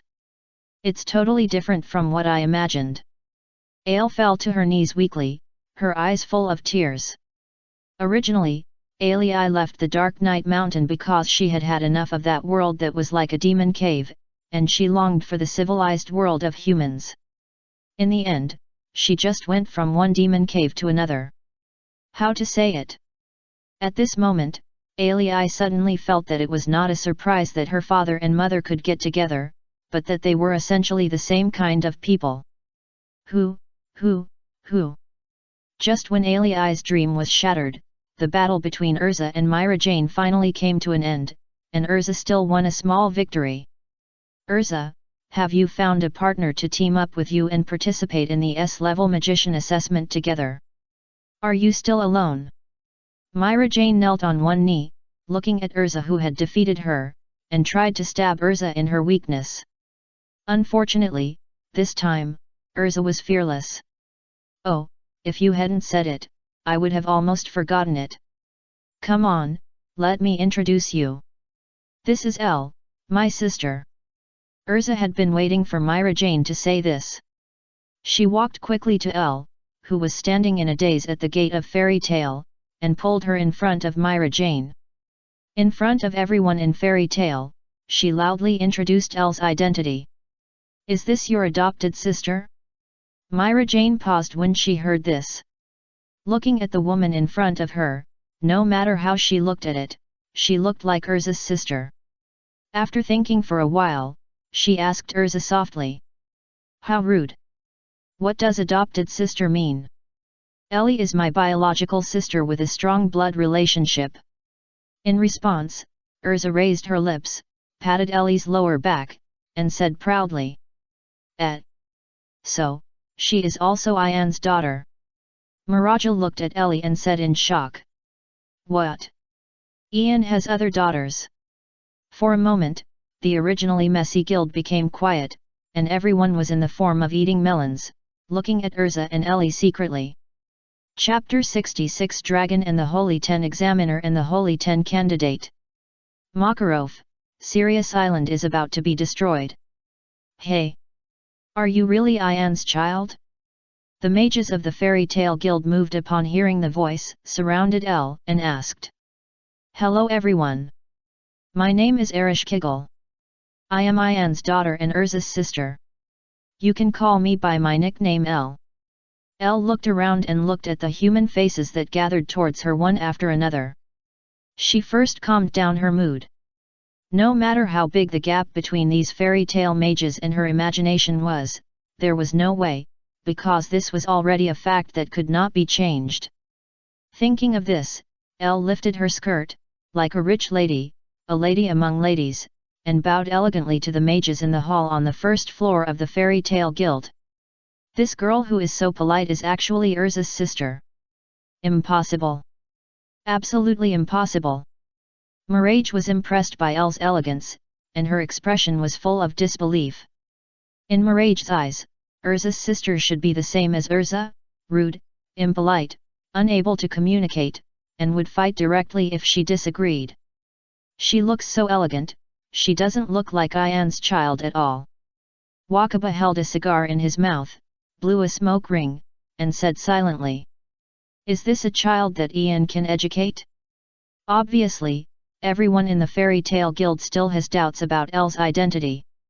As for what makes them confused, it's actually very simple. They don't believe that such an elegant child like Elle was educated by a rude person like Ian.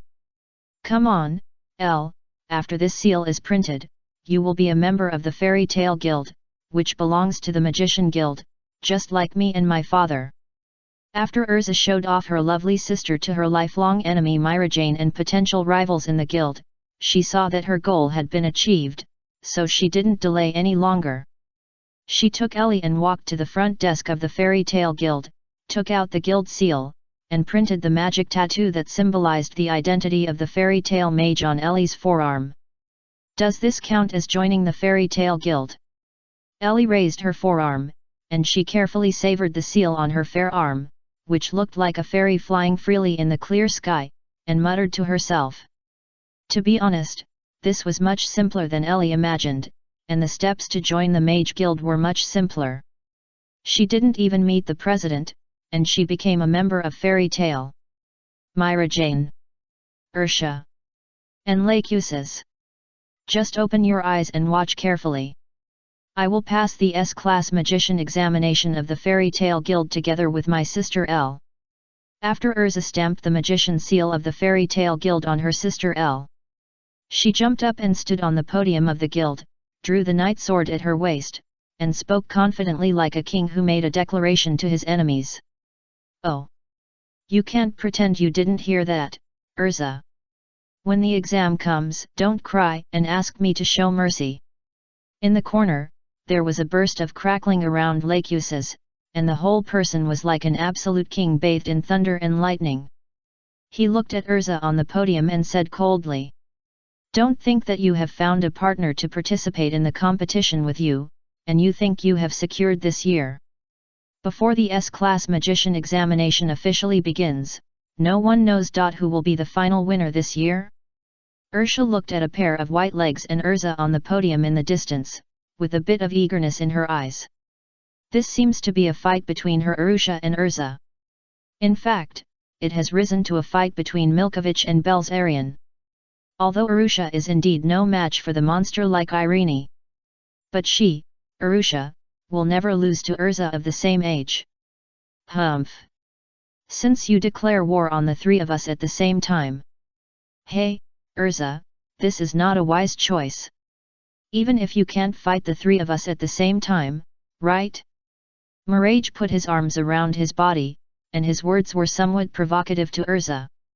But for some reason, everyone in Fairy Tale seemed to hear a trace of concern for Urza from Mirage's words. What did I say? Ridasu Jonah spread his hands at this time, saying that his feeling was not wrong, and the relationship between Mirage and Urza was definitely stronger than everyone present imagined. Then come on. Urza's eyes crossed with Lacuses, Altair, and Mirage, and finally announced loudly. The war has begun. What about me? Urza, what about me? Let me be your opponent too. I'm already burning. At this time, Natsu jumped out of the crowd and looked at Urza and said eagerly. Hey! Natsu, so you are in the guild?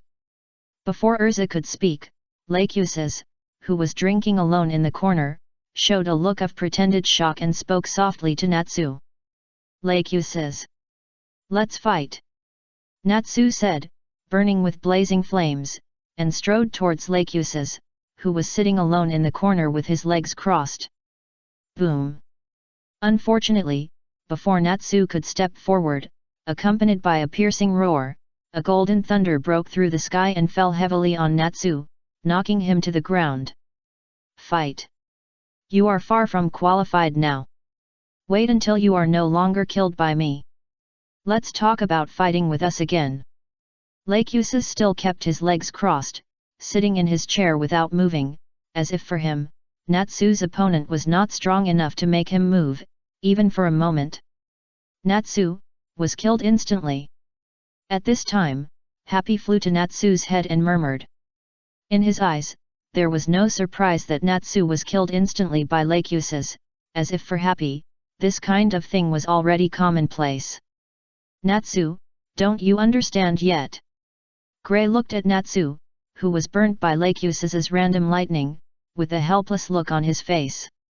He stretched out his hand and scratched the back of his head, as if he was talking to Natsu, and also as if he was talking to himself, and whispered, with our current strength, it is not enough to compete with Urza, Lacuses, Altair, and Myra Jane, the top seeds below S level. We still need to continue to get stronger. Gray, you have no right to laugh at Natsu, look at the clothes on you.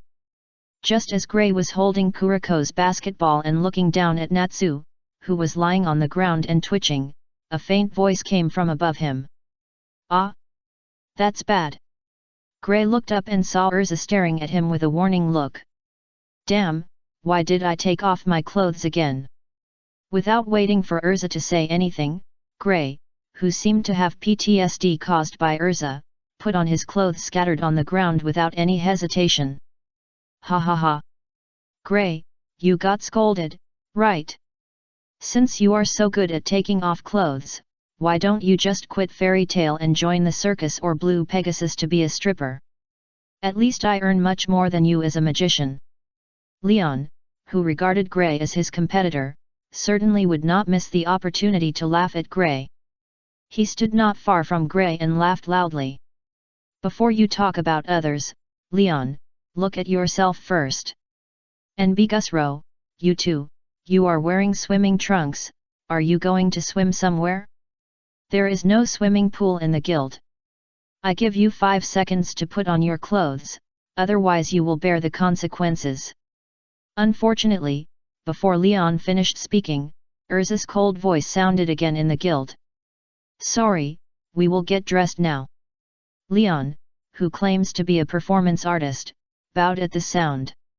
Well, the moment he heard Urza's voice, his body bowed subconsciously. Then, he immediately put on his scattered clothes. While putting on, Leon muttered, "It seems that I have to learn the magic of changing clothes." Ah! Next, Urza's eyes swept over the magicians of the Fairy Tale Guild below her. Not to mention pointing out their shortcomings, at least she couldn't just sit back and watch them go down the path of perversion and never return. Well, after the simple childishness, Urza resumed her Fairy Tale Discipline Committee. It seems that sister has a high status in the guild and is respected by everyone. The important thing is that Sister Urza cares about Fairy Tale very much. I can feel that Sister Urza has unintentionally revealed her deep feelings for Fairy Tale. Ellie stood beside Urza, looking at Urza with a frown, and murmured in her heart. What a group of guys who make people worry. As Urza said, she raised her head and looked at Ellie beside her. Sorry, Ellie. I'm sorry to make you laugh. Although their behavior is hard to judge. But they are all good people. So don't look at them with strange eyes. After a slight hesitation, Urza explained seriously. Sister Urza, you like the Fairy Tale Guild very much, right? Ellie looked at Urza and asked with a smile. I like this place the most. After Urza hesitated for a moment, she smiled and spoke seriously from the bottom of her heart. For a moment, Elle suddenly understood something, and she seemed to have figured it out. Why did her father and sister join this seemingly bizarre mage guild? Is it because the guild members here, despite their different personalities, hobbies, and frequent quarrels, have the same heart? Fairy Tale, incredible. Elle looked at the Fairy Tale seal on her forearm again, and this time her emotions were completely different from before. Next. Time flies, and a week has passed in a blink of an eye. In X778, the S-level mage assessment of the Mage Guild Fairy Tale officially began. Magnolia Town, Pier. A sailing ship with the seal of Fairy Tale quietly stayed here. Under the sailing ship, Makarov, wearing the coat of the 10 Holy Magisters, had a serious face. In front of him were the S-class Magister candidates of the Fairy Tale Guild who came after hearing the news. So, we are not going to take a boat to go there. Natsu, who was taking the S-class Magister assessment for the first time, looked at the huge sailing ship in front of him, and his pupils trembled slightly. He suddenly felt a little bit of the emotion of dying before he could accomplish his mission. Isn't this natural? Lakusis glanced at Natsu and spoke coldly. Fortunately, he had taken antiemetics in advance, and he would find a place on the boat to rest his eyes and mind, and he must not let others see that he was also seasick. In fact, because Urza had used transportation magic to kill Lakusis in seconds, Lakusis's seasickness was not a secret in the eyes of Myra Jane, Altair, and others. Those whose names are read will board the ship immediately. Group 1, Lakusis and Freed. Group 2, Myra Jane and Elfman. Group 3, Arusha and Lucky. Group 4, Natsu and Happy. Group 5, Gray and Bigusro. Group 6, Leon and Valian. Group 7, Kana and Lissana.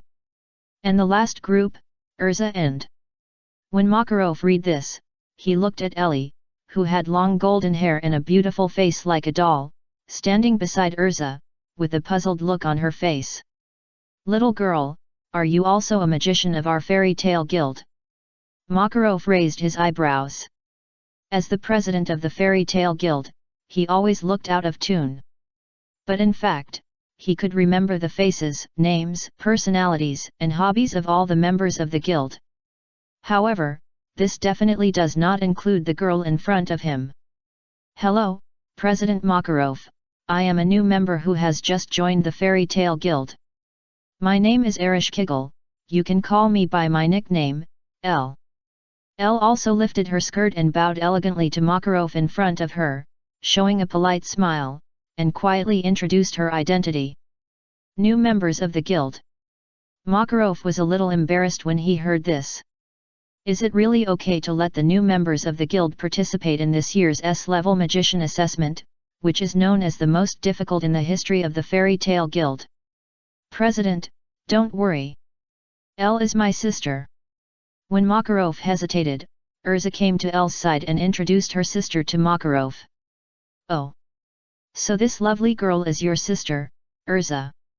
In that case, there's no problem." After listening to Urza's explanation, Makarov smiled. If the girl in front of him is Urza's sister, Ayan's daughter, then there's no problem.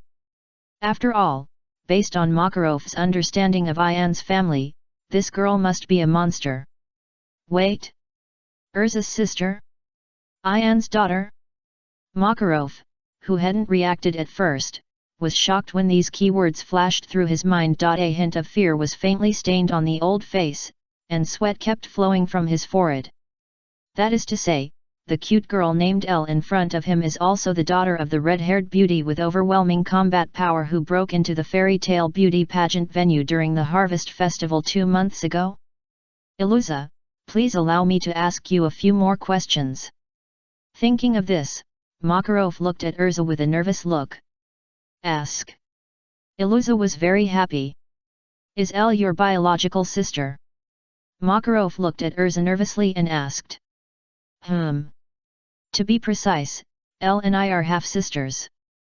Both Elle and I have the same father, Ian, but different mothers. My mother is the de facto ruler of the Albaraz Empire in the Western continent, the Scarlet Angel Irene Belzarian. And Elle's mother is the legend of the Northern continent, Kiltana, the master of the Alentia world, the moon dragon Selene. In other words, Elle is a dragon. After Urza organized her words, she told Makarov the truth about herself and Elle. Giant dragon. Ha ha ha. Makarov smiled bitterly. Originally, when Makarov heard Iluza and Elle were half-sisters, he was relieved. As long as Elle is not the child of that ordinary woman who is as terrifying as a god and as beautiful as a celestial being, it's fine. It turns out that Elle is even more powerful, she is the child of Ian and the moon dragon Selene. No, it's just that Makarov's expectations are too high. With Ian's personality, his women will definitely not be good people. Is their fairy tale guild a kindergarten for the strongest? If Makarov knew that Ziref's biological son was truly at the top of the human species, and that the Magic King August was also born in their fairy tale. Zerf's younger brother, who is known as the strongest demon in history, and the young flame demon End are also currently thriving in their guild. At that time, I don't know what kind of expression Makarov will have. It must be a big smile. I'm tired of it, let the world be destroyed. Whoever wants to be the president of fairy tale can be the president. Ian, how many children do you have, you bastard? Please, please, for my old age. Don't send your children to fairy tale anymore, I can't stand it. Makarov shouted loudly in his heart. By the way, in this year's fairy tale guild's S-class magician assessment, there is a dragon, 4 examiners at the level of the Holy 10 magicians, and a group of S-class magician candidates who are constantly advancing towards the level of the Holy 10. Will the Tenro Island, known as the Holy Land of Fairy Tale, really not be demolished by them? Mrs. Makarov was numb. He kept silent and let Urza and Elle board the fairy tale sailboat. When heading towards the holy land of fairy tale, Tenro Island, he couldn't help but worry in his heart. Someone come to save me. Old Ma thought about it and began to cry uncontrollably. First update, 5,000 words. End. Chapter 67 Alii, sorry, I don't need an hour to beat you all. With Natsu who challenges Ian. On the vast sea. The sailboat carrying a group of S-class candidates of the Fairy Tale Guild is sailing slowly. On the sailboat, Natsu was lying on the fence, like a half-dead corpse, with a livid face, constantly vomiting countless indescribable things into the beautiful and clear sea water in front of him. Natsu, cheer up. What did you say to me? We must not be underestimated by others. As Natsu's most intimate partner, the harpy flapped a pair of cute little wings, flew around him, and kept encouraging him. Love. Unfortunately, Natsu has completely become a harpy at this moment. Besides constantly saying love, he didn't even have the energy to say one more word. Hee. Natsu is ridiculous. He can't even overcome a mere vehicle.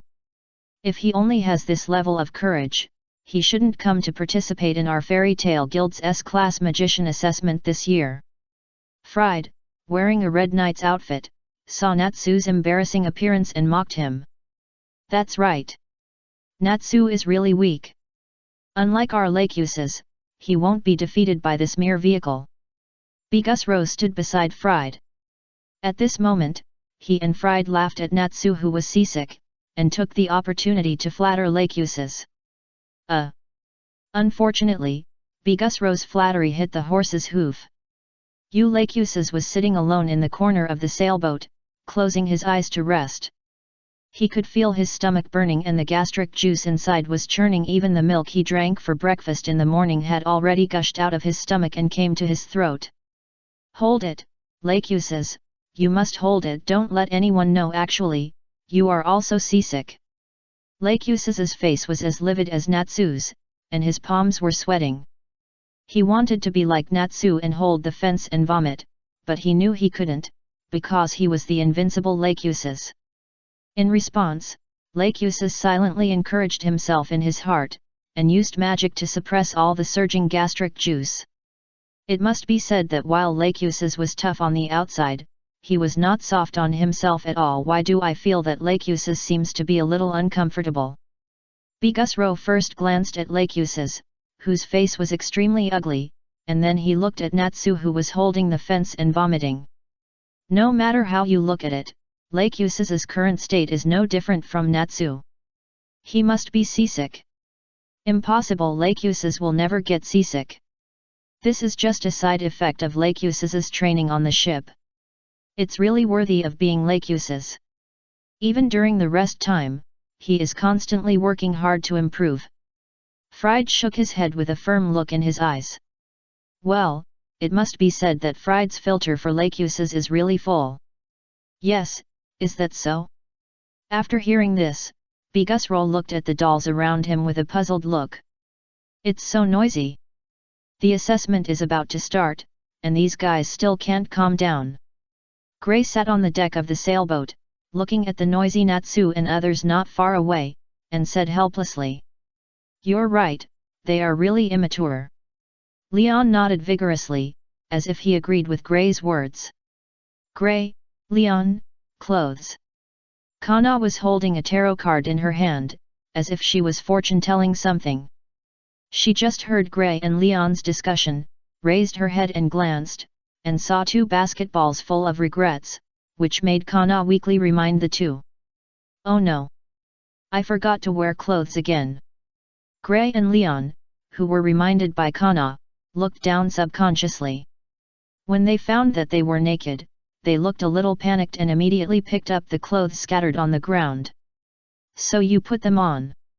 Kana looked at Gray and Leon who were motionless after picking up the clothes, and shouted loudly. Sorry.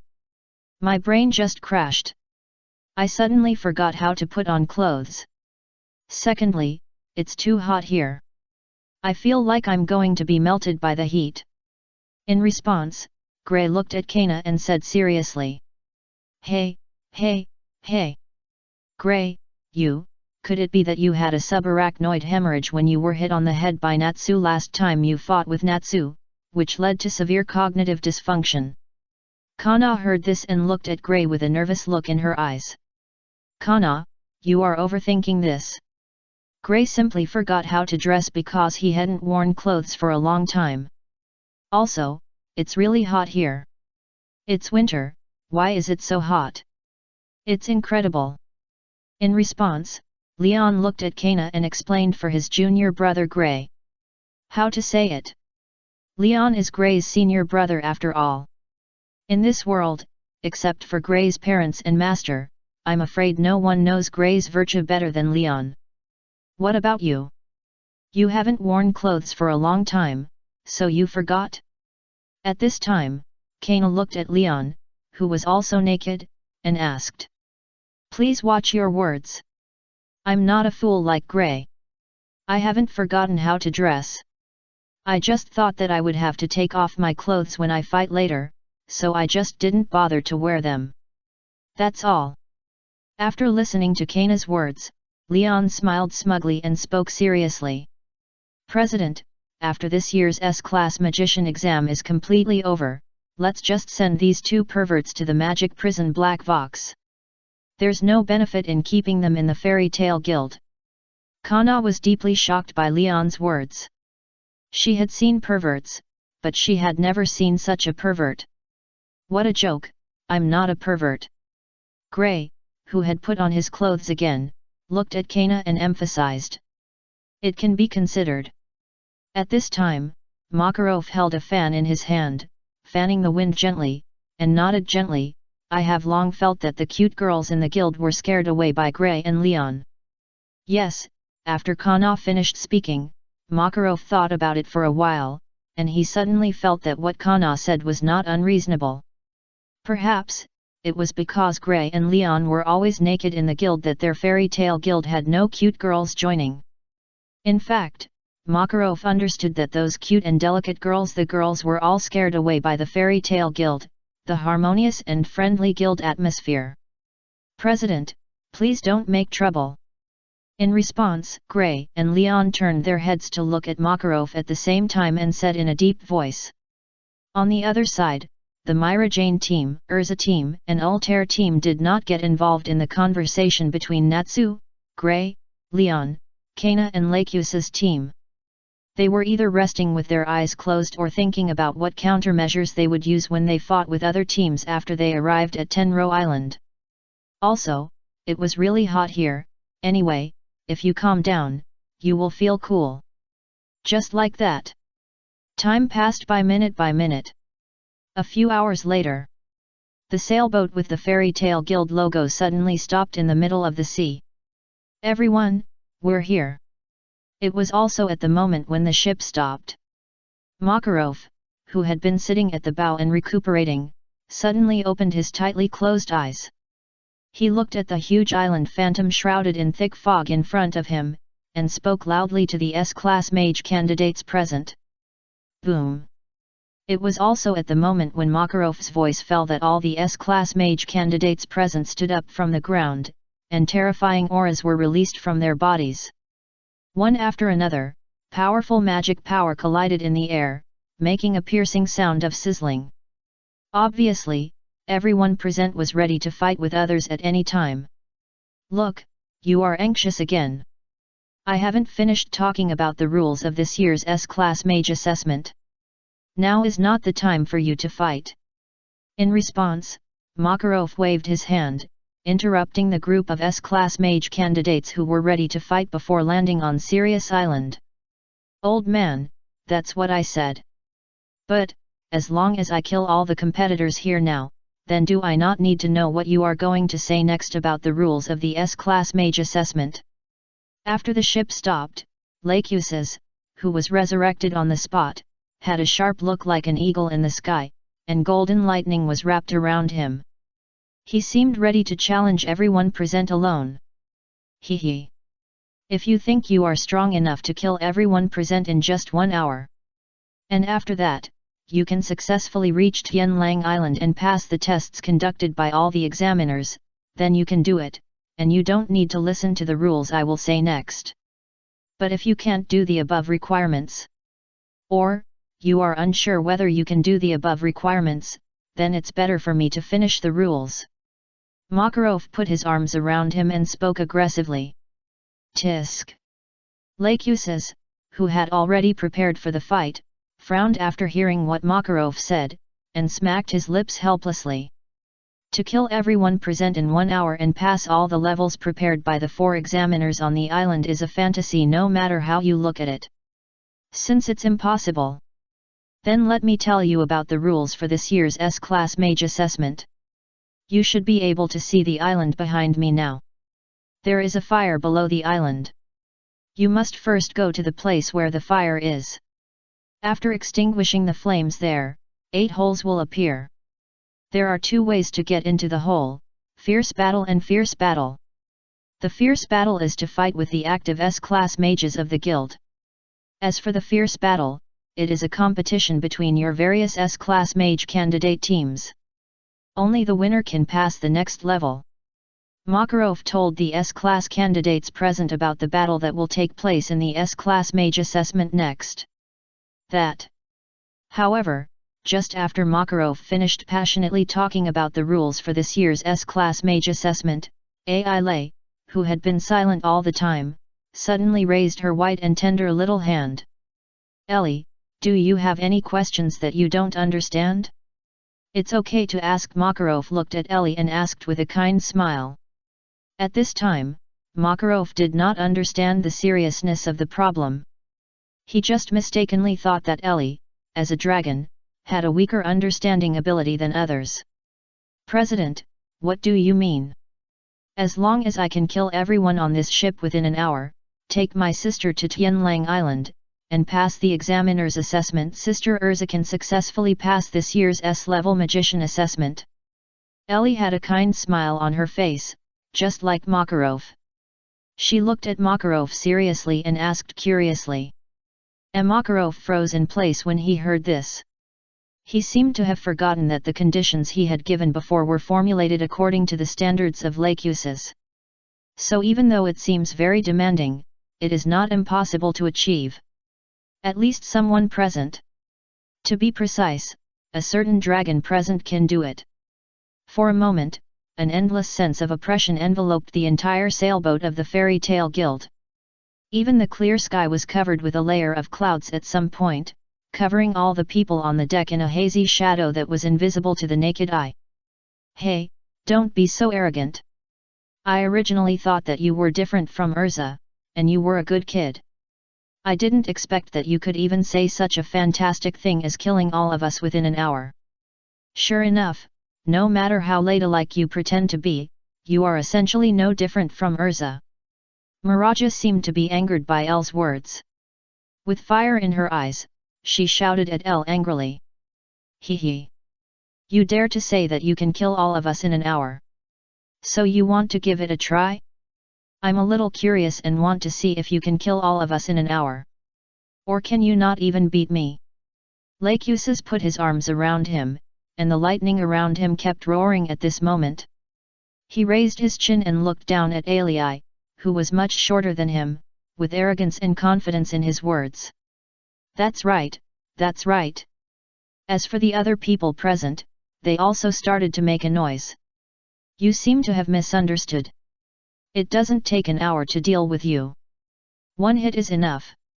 As Alii said, her golden eyes, shining like jewels, suddenly moved and turned into eyes like a beast, with a little cruelty. In just a moment, Lakusis and Natsu, both dragon slayers with superhuman senses, took a few steps back and leaned against the fence on the edge of the deck without realizing it. They looked at Ellie with no more contempt, but with a bit of disbelief. This kind of powerful strength that makes them feel the crisis and fear with just one look is definitely not something that ordinary people can have. The threat Ellie brought to them at this moment is absolutely unprecedented. Lakusis, what's wrong with you? Freed, who is not a dragon slayer and has no idea what happened, is still confused at this moment. He looked at Lachusis, who was constantly retreating and acting out of character, and asked in confusion. In response, Lachusis did not answer Fried's question immediately. Until now, his heart was still beating wildly and could not calm down for a long time. There's something wrong with this woman. Her strength is definitely not to be underestimated. It's even possible that she's better than Lachusis and Urza. At this moment, everyone present finally realized that Lachusis and Natsu were acting out of character.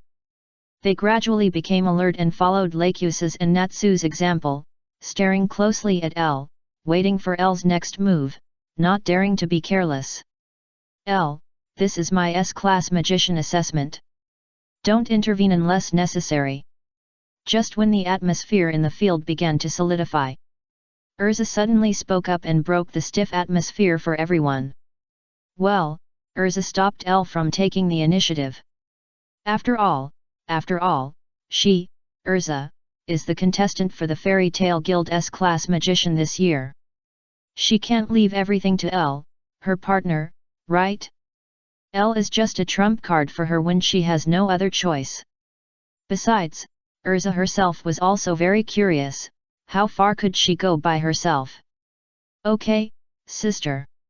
After hearing this, L silently put away her momentum. Then everyone, see you on the island. As Urza said this, she changed into the black feather armor, turned into a dark lightning, and flew towards Tenro Island first. Goodbye. L bowed slightly to everyone, and then took off into the air. She floated freely in the sky, chasing Urza's figure, and flew towards Tenro Island. That breath can't be wrong, it's a dragon. Happy, take me to catch up, I want to ask clearly. After a brief daze, Natsu finally recovered.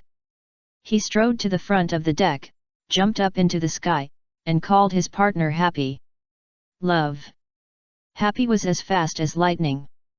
In the blink of an eye, he came behind Natsu, holding Natsu's shoulders tightly with both hands, turning into Natsu's wings, and flew Natsu to Tenro Island. Strange. Could it be because Happy is a living thing that Natsu won't faint? Behind Natsu, Lachusis looked at the scene in front of him, thinking. Lachusis. Fried looked at Lachusis nervously, fearing that something might happen to Lachusis. Suck. Lachusis took a deep breath. Since Natsu said so, then his previous guess was right. The girl who claimed to be Urza's sister and Ian's daughter was not a human but a dragon. That is to say, Ian and a dragon. This is incredible, really incredible. Damn, now is the S-level magician assessment period. This is not the time to think about these messy things. Wait. Lachusis shook his head when he thought of this, and he quickly said to Fried, there is no time to delay, we have to go there quickly, and we can't let Natsu and the others get there first. Okay. Dark Word's wings. Fried looked at Lachusis who was gradually cheering up, he breathed a sigh of relief, and used his Dark Word magic, which he was good at, to add a pair of wings behind the two. Swoosh! Accompanied by a roar. Fried and Lachusis also took off into the sky. Damn, Urza, wait for us.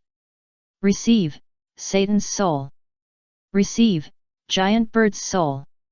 How could Myra Jane sit there and wait for death? After a short moment of daze, she immediately received the demon soul and turned into a demon with demon wings growing behind her, and flew over with her brother who received the giant bird soul and also grew wings. Sister Arusha, let's go quickly too. After that, Lisana also received the bird's soul. She grabbed Arusha's shoulders and flew towards the direction of Tianlang Island. Sorry, my dear junior brothers, I'll go first. Arusha waved to her two junior brothers, Gray and Leon, and let Lisana help her soar in the sky. Gray, hold my baby. At this time, Bigusro snapped his fingers lightly, and his wooden doll immediately flew in front of Gray, allowing Gray to play with it at will. Okay. Gray did not hesitate. He stretched out his hands and firmly grasped the handrails on both sides of the doll. After Gray grabbed it tightly, the doll immediately flew into the sky with Gray under Bigus Rose drive. Really, who else can't fly? After Bigus Rose stepped on the doll and flew into the sky with Gray, the two of them looked at Leon and Walian who were standing on the deck of the fairy tale and were at a loss, and laughed. What should we do? After everyone flew into the sky, Walian looked at Leon and asked. Hee. Let me show you my strength. Ice shape, ice dragon. Leon posed in the shape of ice and created a giant dragon with wings. Awesome! This thing actually has wings, it must be able to fly, right? Walian looked at the ice dragon in front of him and said excitedly. Of course Leon was proud of this, but then a hint of helplessness flashed across his face, and he said unwillingly, however, it can only fly by itself, and it can't carry people at present. Although it's a pity, I haven't developed the ice shape magic that can carry people into the sky yet. Then why did you make it? Walian was stunned when he heard it. We can ride it and swim over. Leon looked at Walian and said with a smile. 6. Walian didn't know what to say except the word 6. On the other side. When Natsu arrived at Tenro Island, Urza and Ellie were no longer on the island, but this didn't bother Natsu at all.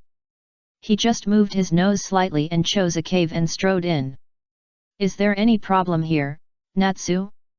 Happy followed Natsu and asked nervously. Don't worry, it's okay. Natsu was full of confidence when he heard this. He could smell that the breath here was very close to Urza's. Obviously, Urza should have entered the passage where the battle was going on. As long as he entered this passage, he would eventually meet Urza. At that time, he could ask Elle about the dragon. He wanted to know where his father Igneel went. Then, Urza, I know you are here. Come out quickly. When Natsu rushed into the deepest part of the cave and started the cave's combat style, with the gradually brightening light, the person who came into the eyes of Natsu and Happy was a handsome young man with short black hair and a brown coat. Yo! Natsu! I didn't expect you to find me. We are destined to meet. The young man stretched his stiff body, making a series of crunch sounds, and greeted Natsu who had come in front of him. Can we go home now? Happy looked at the man in front of him and smiled bitterly. He was ready to go home. After all, the examiner of this cave was Ian. Chapter 68 The Faint Collapse of Tenro Island and the Awakened First President Mavis. Natsu, go home. The battle is completely over. But, Natsu, don't lose heart, you are still young. After Habib found out that the examiner of this passage was Ian, he seemed to awaken the ability to predict the future like Xiaolulu, and saw Natsu's desperate future. So, Habib packed all his luggage obediently and advised Natsu, if we fail the exam this year, we can continue to participate in the S-level magician exam held by the guild next year. As long as we don't meet Ian or Gildarts next year, we still have hope. Yes, Natsu. Just as Habib said, go home quickly. Ian put his arms around him, as if he looked at Natsu absent-mindedly and said. Hey, Happy. You said I should go home before the fight. Stop joking here. How can I give up like this? No need for next year, I will show you this year. As Natsu spoke, he did warm-up exercises. He gently moved his neck, wrists, and ankles, making crisp sounds of crackling, and looked at Ian in front of him with burning eyes, his heart full of eagerness to try. If he gave up without a challenge, he would never be willing. If he didn't challenge, he would never know how big the gap was between him and Ian and others. Since he came, he had to live up to his restless heart. It's burning. As Natsu spoke, blazing flames appeared around his body. The blazing flames made Natsu look like a fireman. I'm going to attack. Ian, you'd better be careful when facing my fist. Then, Natsu reminded Ian to be careful of his fist. He then used his feet to jump up from the ground, rushed to Ian in midair with the downward inertia, and punched Ian in the face, shouting, "Take my move, the Iron Fist of the Fire Dragon." Iron Fist? Why didn't I see it? Such a soft fist, it's better to call it a small bean bun instead of an iron fist. When Natsu's fist was close at hand and Ian felt the heat wave, he raised a finger and pointed at Natsu. Boom! Just with Ian's light, seemingly effortless finger, a huge amount of gravity pressed horizontally on Natsu's body, clearing the air around Natsu, blocking oxygen and extinguishing the flames around Natsu. After Natsu found that he couldn't use fire magic no matter how he mobilized his magic power, his pupils were full of fear. He opened his mouth as if he wanted to say something, but found that he was in a vacuum and couldn't speak at all. The flame disappeared. In the end, it was still the Happy who was Natsu's mouth, looking at everything in front of him at a loss, and said in confusion. Yes, the flame disappeared because it was a vacuum. Ian explained, and then he used his finger as a palm and slapped Natsu's chest. Swoosh! Natsu, who was originally fixed in front of Ian using gravity magic and unable to move, felt a pain in his chest and his eyes were stuffy. By the time he reacted, his body had already cut through the air like a cannonball, forming a straight line, smashing through the wall behind him, and returned to the hole from which he came. Natsu out! At the moment when Natsu was ejected from the hole by Ian, a voice resounded throughout the island, announcing Natsu's failure. Ah! I accidentally used too much force. Happy, go check on Natsu's safety, right? After Ian blasted Natsu away, he did not forget to remind Happy in the cave. Love. Happy nodded gently, spread his little wings, and slowly flew out of the cave. Outside the passage. How could I fail like this? Let me take the test again, just once. Natsu was in a state of extreme embarrassment at the moment. However, the gravity wall that Ian had applied to clear the air around him saved his life at a critical moment, so he did not suffer much damage except for looking embarrassed. When Natsu heard the voice of his elimination resounding throughout the island, he roared and stood up from the soft beach where he was lying, shook off the sand on the surface casually, and rushed towards Ian's hole again. Bang! However, when Natsu really reached Ian's passage, he had not yet entered it. There was only a loud noise. Natsu fiercely hit the wall of the technique set by Makarov outside each hole. Damn it, let me in. I'm so angry, I can still fight. At this moment, Natsu was like a cat with bared fangs and claws, constantly scratching the translucent wall of the spell that could not be clearly seen by the naked eye, and roaring. This spell wall is written to deal with people like you. Not far from Natsu, Makarov came leisurely, fanning the feather fan in his hand and talking with a smile. President, I can still fight. Hurry up and let me in. Hearing the voice, Natsu turned his head to look at Makarov who came late. He seemed to see his savior, and hurriedly begged Makarov loudly to let him enter the passage where Ian was. Can still fight? What can you use to fight? If it weren't for Ian letting you go, the previous blow would be enough to smash you to pieces. Makarov looked at Natsu and warned in a deep voice. No. I still have my secret skills to use. Natsu shook his head, looking stubborn. You kid. Makarov was somewhat helpless. Just when he was about to dissuade him further, he seemed to feel something. He frowned slightly and said in a deep voice, Natsu, feel the changes in the atmosphere. Not everyone is as gentle and kind as Ian. Hearing this, Natsu immediately closed his eyes as Makarov said, and felt the restless magic in the air. Atmosphere. Earth. Ocean. Sky. All of them are restless at this moment.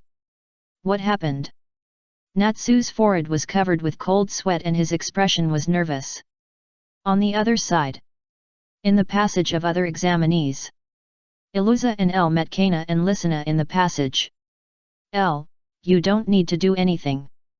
It's enough to leave it to me alone. As Urza said, she drew the knight's sword at her waist and walked towards Kana and Lisana alone. It's really the worst result. Kana frowned as she looked at Urza, who was emitting a strong magical aura, and the unfathomable Ellie standing not far from Urza. Originally, Kana and Lisana cooperated with Ursha and Lucky first. Lisana, who could receive the souls of animals and birds, transformed into a big bird and took Ursha to Tenro Island. She used the anti-gravity magic card prepared in advance to fly Lucky over. The conditions for cooperation are if Kana and Lisana encounter the Ursha and Lucky team in the cave, then Ursha will let them go appropriately. If they all pass the first level successfully, then they will cooperate first, eliminate all the members of the other teams, and then compete internally. Unfortunately, the original cooperation is no longer useful. Kana met the woman of the fairy tale guild who is least likely to let them go. Lisana, be careful. Kana glanced at Lisana, who was trembling with nervousness, and reminded her. Okay, Lisana nodded gently. Facing Urza, who could rival her sister Myra Jane and even had the upper hand in the fight, Lisana was really clueless in her heart. At the moment of facing Urza, Lisana felt a little scared. In this world, there was probably no one who knew the strength of Sister Myra Jane better than her, and Sister Urza was even better. To be honest, her legs were starting to weaken at this moment, and she was relying on faith to hold on. Boom! Just when Lisana turned her head and gave Kana a look of reassurance, Urza, who had drawn her knight's sword, had already cut through the air and came to Lisana's side like a crimson ghost. Receive animal soul. Lisana's face suddenly changed. She activated the receiving magic without any hesitation. Too late. Unfortunately, Urza didn't plan to give Lisana a chance to breathe. She kicked Lisana in the abdomen, kicked the delicate Lisana out, and smashed her against the wall of a nearby cave, and she fainted immediately. In fact, Urza stopped this attack. She only used the strength of her body. Not to mention the magic of changing clothes or adding magic, she didn't even mobilize the most basic magic power. Lisana. Kana looked at Lisana, who was kicked away by Urza and fainted. She was obviously panicked. Subconsciously, she took out all the cards in her pocket. As a result, because she was too nervous, her hands shook and the cards immediately scattered all over the floor. Kana, you're too nervous. You're obviously very capable. You need to hone your mentality more. Just when Kana leaned over to pick up the scattered cards, Urza's night sword was already on her neck. I lost. Kana felt the biting cold on her neck. She fell to the ground with a thump, tears streaming down her face. This year, she seemed to have lost the S-Class Magician assessment of the Fairy Tale Guild.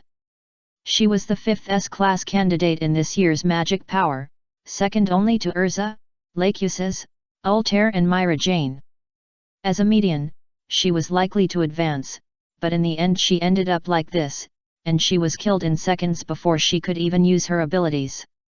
Kana, don't cry, don't cry. Good girl. It's okay.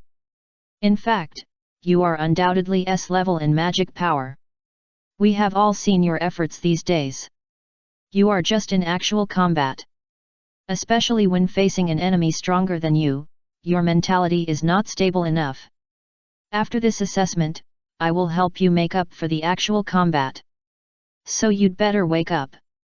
Urza looked at Kana, who was kneeling and crying. Her expression softened. She silently put the night sword back into the scabbard, and knelt on one knee in front of Kana. Just like her mother Irene, who comforted her at the beginning, she hugged Kana to her chest, silently stroked the back of Kana's head, and spoke gently. With you. Iluza, why are you always so gentle? It makes me feel a little embarrassed. I can't be sad anymore. Also, it's so hard. Kana's emotions gradually stabilized under Urza's comfort. Leaning on Urza's chest, he silently complained about Urza's extremely hard breastplate. Woo. Sister Urza, you kicked me so hard just now, I want a hug too. At this time, Lisana, who had woken up, also hugged Urza. Hey, Hey! She is the one who was beaten unilaterally, right? She is the one who needs comfort the most, right? For a while, the atmosphere in this passage was infinitely good. But other passages were not so lucky. Who? Gildarts' strength is unfathomable. I'm sorry, Lachuses, I'm afraid I have to stop here. It's up to you next. In the passage where Lachuses was heading, Fried lay on the ground before he finished speaking, and fainted completely. Lachuses was left alone, facing the orange-haired uncle with extremely abnormal strength in front of him. Hey! Uncle, where are you from? Lachuses panted. After a year of training with Ian, he thought that he had reached the threshold of Holy 10 in terms of heart, skills, body, and the most basic magic power. He only needed to encounter some opportunities to break through this threshold and reach the ranks of the top powerhouses in the Ishgar continent. However, he, who had reached the quasi-Holy 10 level, joined forces with Fried, the magician who mastered the so-called absolute rules. As long as he successfully wrote them down, everyone had to abide by his rules. Even though he tried his best, he couldn't make Gildarts in front of him move even one step in the cave. In other words, Gildarts defeated Lachuses and Friedart without moving a muscle. Hey, Lachuses has fought to this extent, do you still want to continue? Gildarts, wearing a cloak, his feet rooted in the ground like pine trees, looked at the embarrassed Lachuses and asked. Aren't you talking nonsense, uncle? Lachuses hammered the ground hard, and his body burst into thunder again. He staggered to his feet and said coldly. Lachuses, in fact, with your current strength, you can be a S-level magician of the guild. In other words, it is not impossible for me to let you go directly now. Gildarts saw that Lachuses did not attack, so he talked to himself. What a joke! If I don't defeat you here, how can I move forward? Lachuses was determined. In his opinion, if he didn't defeat Gildarts here and continued to move forward, then this victory would be meaningless. Is that so? I thought you would think so. But Lachuses, you must remember that there are always people better than you in this world. If you rush into any enemy without thinking, you will definitely die in a certain mission. When Gildarts said this, he suddenly recalled the fear from the bottom of his heart when he faced Irene and Selene. If he had not accepted Ian's persuasion earlier and completed the 100 Years mission on his own, he would have been buried in a foreign land like countless warriors who failed in the challenge of the 100 Years mission in the past 100 years. Thinking of this, Gildarts decided to teach Lachuses one thing: what is fear? Since you insist on challenging me, Lachuses, I'll let you feel the difference in strength for yourself. Gildarts said, his brows knitted tightly together. The terrifying magic power roared out of his body like a raging sea, like a pillar of heaven, breaking through the cave above his head, rushing towards the bright and clear sky, and slowly spreading in all directions. The aftermath of the magic power instantly covered the entire Tianlang Island. Boom boom! Suddenly, the whole island shook with the roar. So scary! At this time, Natsu, who was rejected by Ian, half knelt on the ground, feeling the trembling of Tianlang Island and the roaring magic power like the ocean, and opened his mouth in astonishment. Now, do you still want to go in and challenge Ian? Makarov asked Natsu, who seemed to be shocked and stunned by the magic power. Are the other passages so intense? Kana and Lisana, who were originally defeated, suddenly felt fortunate that they only met Urza and not someone else after feeling the magic power that was rushing towards them and frightened the atmosphere. Other people across the passage were so shocked and panicked, not to mention Lachuses who was facing Gildarts directly. This is when Lachuses faced Gildarts who was going all out. He finally understood the so-called strength gap.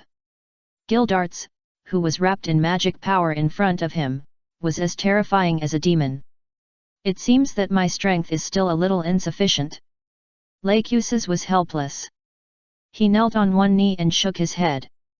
No, you passed. Gildarts looked at Lachuses who gave up and finally smiled. For a professional magician, what is the most important thing for a mentor? Honor? Status? Rights?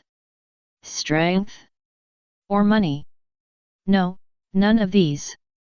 For these magicians who dance on the edge of a knife, the most important thing is always only one, that is life. Everyone has only one life, and no one can do anything recklessly. On the other side, it seems that we have to be a little more serious. In the passage of Vlad Sinkin and Uru Merkovich, the two of them became serious at the same time when they felt the magic released by Gildarts. For a while, two more shocking magic powers rushed into the sky. The magic of Uru, Vlad, and Gildarts was wrapped together, causing the entire Tianlang Island to tilt at this moment. By the way, Vlad met Arusha and Lucky Oliata. Uru met Myra Jane and Elfman. Yes, Gray and Bigusro, as well as Leon and Valian's teams, met in the battle passage. Although the combined strength of their two teams was definitely at the bottom of all the teams participating in the S-level magician assessment. But at this moment, no matter what, one of their two teams has already secured a place in the second round. Well, the S-level magician assessment of the Fairy Tale Guild is like this, full of unknowns, just like everyone's life. It has never been that if you are strong, you will definitely be able to break through the siege. According to Makarov's words, luck is also part of strength. Boom! When Tianlang Island began to tilt under the magic of everyone. On the island, birds and beasts scattered, and frightened birds flew out of the woods and soared into the sky. Next to the giant tree of Tianlang Island, a monster with a body length of several dozen meters and a strength close to S-level, originally captured by Makarov as the second-level boss of this year's S-level magician assessment, is now spinning in panic, obviously completely lost, and doesn't know where to run. Because in its eyes, all around him are extremely dangerous. Ah! Are you going to demolish Tianlang Island? Asshole, stop it now. Senior Vlad, why are you fooling around with these kids? Mrs. Makarov is completely numb. You know, this Tianlang Island is not an ordinary island. It is not only the holy land of the Fairy Tale Guild, but also the grave of the first President Mavis.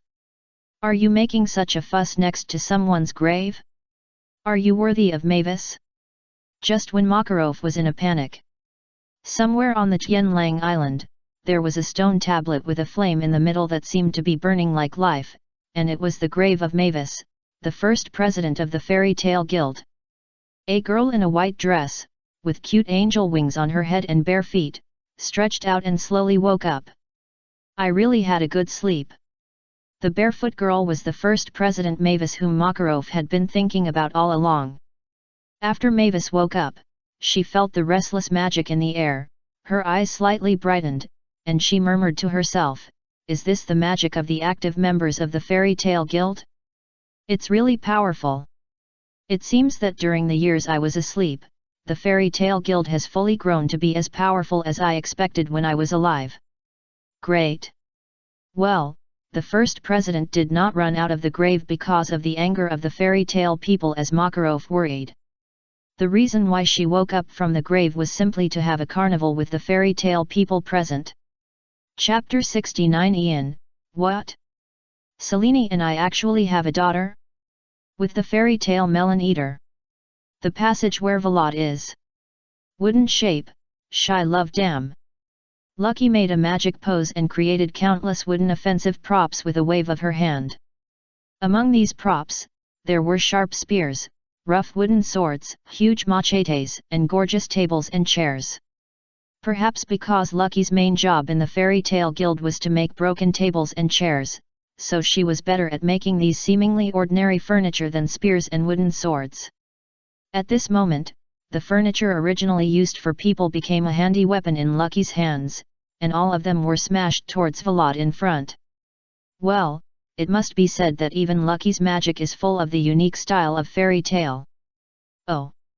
Wood-attributed magic is really rare. After several decades, I met a magician with the same attribute as me again in the Fairy Tale Guild. Maybe this is also a kind of fate.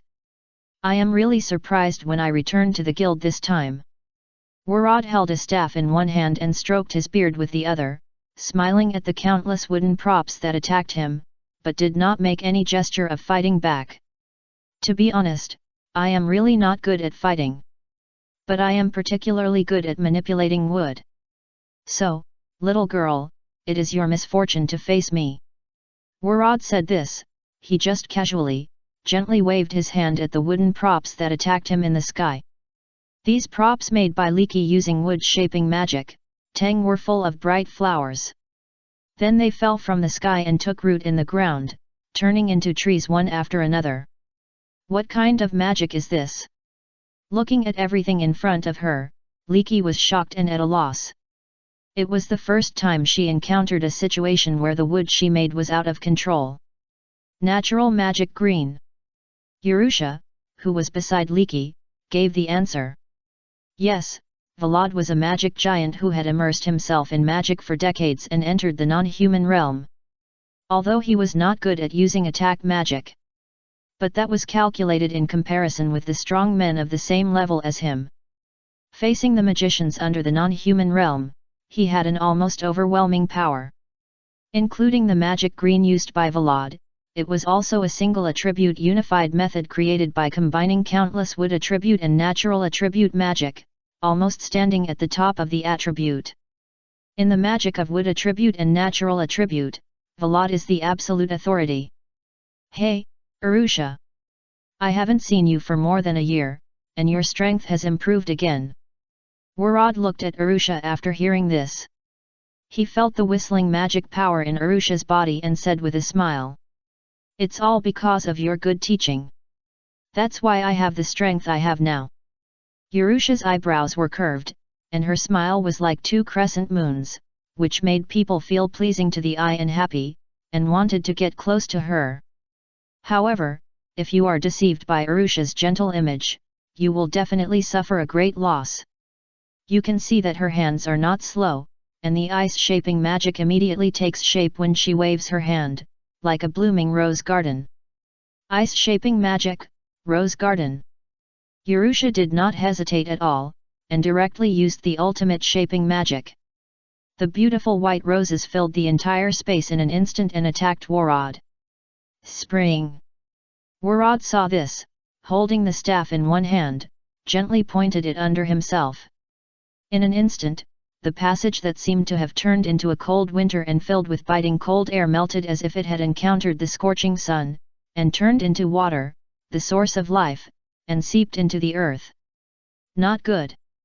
Urusha saw this, she seemed to think of something, a flash of panic flashed in her eyes, subconsciously flew into the air, and looked at Leaky beside her, reminding, Leaky, get out of the way quickly, don't get close to the ground.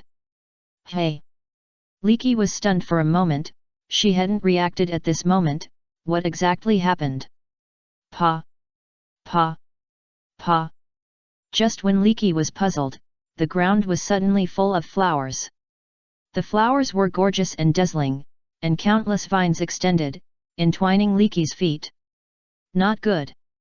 When Leaky reacted and planned to leave, the vines of the flowers had already spread all over Leaky's body, holding her in place, and blooming all over her body. The wind outside the cave blew at this time, blowing the cave full of flower fragrance, refreshing. Tia girl, you are the only one missing.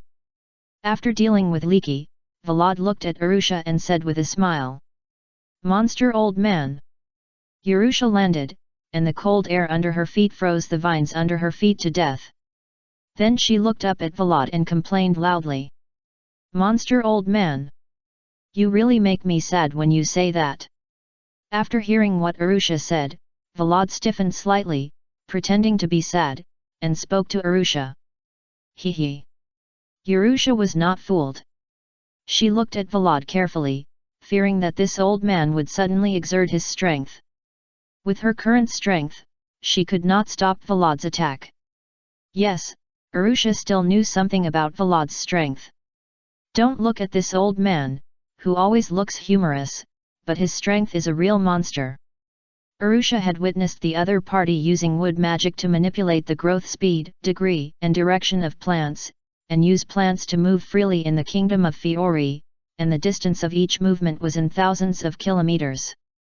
If this level is not enough to be called a monster, then there are probably no monsters in this world. At the same time, in the passage where you is. Sister, I'm sorry. You is too powerful. Elfman said, and turned into a hideous ice sculpture, standing in front of Myra Jane, unable to move at all. Damn! Myra Jane knelt on one knee, sweat dripping down her forehead. Since joining the Fairy Tale Guild, this is the first time Myra Jane has been so powerless. She could only watch her brother Elfman being turned into an ice sculpture by Uru, but she didn't even have the strength to resist. Is this the gap between the 10 holy magisters and us? It's so huge. Myra Jane muttered, she was extremely unwilling in her heart. Mirage, give up. You are not good enough to pass the guild's S-class magician assessment. Uru put one hand on her waist. From the beginning of the battle to now, she has not used even 1/10 of her strength. If Mirage is only this level, then I'm sorry, she will never let Mirage pass. It seems that I still have to use that. Originally I was going to leave it for Urza. Miraja sighed helplessly when she said this. The current situation was so serious that she had to use her best trick. But then again, if she could easily pass the level of the Holy 10 level Uru without using her best trick, that would be strange, right? Miraja thought so and mobilized all her magic power. In an instant, a huge magic circle appeared above her body. The purple magic circle exuded a strong sense of oppression and terrifying power, which made Uru squint his eyes. This power gives me a familiar feeling. Could it be? Uru felt the magic power pouring out of Miraja, and she seemed to have guessed something. Yes. This power comes from Deliura. Receive Deliura's soul. Mirage said loudly, and received Deliura's soul. The difference from the partial reception before is that Mirage can now completely receive Deliura's soul. When the smoke and dust cleared, Mirage, whose blue body was covered with thick scales, had obvious Deliura features and a bit of weird beauty, immediately appeared in front of Uru. Mirage, you have grown up. Uru looked at Mirage in front of him and smiled. Thinking back to the time when she first met Mirage in the village. Mirage's 3 siblings were wrongly rejected by the villagers because they could not control the reception magic, causing their arms to become demonic. Now, in just 1 year, the little girl who pretended to be strong has become a real strong person who can stand on her own. Although, at this moment, Myra Jane only forcibly received Deliura's soul, and failed to exert all of Deliura's power. Thank you for the compliment. Myra Jane moved his body and made a crisp sound. Then, Myra Jane leaned down, turned into a meteor, rushed straight to Uru, and shouted, "Be careful! In this state, I am so powerful that even I am afraid of myself." Hee hee. Facing Mirajana's punch, Uru immediately put his arm in front of him to block it. Boom! Accompanied by a huge roar, a terrifying airwave broke out between Myra Jane and Uru. Even Uru, who was as strong as Uru, was beaten back several steps by Myra Jane before stopping. Success! Mirajana's eyes lit up, and Uru finally moved his position in the battle. Well, although it's a pity. But I have to admit that when Uru fought with her, he didn't even move his body. He just stood there and beat her who had received the soul of Satan and turned into a demon. She was so bruised and battered that she was forced to withdraw from the full receiving form in the end, and killed her brother Elfman in seconds. And now, she successfully forced Uru to retreat. Although Uru didn't retreat much, it was still a success. You did a good job. Uru felt his slightly sore arm, and a smile appeared on his delicate face. She was happy for Mirajana's progress from the bottom of her heart.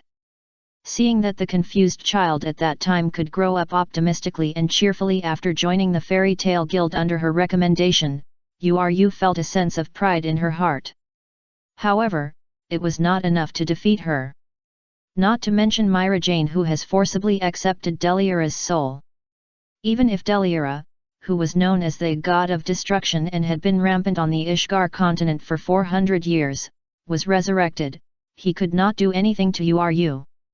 You know, in the big family of the Fairy Tale Guild, it is not only these children who are constantly growing up. Yu is no longer the same as before. Delira, you came at the right time. It was a great loss for me that I could not fight with you back then. Let's settle our grievances this year. It's time for you to see my strength. As Yu said this, the freezing air of the Hittites suddenly released from her body, and the magic power that was infinitely close to the inhuman realm poured out from her body, as if to freeze everything in the entire passage. Under this terrifying magic power, let alone matter, even space and time were slightly affected. At this moment, it was Marajana's turn to panic. Yu. Senior Yu, Sister Yu. Open your eyes and look. I'm not Delira, I'm Myra Jane. Don't come over here. Myra Jane looked at Yu, who was like a humanoid demon and released a terrifying aura. The little girl, who had been strong for more than 10 years, felt fear for the first time. Tears seemed to flicker in her eyes. After all, she was just a 13 or 14-year-old child. It was fine to let her fight some S-level monsters, but to let her fight monsters in the non-human realm, isn't this bullying? Boom. Unfortunately, Yu didn't seem to hear Marajana's words. Endless coldness broke out instantly, and the entire passage turned into a paradise of frost. On the other side, the passage where Vlad was. Woo. Urusha, who was hung in the air by Vlad using vines, was not much better than Myra Jane. Less is more. So far, the first level of all channels in the S-level magician assessment has been completed. What? You asked about the channel where Gray is? When Gray and Leon used the ice-shaping magic to wrestle, Bigusro used the shaping magic eye to sneak attack Valian and finally won a round. Unfortunately, Valian could not avoid the enemy's compulsory attack in a one-on-one situation even if he could use mind reading. Next. When the first round of the S-level magician assessment was over. Whether it was those who passed the test successfully or those who were eliminated, they all gathered at the end of these 8 channels, which was also the meeting point after passing the first level. I now announce the first round of the S-Class Magician Assessment in X778. They are the team of Lakeus's Dolia and Fried Justin, the team of Urzabel's Arian and L, the team of Greyfulp Asta and Bigusro, and the team of Myra Jane Strauss and Elfman Strauss. Makarov held the manuscript in his hand and announced the promotion of the 4 teams of Lakeus's, Urza, Gray and Myra Jane. Myra Jane, you actually defeated your mother and advanced? Urusha was shocked by this. She couldn't imagine that her invincible mother was defeated by Myra Jane. Maybe it's because I received the soul of Delira, I was beaten by Uru for 3 minutes, and finally she promoted me because I was so durable. Mirage wiped her tears and said so. Well, for 3 minutes, she was beaten by Uru for 3 minutes. Thanks to the soul of Delira, it was really durable, she almost thought she was going to die. Haha, is that so? Urusha smiled softly after hearing this. If that's the case, everything makes sense. Speaking of which, Urusha, you seem to be eliminated. Mirage looked at Urusha, with a curious look on his face, and asked. There's nothing I can do. The old man Vlad is too strong. Urusha shrugged and admitted his defeat. However, Urusha didn't have much obsession with the guild's S-class magician. If she failed now, she would just take the exam again next year. Except for the team of Lakeus's, Urza, Myra Jane and Gray. The teams of Kana and Lysina, Natsu and Happy, Leon and Valian, and Urusha and Lucky were naturally eliminated. But there is also good news. Kana and Lysina received Urza's care and promise. In the coming year, Urza will be responsible for training Kana and Listena's practical ability. Vorode even directly accepted Lucky as his apprentice, and will continue to study in the field of natural magic with Lucky. Only Leon and Natsu seemed to have gained nothing. However, when Natsu saw Urza and Elle coming together after comforting the defeated Kana and Lisena, he quickly ran to Elle and said loudly, "You are a dragon, right? I will never mistake the breath you released before." "Hee, yes, so." Elle smiled and admitted her identity and asked Natsu back. "Sugh." After Elle admitted her identity as a dragon in front of him, Natsu took a deep breath, then bowed and asked, Please tell me, where is Igneel?" "He is my father. I have always wanted to find him." "Igneel, your father? Are you talking about the famous flame dragon king Igneel?" Elle was stunned for a moment, then looked at Natsu and asked back. "I am not sure whether he is the flame dragon king, but Igneel is indeed a fire dragon." Natsu answered truthfully. "That's right. There is only one fire dragon named Igneel, the famous flame dragon king. But I'm sorry, I don't know the whereabouts of flame dragon king Igneel. After all, he has been missing for 400 years. At this point, Ellie shook her head helplessly. "Missing for 400 years? Impossible, I saw Igneel last year." Natsu shuddered and shook his head. "Excuse me, where did you see Igneel?" Ellie looked at Natsu and continued to ask. "On this continent." Natsu answered truthfully. "Then I'm sorry, I can't answer your question. I just came to Ishgar recently. I know very little about everything on Ishgar. But I can answer you one thing. If Igneel has been living on Ishgar, then for us, it's no different from being missing. After all, this place is called the Dragon Cemetery. It is the life-restricted area of all dragons in the entire Eslandan world. I can only answer you so much at the moment. As for more things, with your current strength, you don't know them yet. Qualification." Ale shook her head. She originally planned to tell Natsu about Igneel's son, Natsu's brother, Flame Dragon Igneel. But she changed her mind and thought that with Natsu's current strength, it would be better for him to know less about these top combat forces. At the same time, Ailey had some guesses in her mind. Combined with what Natsu said, and thinking about Igneel's disappearance, there might be some big man's layout between them. It would be better for her to stay out of the top combat forces. "Is that so?" Natsu looked a little disappointed. "Natsu, I can understand your feelings of wanting to find your father. After all, I have worked hard for it. So I want to tell you a truth, where there is a will, there is a way. As long as you persist and don't give up, you will find it one day. Just like me." After saying this, Elle patted Natsu's head gently and gave him an encouraging look.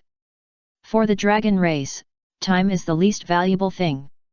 It is possible that Igneel was just tired and went out for a nap. However, this nap may have taken more than a few decades. So Natsu must persist. "I understand, I will definitely persist." Natsu nodded vigorously as if thinking about something. He would never give up and go to find his father, Igneel. After Elle finished all this, she looked at Ian, who was standing on the high platform not far away, and murmured, "Now, I will also reunite with my father." On the other side, Ian was staying with Urza. "Not bad, I actually passed the first round of trials. But next, you must not be careless, the S-Class Magician assessment has just begun." Ian patted Urza's little head, with infinite fatherly love in his eyes. "Father, I have someone I want to introduce to you." Urza squinted her eyes, enjoying Ian's caress, and spoke in a casual tone. "Is it your partner?" Ian seemed to have guessed something. She was still very happy that Urza could find a partner. "Well, her name is Ereshkigal." Urza said the child's name with a smile on her face.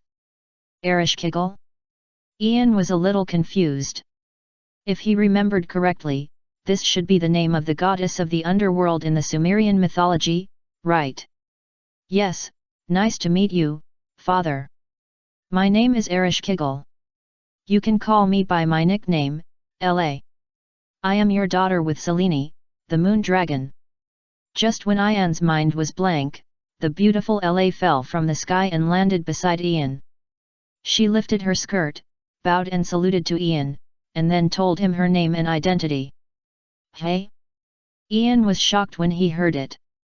Woohoo! Except for Ian, who dropped his jaw.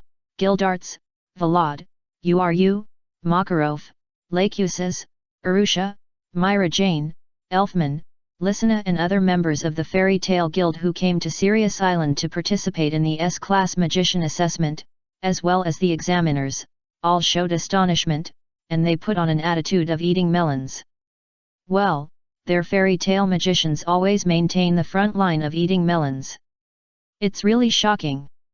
In addition to the above members, a girl with only a soul left is also eating melons. The first update, continue with 6,000 words. And then there is I have no other ability, just a lot of food. Chapter 70 Ian and Ellie, Gildarts, and Kana, Fairy Tale Recognition Meeting. Are you the daughter of me and Selene? At this moment, Ian's brain is still in a downtime state. When Elle stood in front of Ian, his heart seemed to be in turmoil, and he was shocked beyond words. Compared to Urza, who was born from his union with Irene, he didn't even know that he and Selene had a daughter in the world. Please give me 5 minutes to adjust my state. To be honest, my brain is really a little confused right now. Ian gently stroked his forehead. After a while, he immediately rubbed his sore temples, trying to calm himself and calm his turbulent heart. Okay. Ale looked at Ian, who was nervous, flustered, and had a flash of surprise in his eyes. Her pretty face outlined a smile. It seemed that her appearance was not a bad thing for Ian. This was enough for her. Ale didn't want to be a burden to her father. What she wanted was her father's love. 5 minutes later. Suck. Ian took a deep breath. After he calmed down completely, he opened his arms, looked serious, and said softly to Alii, anyway, welcome to my side, Alii. No matter what kind of life you lived before, it's all in the past. From today on, the Fairy Tale Guild is your home. Father. As Alii said, she rushed into Ian's arms. She buried her head in Ian's chest. A pair of bright big eyes, with crystal tears, kept pouring out. This is what she has been expecting. The love of mankind is waiting. The family is finally reunited. Iluza put her arms around her, and she looked at the scene in front of her, feeling warm inside.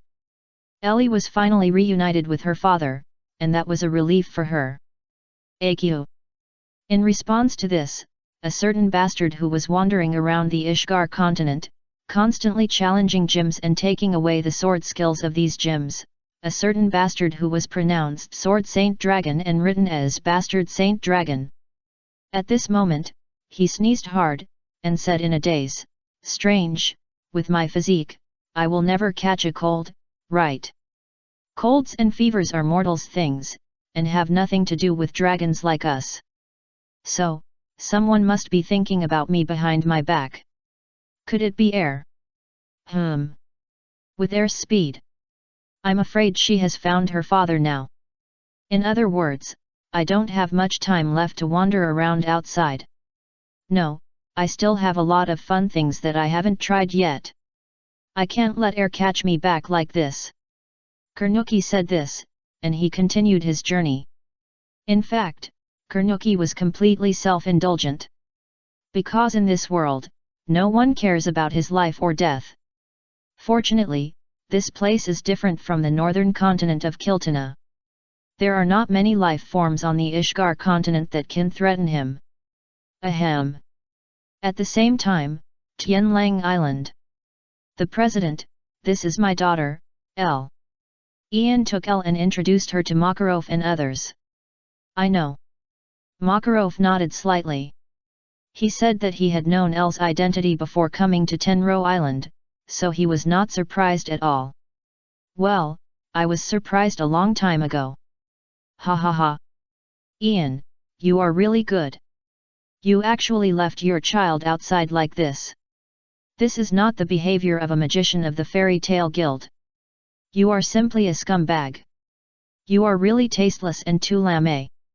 Beside Makarov, Gildarts covered his belly heartlessly and laughed at Ian's behavior. Who would leave their daughter outside? Really? No, no, no. Forget about the others, but you have no right to say anything about me for this, right? Ian never thought that one day he would be ridiculed by Gildarts, the biggest scumbag in the history of Fairy Tale Guild. This is really the sun rising from the west. Hey? What do you mean? Gildarts was stunned for a moment. He looked at Ian and asked. For some reason, Gildarts always felt that Ian seemed to have something else to say. This. Thinking so, Ian looked at Kana in the distance. At this moment, Urza was holding Kana's hand, and she kept encouraging Kana in a low voice, Kana, you have to do your best. Be brave and say it out loud. There is no such thing as being compatible in this world, because you are his child. Besides, Kana, you have to face your own strengths. You are excellent in yourself for standing out from hundreds of thousands of people and being selected by President Makarov to participate in the S-level magician assessment. Iluza kept encouraging Kana and giving Kana courage. Kana tilted her head, her eyes were full of autumn waves. To be honest, she saw her own shadow in L. They are so similar, but so different. L is much braver than she is. So, after she saw L bravely telling Ian the truth, her mind became active. L's courage and Urza's words completely inspired her. Uncle, Kana has something to tell you. At this point, Urza decided to lend a helping hand to Kana. She strode forward and looked at Gildarts, who was holding Ian's shoulders and laughing wildly. She frowned slightly and inadvertently threw a punch, hitting Gildarts' stomach hard. It hurts. Urza. Gildarts' face froze. Urza's fist was probably the heaviest among the current S-level candidates of the Fairy Tale Guild. Just because this girl always wears hard armor. At the same time, Gildarts could see that the armor on Urza was very strange. So strange that even his crush magic could not destroy it. The nature of its material is very similar to the scarf around Natsu's neck. However, Urza did not say much, but turned around and pushed Kana, who was still standing in the same place, to Gildarts. So. In response, Ian pulled Ellie to Urza's side and asked quietly. Well, Kana has told me everything in the assessment channel. Urza nodded slightly, proving Ian's guess. I see. After Ian confirmed that his guess was correct, he held back his laughter and stopped talking. Like other fairy tale fans who were eating melons. Like a magician, he silently witnessed the drama of searching for his relatives. So, Kana. Do you have something to ask me? Gildarts scratched his hair. He was born with a thick nerve and did not notice the unusual atmosphere in the air. He looked at Kana, who was blushing and seemed to have something to say to him, and asked in confusion. Actually, my original purpose of coming to the Fairy Tale Guild was to find my father. Kana looked around, and under Urza's encouraging eyes, she finally said it. Oh. This is the first time I heard of it. That is to say, your father is actually in the Fairy Tale Guild, right? Could it be that Ian, that bastard? Ah ha ha ha ha. Gildarts thought of something interesting and laughed out loud to himself. It was not until Gildarts was shocked to find that everyone present, whether Ian, Makarov, Vlad or you, just looked at him silently without showing the slightest smile, that he finally calmed down. So, who is your father? Gildarts looked at Kana with a hint of doubt in his eyes. At the same time, for some reason, he felt that his heart was beating so fast at this moment, as if there was an answer that was about to come out of his mouth. He is Gildarts. Kana raised her head and said the name of her scumbag father.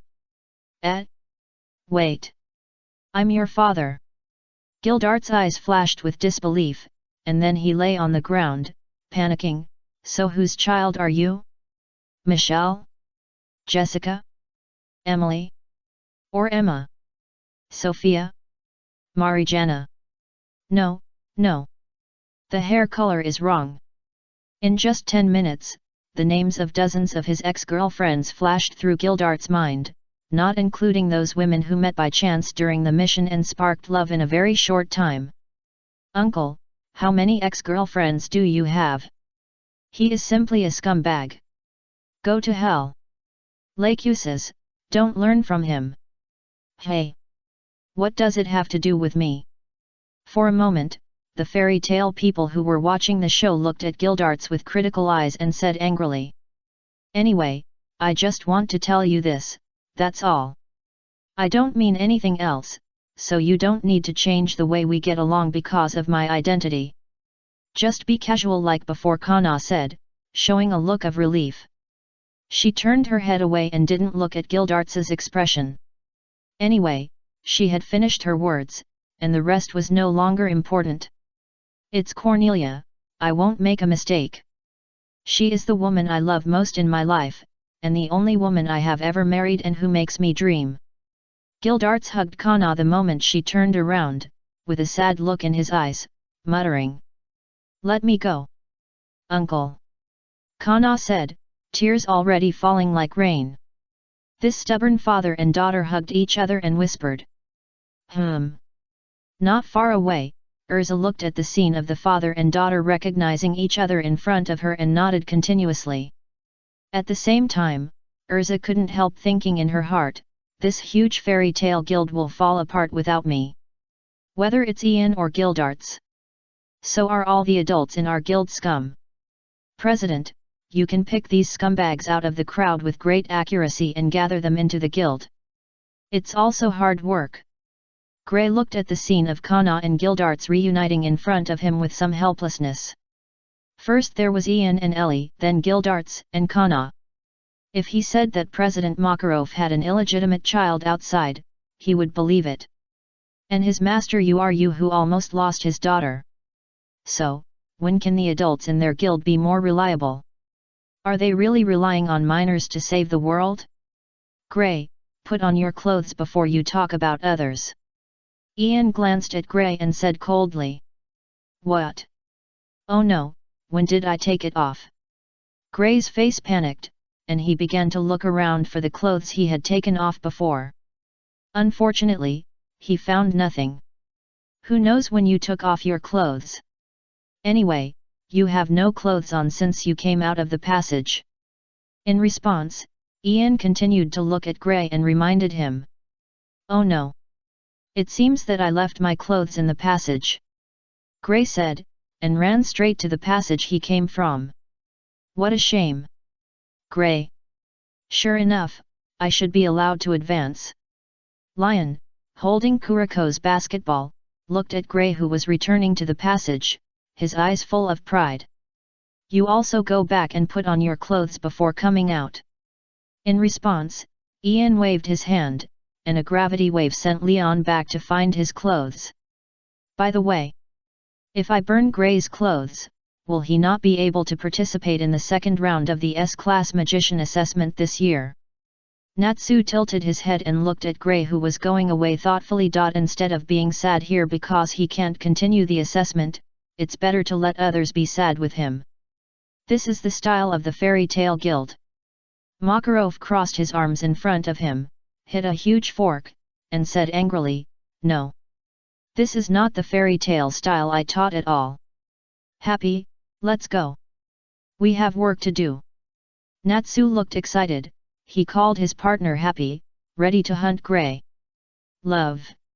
Hearing the voice, Happy came behind Natsu. Finally, Happy and Natsu ran towards the passage where Gray was. Natsu has decided that he wants to kill Gray. Hey, hey, hey. Respect the rules of the S-level magician assessment. Makarov looked at Natsu and others who were going away, and said with some tiredness. Makarov.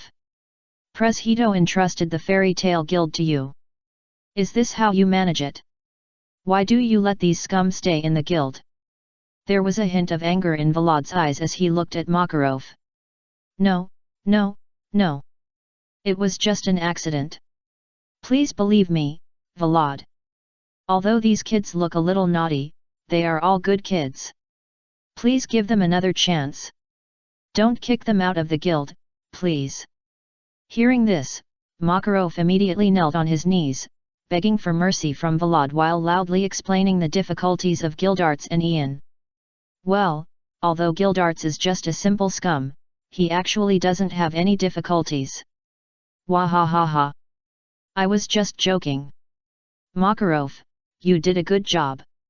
It's much better than the guild managed by Preshedo. While talking, Volod suddenly laughed. At this moment, his surroundings were full of bright flowers. As he said, everything just now was just a joke. Ah! Makarov suddenly felt numb. He covered his heart and looked at Volod and said seriously, please don't make such jokes in the future. My heart really can't stand it.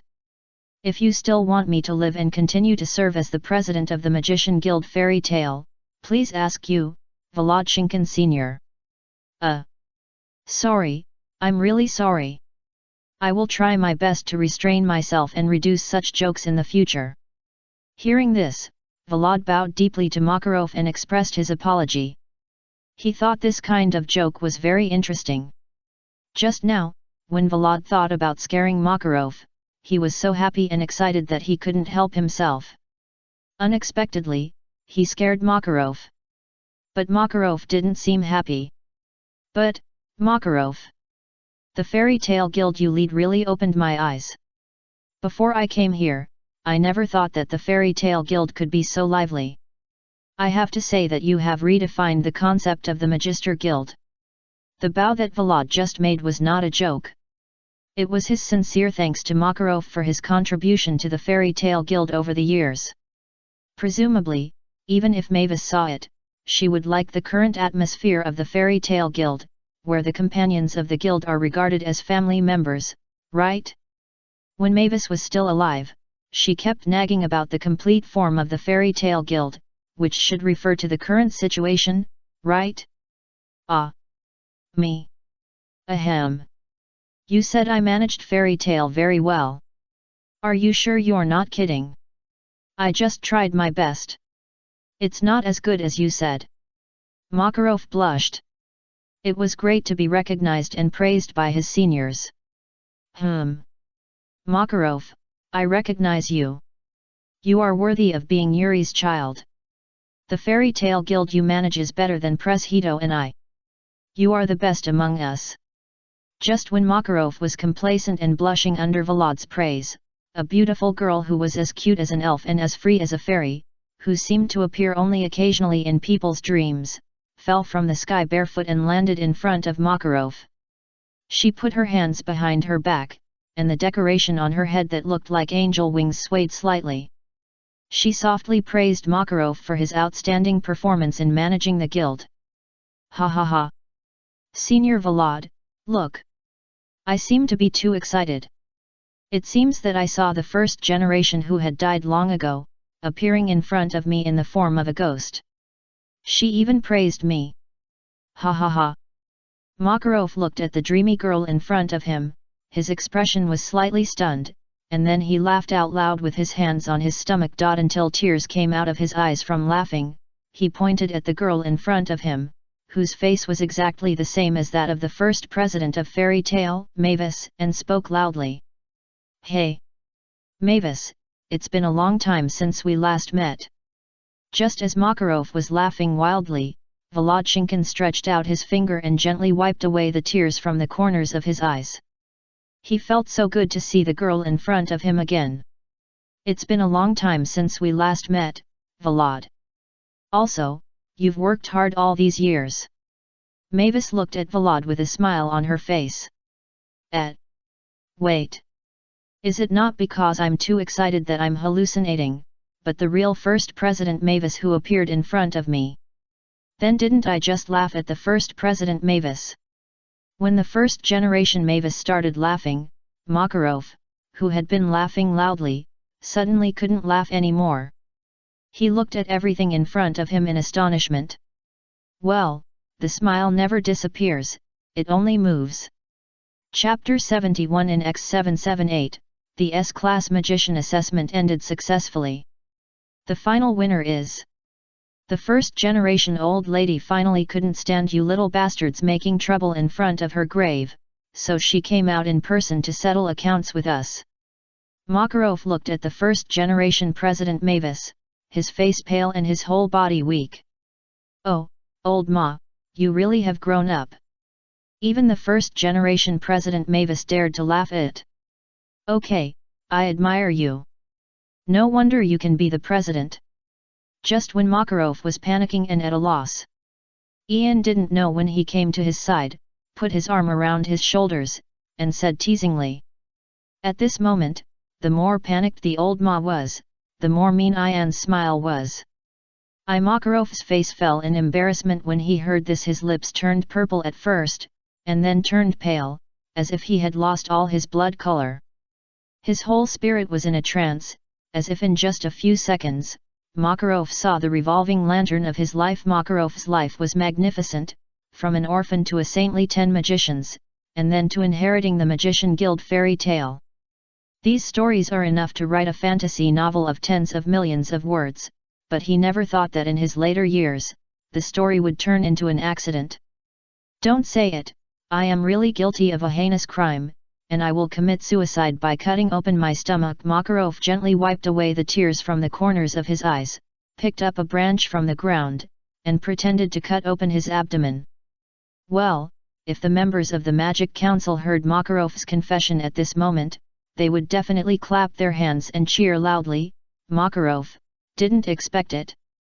You kid has this day. You should sincerely repent for all these years, leading the Mage Guild fairy tale, doing evil things on the Ishgar continent, reversing right and wrong. That. You really won't stop me. Even if you pretend to persuade me, my heart won't be so cold. I have written millions of words for you bastards over the years. Makarov raised his head, he looked at Ian and Gildarts, who had a bad taste on their faces, and in his perspective, their faces were both hideous and ugly, and spoke angrily. He. Picking up a broken branch and scratching your abdomen twice is called harakiri. If you take a real knife and pretend to do it, we will cooperate with you to finish this play, but you don't even pretend.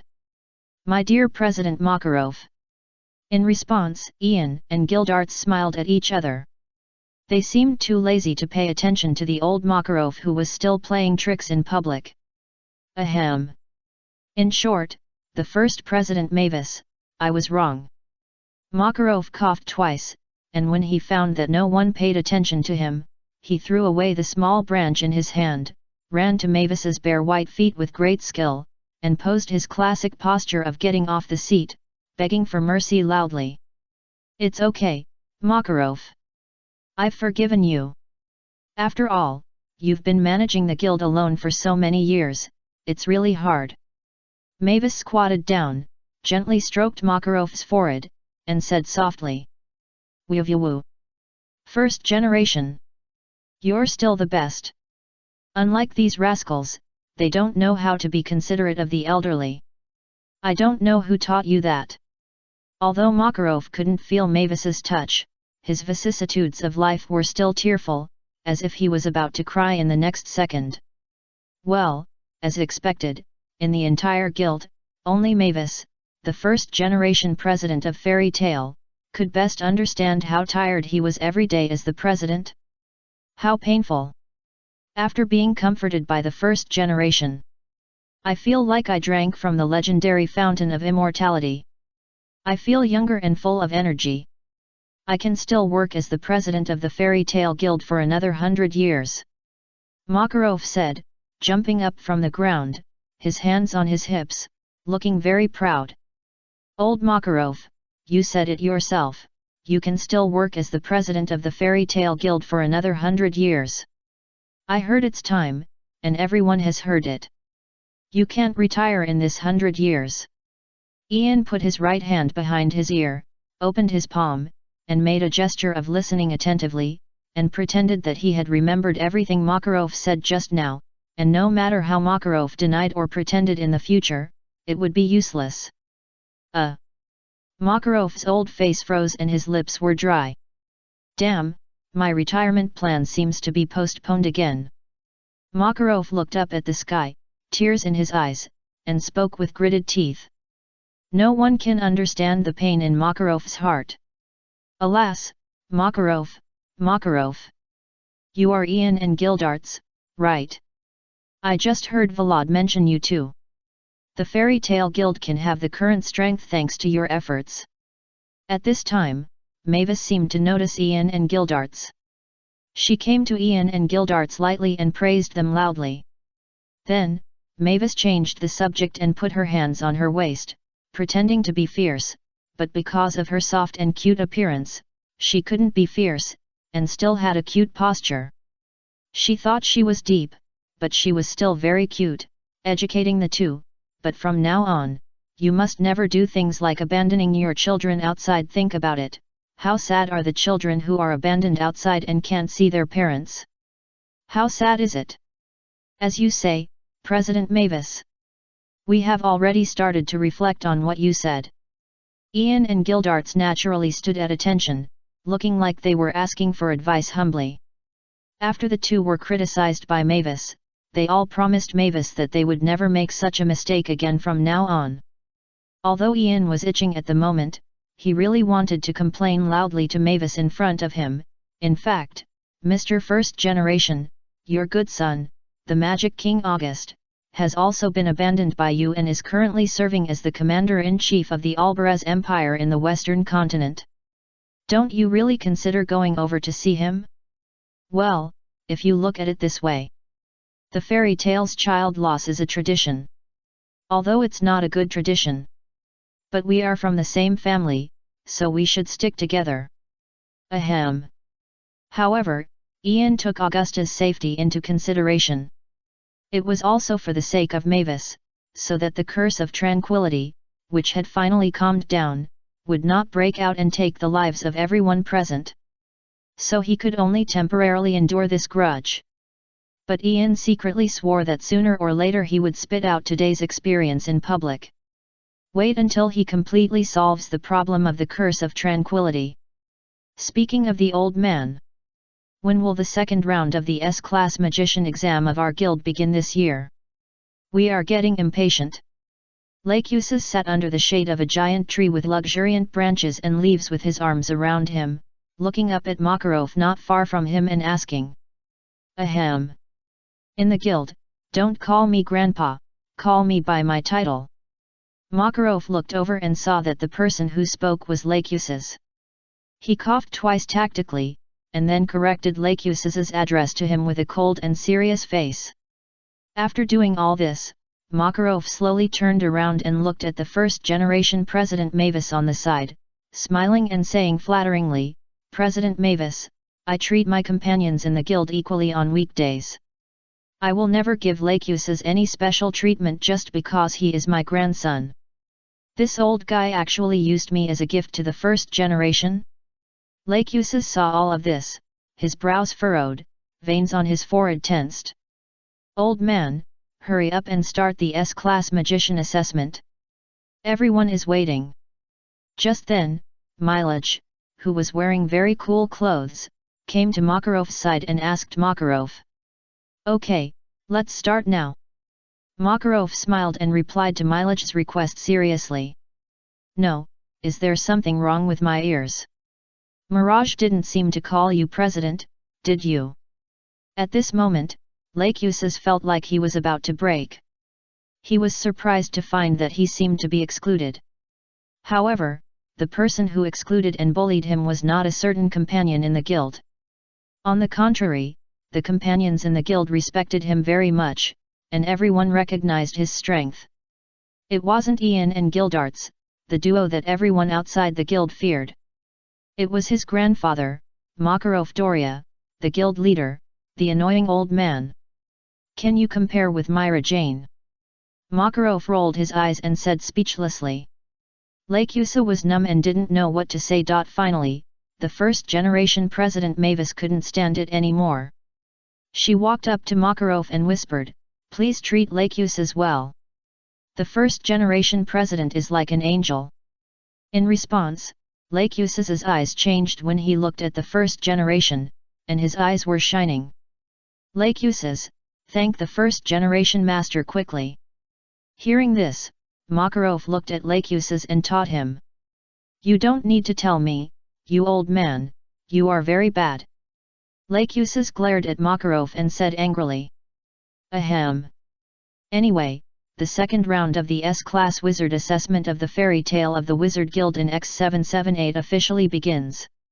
First, please ask the 4 groups of contestants who have successfully passed the previous round, Lakusa's Dolia, Urzabel's Arian, Myra Jane Strauss, and Greyfulp Asta, to gather in front of me within 30 seconds. Makarov finished speaking and quickly read out 30 numbers. 30, 29, 28, 3, 2, 1. When Makarov finished reading the last number, the people standing in front of him were Lakusa's, Myra Jane and Urza, but there was no sign of Grey. "Where is Grey? Where did Grey go?" Makarov looked at the missing Grey and asked in confusion. "Grey may not be able to come. He is now in the previous passage, fighting with Natsu and Leon." In response, Ian looked at Makarov and explained. "Is that so? Forget it if you can't come. Grey can't even beat Natsu and Leon right now. You should practice more and then think about passing the S-Class Magician assessment," Makarov said, and announced Grey's elimination. Then Lakusa's, Myra Jane and Urza, "You 3 listen. Next, you will have a 4-person melee with Uru of the Holy 10. The 2 winners will successfully pass the S-Class Magician assessment of the Fairy Tale Guild this year and become the Guild's new S-Class Magician, that's all." Makarov put his hands behind his back and told Lakusa and others the rules of the second round of the exam. Well, no wonder Makarov eliminated Grey directly. This second round is not a test of luck, but real strength. Let's not talk about Uru of the Holy 10 level. Just the melee between Myra Jane, Lakusa, and others is not something Grey can intervene in now. With Grey's current strength, the best outcome is probably to be blown away by the aftermath of the fight. Being eliminated directly is probably the most decent way for Grey to lose. It seems that the next step is my gorgeous personal show. Ellie, watch carefully, how I defeated them. Lakusa and Myra Jane, let's fight it out. Iluza's mouth curled up, holding the night sword in her hand, the blade pointed directly at Lakusa and others, and spoke confidently. "Come on, Sister Urza." Ellie waved her little hand at Urza who was walking alone, and shouted excitedly. "Come on, Urza. Your father is waiting for you to return victorious." Ian stood beside Ellie and cheered for Urza. "Although I really want to completely defeat your spirit here. But Urza, I have something to apologize for, I must make it clear to you first." Lakusa said, walked out from the shade of the tree and came to Urza. "What do you mean by this?" Urza frowned slightly, she looked up at Lakusa who was a head taller than her, and a hint of confusion flashed in her eyes. "You ask us what this means? Do you need to ask this?" At this time, Myra Jane also walked in front of Urza. Her thoughts seemed to coincide with Lakusa's thoughts, or maybe the two had agreed on something in advance before this. In short, they just bypassed Urza in front of them and walked towards Ellie, who was cheering for Urza not far away. "Compared to Urza, we want to challenge the legendary dragon." Speaking of this, Laxus and Myra Jane have come to Ellie. They bowed slightly to Ellie, as a greeting, and asked earnestly. "Fairy Tale Guild, Thunder Dragon Slayer Mage Laxus." "Same Fairy Tale Guild, Demon Soul Receiving Mage Myra Jane." "I hope to challenge you, please allow me." Laxus and Myra Jane said this, they looked up at Ellie beside Ian, with endless fighting spirit in their eyes. "Hey! You two little guys, stop it!" Without waiting for Ellie to speak, Ian took a step ahead and blocked in front of Ellie, looking up and down at Laxus and Myra Jane with dissatisfaction. Of course, Ian was not afraid that Ellie would be injured by Laxus and Marajana's magic. With Ellie's strength, even if she stood still, the two could not break the defense. Ian was worried that if Ellie used her power rashly, she would attract the invincible Black Dragon King Aknologia. Didn't you see that even though Ian had taken back the dragon-slaying power he had lost from the rewards distributed by the simulator, he had never used it at all? It's not because Ian's dragon-slaying magic is too weak and he is not good at using it. On the contrary, it was because Ian's dragon-killing magic was too strong that he didn't dare to use it. Ian, as a human who had experienced the true Dragon King festival 400 years ago and fought hand in hand with Irene from beginning to end on the front line, how could his dragon-killing magic be weak? Ellie's situation was similar to Ian's. Besides, this is the Tianlang Island, commonly known as the Island of Mass Annihilation. There is still a great chance that it will attract that person. Because he was too diligent 400 years ago. So that there is nothing to do on the Ishgar continent now, so he can only wander around, the Black Dragon King Aknologia. Father, don't worry. It won't attract Aknologia. Ellie naturally knew what Ian was worried about. Besides, the Ishgar continent is known as the Dragon Cemetery, and it is not a random saying. It is built on the corpses of giant dragons one after another. Ellie. Ian frowned. Lacuses and Myra Jane didn't understand the situation. It was fine if they were ignorant, but why did Ellie follow them to make trouble? Before my mother asked me to come to Ishgar, she gave me 3 magic circles that can isolate breath.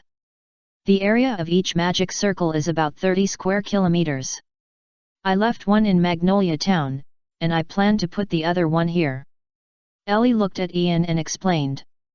Selene has not been idle in the past 400 years. In order to bypass Aknologia and enter Ishgar, she used the unique elimination magic of the Alentia world to create a magic circle that specifically eliminates the breath of dragons. Although it is not yet possible to perfectly eliminate the breath of the divine dragon, it is not a big problem for dragons below the divine dragon. That's good. Ian slowly breathed a sigh of relief after hearing this. As long as Xiao He is not attracted, everything will be fine. Besides, I don't need to use my dragon body to deal with these 2 little guys. My human form is enough. After seeing Ian's hanging heart settle down completely, Ellie stood on the high platform and looked down at Lacuses and Mileage on the ground, with a hint of teasing in her eyes. The combat power of the human form and dragon form of the dragon is several levels different. It can even be said that the combat power is not at the same level at all. But even so, Ellie in human form also has the combat power of the other 12 shields of the Holy Guard under the double walls, which is far beyond the current young Lacuses and Mileage. What did I say before? It won't take me an hour to deal with you. Maybe I didn't make it clear at the time. Now I'll say it again. 1 strike against you is enough. When Elle said this, her body turned into a residual image. Before anyone except Ian and Gildarts noticed, she had already appeared behind Lacuses and Myra Jane. She pressed close to Marajana's ear, breathing like orchid. Oops! Marajana's face changed, and she instantly completed the whole body reception, receiving the soul of Deliara, and elbowed Eileen who flashed behind her. Ding! It's a pity that Marajana's elbow strike was far less skilled than that man's, and was blocked by Eileen with one hand. I don't hate you, you grumpy little cat. Eileen said, spitting out her pink little tongue and gently licking the corner of her lips. The roar of the thunder dragon. At this time, Lacuses seemed to have reacted. He took a deep breath, and a golden magic circle with a dragon head appeared in front of him. Needless to say, he was ready to release the roar, which was also the basis of dragon-killing magic. Too slow. Unfortunately, Lacuses had not yet spit out the roar, and a slender white palm had already blocked his eyes. Lacuses looked at the palm that was getting closer and bigger in his vision, and his pupils trembled slightly. Boom! The sound of the explosion rang in everyone's ears. Everyone only saw that Lacheus's head had been drilled into the ground fiercely under the jade hand of L, raising endless dust and soil. As for Lacheus's previous roar, which was ready to attack L and take the opportunity to injure L, it had already exploded in Lacheus's mouth. Well, L perfectly fed back the power of this roar to Lacheus himself. You should enjoy your own roar. It was also this time that Lacheus realized that roaring could actually cause a blast. Wait for the smoke to clear. Hey! Lacheus had already collapsed to the ground, his eyes rolled back, and he was foaming at the mouth. The law of smoke without injury seemed to fail here. Next is you. Ale turned around, like a cold and beautiful queen, and looked at Milage, whom she regarded as her prey. I give up. Mirage looked at Lacheus, who was lying dead in an instant before he could make a move. She deeply understood the gap between herself and Ale. She raised her hands helplessly and saluted Ale in French. Good boy. Ale smiled, and she seemed very satisfied with Milage's self-knowledge. The result of the S-Class Magician Assessment is the end. The winners are Uru and Urza. Makarov announced the end of this year's Fairy Tale S-Class Magician Assessment at the moment Myra Jane surrendered. Win without doing anything. Urza blinked her big eyes, looking puzzled. So the exam is over? The problem is that she hasn't exerted her strength yet. By the way, the match won by L is also counted on her? Anyway, let's end it quickly. Makarov silently wiped the cold sweat from his forehead. Originally, he expected that Uru, Lacheus, and Urza would be the three of them. It didn't matter which two of the three laughed last. As long as they didn't tear down Tenro Island, it would be fine if it ended quickly. Ian, the opportunity is very rare now, why don't we have a fight? Just when Makarov thought he could go back and rest, Gildarts suddenly looked at Ian and asked. To be honest, I have always been very curious about the power you hide. Gildarts looked at Ian and said curiously. Not impossible. Ian scratched his cheek, and a hint of fighting spirit flashed in his eyes. Okay. You won't stop until you tear down this Tianlang Island today, right? At this moment, Makarov finally saw it. These brats came to Tianlang Island not to participate in the S-level magician assessment, they just came here to tear down the house. Chapter 72 Ian vs Gildarts, the strongest battle of Fairy Tale. And the terrifying Tianai Zhen Xing. Hey! Ian vs Gildarts? Really? These two monsters, if they fight here like this, I'm afraid they will destroy the entire Tianlang Island? President, won't you stop them? Uru looked at Ian and Gildarts who were facing each other, and beads of sweat hung on her fair forehead. If at this moment, there were members of the Magic Council who saw Uru Merkovich, who was awarded the title of the fourth seat of the Holy Ten by them and was dubbed the fourth person in the Ishgar continent by countless magic marketing magazines, facing the battle of other magicians with a panic expression, they would definitely feel unbelievable. These members of the council never thought that there could be a strong man in this world who could terrify the Holy Ten Great Magician. However, the fact is that Uru, who is no different from a monster in the eyes of countless people, is not much stronger than Natsu and others when Ian and Gildarts are at full power. If Uru is a monster, then Ian and Gildarts are monsters among monsters. Do you think I don't want to? Makarov frowned. He seemed particularly powerless to stop Ian from fighting Gildarts. Once people get older, some things are not something you can control just because you want to. In fact, as early as when we were in Magnolia Town. It was when last time, when I returned to Magnolia Town and threw a meteorite at me, that I wanted to meet you who was going all out. But considering that the flow of people in the town is too dense, with our fighting power, I'm afraid that the original competition will turn into a major disaster. Therefore, I have been restraining my desire to fight. However, now that we are on this uninhabited island, which is known as the Holy Land of the Fairy Tale Guild, we don't have so many concerns. Originally, it was just to find a place where no one would disturb us and conduct the S-level magician assessment. Now it gives you and me a chance to fight with confidence. Gildarts paused when he said this, and sorted out his thoughts. Well, Ian. Between you and me, who is the strongest magician in the Fairy Tale Guild? Although no one in the guild has ever mentioned it openly. But I'm afraid everyone has always had this question in their minds. Why not let this question disappear completely today? Gildarts' mouth corners curved slightly, and a raging fighting spirit burned in his eyes. He looked up at Ian in front of him and said in a deep voice, "Today, between you and me, on the guild's holy land, Tenro Island.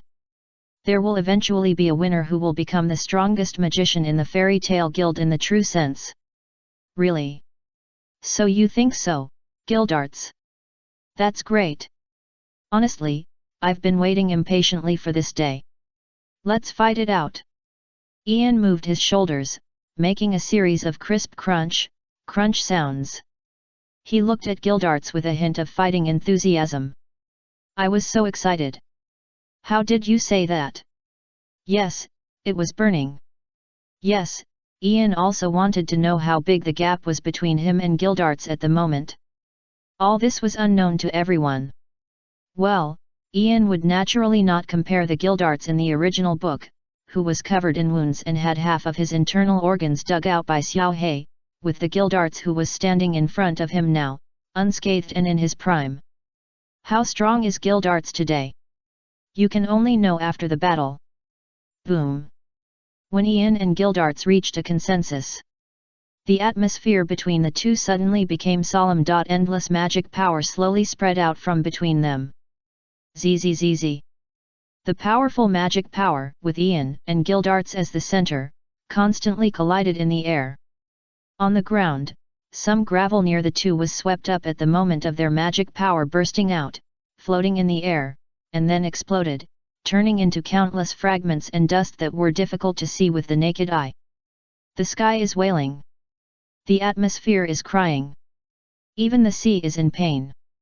Even though Mavis was only a ghost, she still had eyesight, and she could feel the powerful magic collision between Ian and Gildarts. First generation, are you really going to let them fight here? This is the holy land of the Fairy Tale Guild, and it is also your graveyard. At this moment, Makarov came to Mavis' side. He bowed slightly to Mavis in ghost form, and then asked solemnly. With the strength of Ian and Gildarts, what is the difference between fighting on Tenro Island and dancing in front of the grave of the first generation? Mavis fell into deep thought after hearing this. The angel earrings on her head, which looked like decorations, swayed slightly twice. Mavis said excitedly, "Let them fight. Because I also want to know who is the most powerful magician in the Fairy Tale Guild, Ian or Gildarts." "Ah, the first generation. Why are you like this too? Fairy Tale is hopeless." Makarov was numb. He really didn't expect that Mavis, the first generation president of their Fairy Tale Guild, was also such a person who wanted to cause chaos in the world. After all, no matter how kind Mavis was, she couldn't change the fact that she was a disciple of the dark magician Zeref. In short, their Fairy Tale Guild had problems at the root. Perhaps in the world of light magic, their fairy tale was the biggest troublemaker on the continent of Ishgar. But in the eyes of the dark magic world, their fairy tale is of pure blood. On the other side. Come on, father. Urza and Elle, the good sisters, were standing hand in hand at this moment. They looked at Ian, who was facing Gildarts not far away, and shouted loudly, "Don't lose. Don't worry." Ian nodded without saying anything. Ian would never say that classic line. "You will win, Gildarts. If you lose to Ian, I will be angry." Kana glanced at Urza and Elle, who were cheering for Ian. Encouraged by Urza's eyes, she blushed and looked at Gildarts in the distance and shouted loudly, "Don't worry, Kana. Just wait for my good news. I'm the strongest." Gildarts winked at Kana after hearing this. "So disgusting. Kana was frightened by Gildarts' wink and retreated again and again. She didn't stop until she retreated behind Urza and took a breath. At this time, Kana couldn't help but wonder. How could a top beauty like her mother, who was well known in several surrounding towns, fall in love with Gildarts, a sloppy, philandering uncle who only took a bath once a week and smelled all day long? And those women who were fascinated by Gildarts during the mission, are they blind? What's so good about Gildarts? Well, after Kana disenchanted Gildarts. In Kana's heart, Gildarts has fallen to the same level as homeless. Ha ha ha, Kana is shy. Gildarts, who was confronting Ian at the moment, didn't see the disgust in Kana's eyes at all.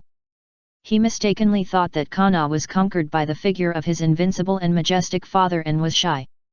At this moment, Gildarts was pouting and blowing kisses to Kana. Are you feeling better, Lacuses? Look.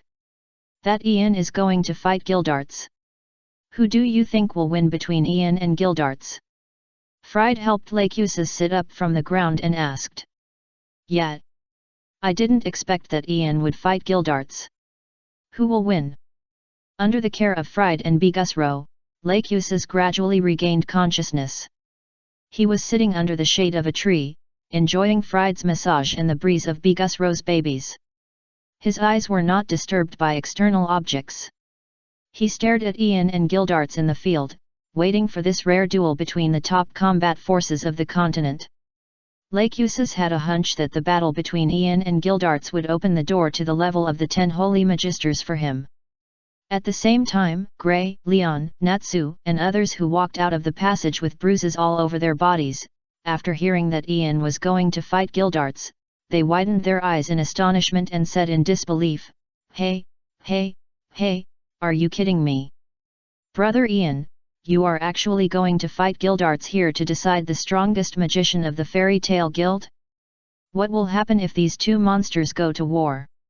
I'm afraid they will destroy the entire island, right? Gray was holding Kuriko's basketball, holding the pieces of clothes burned by Natsu, with a nervous and flustered look on his face.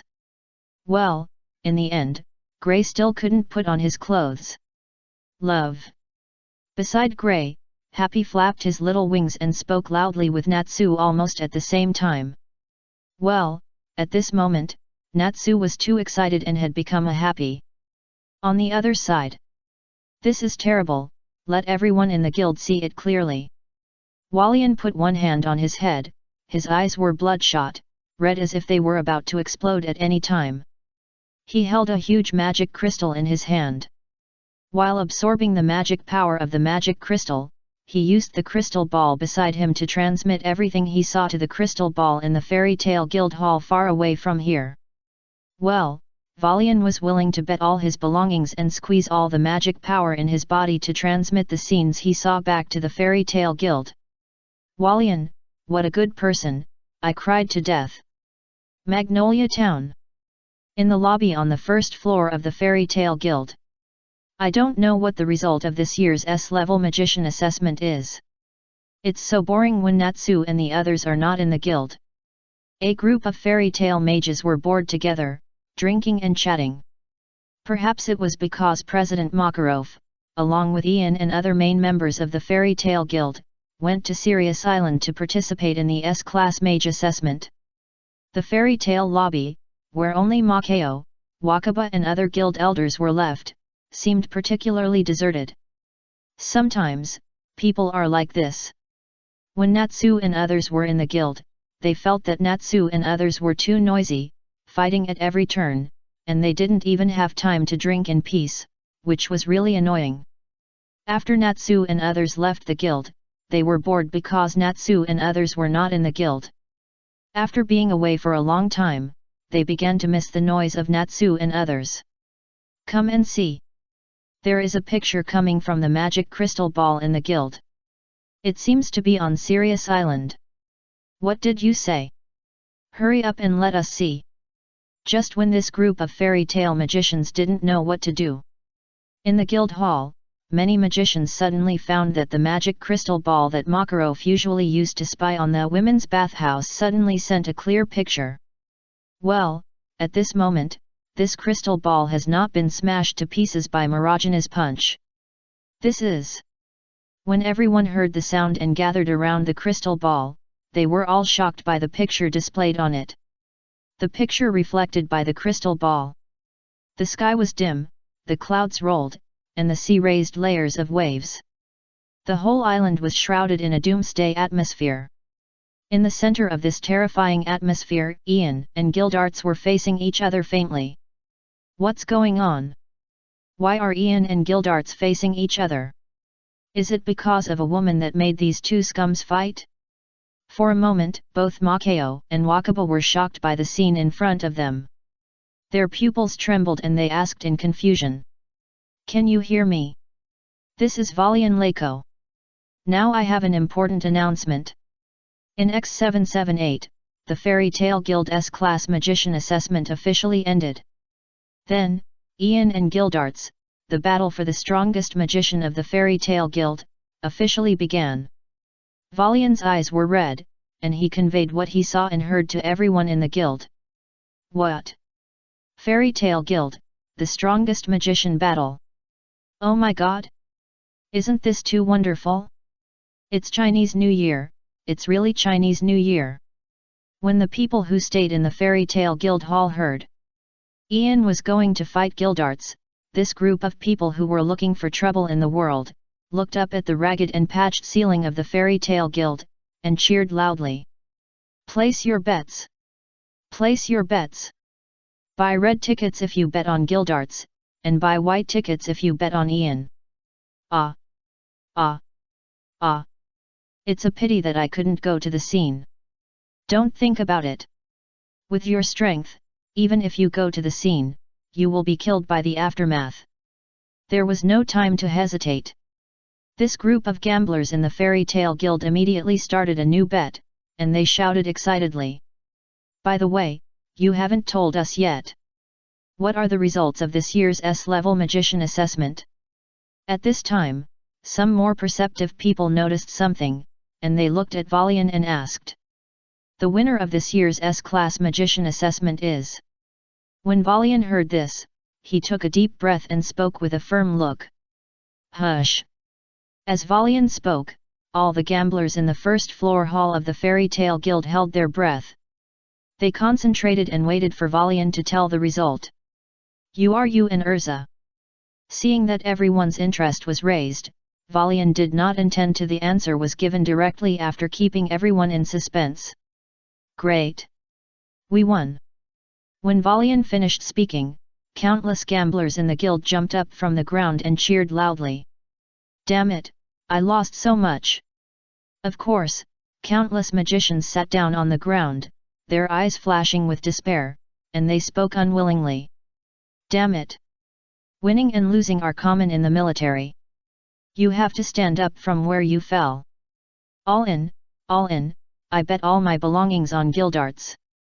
Gildarts, don't lose. You are not the only one standing behind you. There are also countless gamblers. I mean the hope of countless fairy tale companions to turn the tables. Will gamblers give up gambling because of a loss? No, they won't. They will only get worse and continue to gamble. They always hope that their next hand can turn the tables. This is the classic gambler's mentality. Warm reminder, no matter what you do, don't get carried away. Small gambling brings joy, big gambling hurts the body, and forced gambling will be wiped out. Boom! On the other side, the battle between Ian and Gildarts finally began under the attention of the crowd and the strong expectations of countless people. True celestial magic starfall. Ian did not hesitate at all and started with starfall.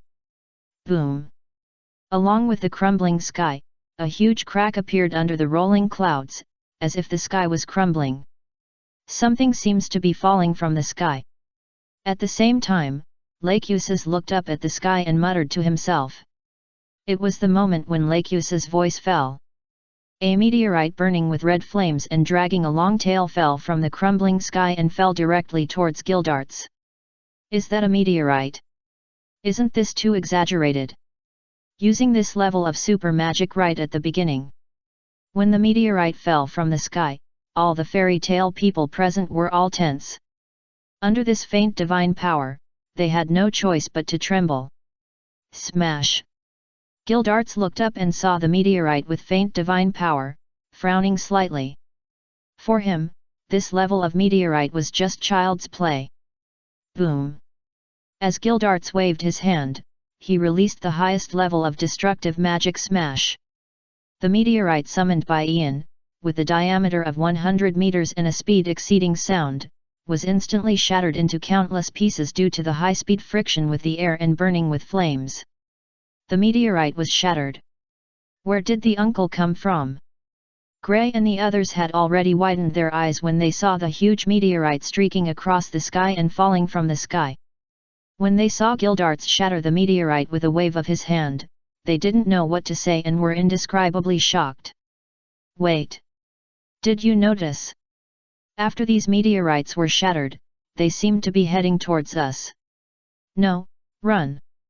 Then, before Gray and the others could think about it, they suddenly found that the meteorite fragments shattered by Gildarts turned into meteors all over the sky and fell towards them.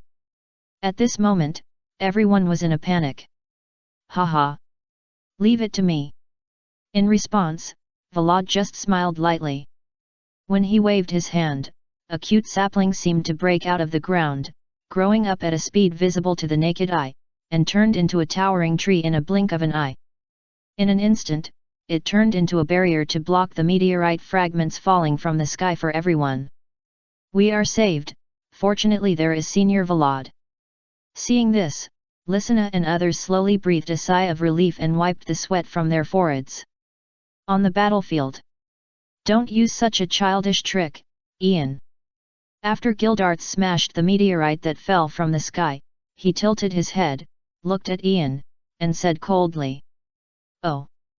As expected, ordinary meteorites can't pose a threat to you, Gildarts. In that case, there is no other way. Gildarts, take it! Ian said, clasping his hands in front of him, and he kept mobilizing the magic power in his body. Hey! The huge magic power made Gildarts' face flash with surprise. Boom! As the magic power in Ian's body continued to increase, the entire Tianlang Island continued to tremble at this moment. Earthquake! No, that's not right. It's the island that is shaking under Ian's magic power. Leon grabbed the tree trunk beside him and stabilized his body. He looked at the shaking island and said in a deep voice. I always feel uneasy, as if something bad is going to happen. What level of magic requires such a huge amount of magic power? Makarov was puzzled. The magic used by Ian at this moment has exceeded the magic power consumption of fairy law, one of the three major magics of fairy tale. At this level of magic, even Makarov doesn't know much. Heavenly Star Shock. Ian, when his own magic power boiled to the extreme and reached the peak, he suddenly opened his eyes and spoke loudly. The next second, it was dark. Ah, this is... Lacusis looked up at the sky, and he seemed to see something incredible. Are you kidding? Is this magic that a magician can use? Leon and Gray fell into deep thought. They were thinking about how much they had to practice the modeling magic to block the things in the sky. Are the strengths not in the same dimension? The road ahead is so far that people can't see the end. Even you helplessly pressed his numb scalp, and she smiled bitterly. Haha, Ian, this stinky boy. Is it planning to completely destroy Tianlang Island at the same time? Kill all of us on the island together.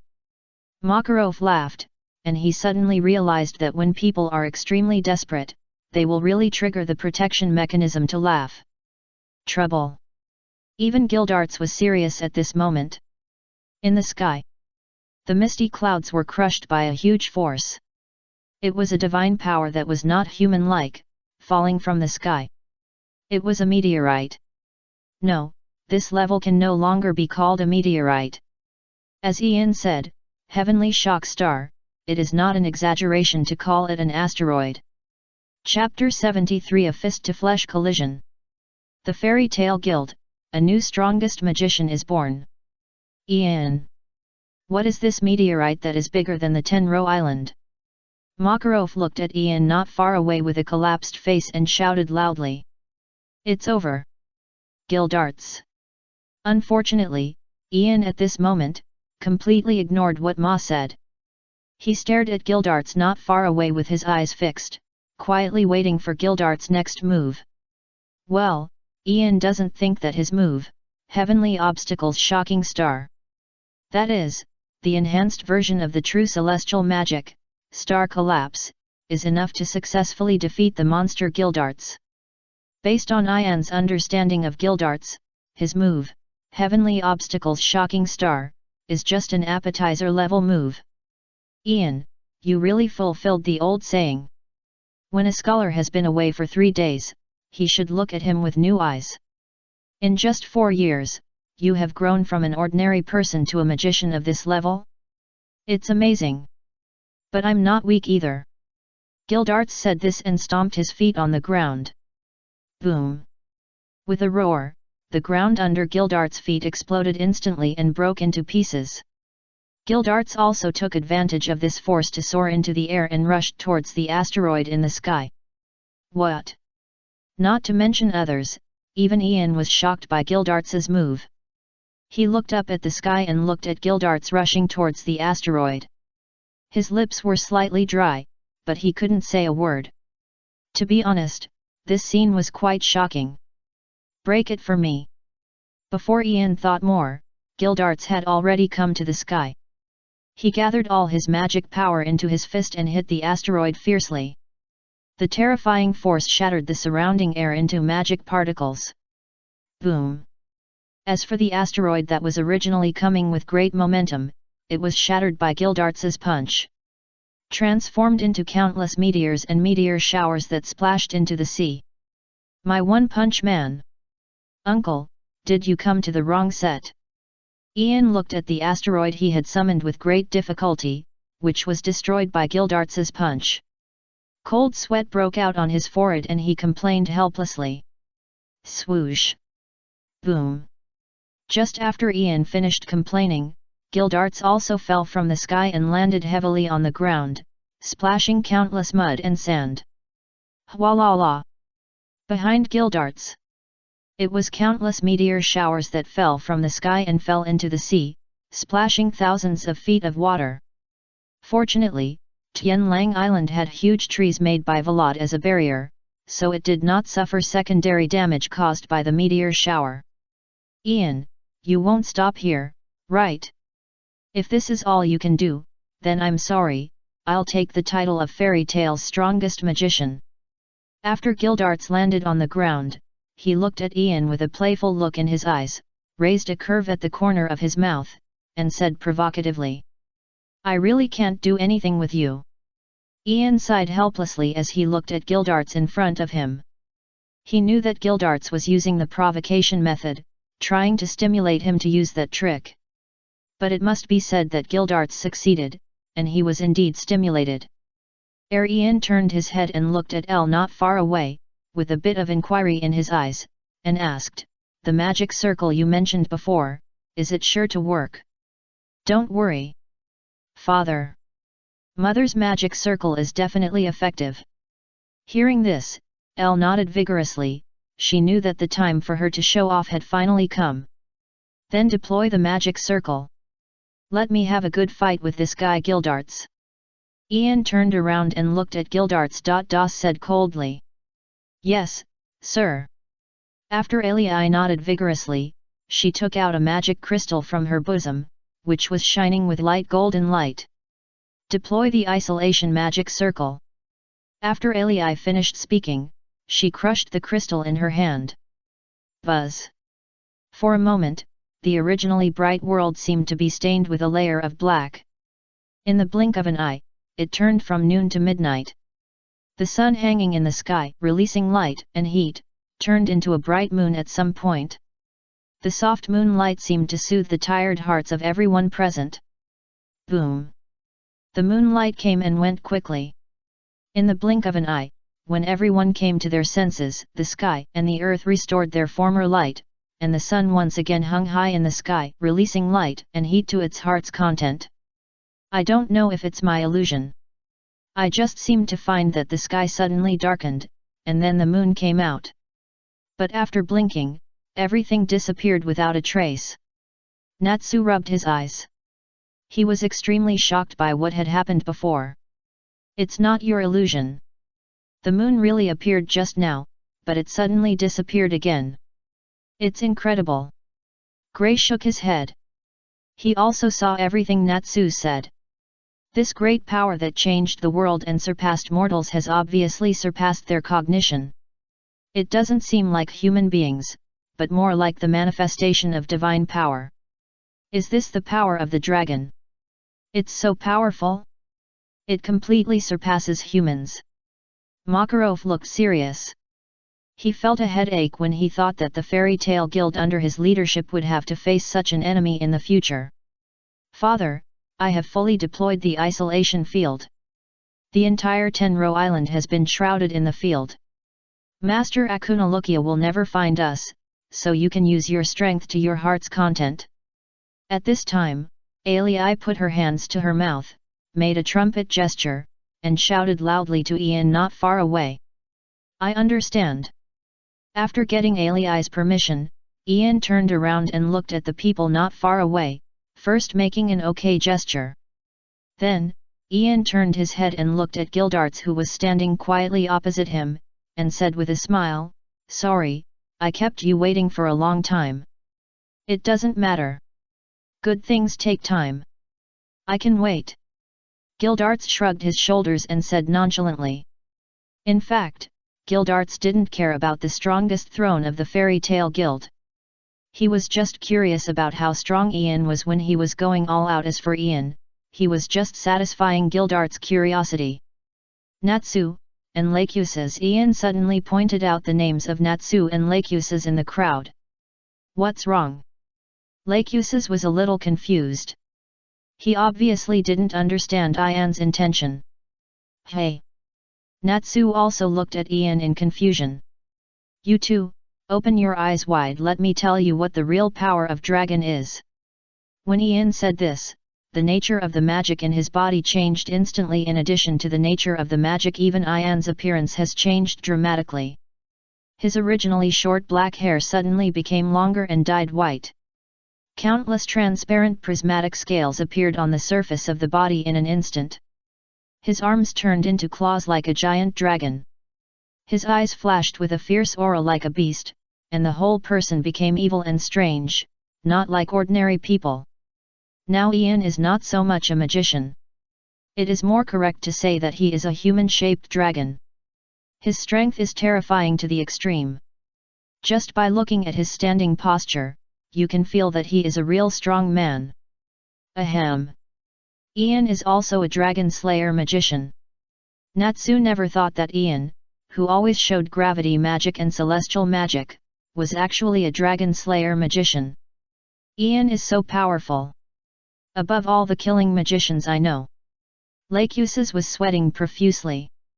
The closer he was to the threshold of the Holy Ten, the more he could feel the terrifying power released by Ian's gestures. The oppressive feeling that came over him and the strong threat to his soul. Except for the killing mage, no other mage could bring him. Strong, overwhelmingly strong. At the same time. Hey! When Ian opened the dragon power, he slowly exhaled a breath of turbid air. Just like in the original book, after opening the dragon power, all attributes will be greatly improved, whether active or passive, like Natsu, Wendy, Rogue, Sting and others. Ian in the dragon power state also got a huge improvement.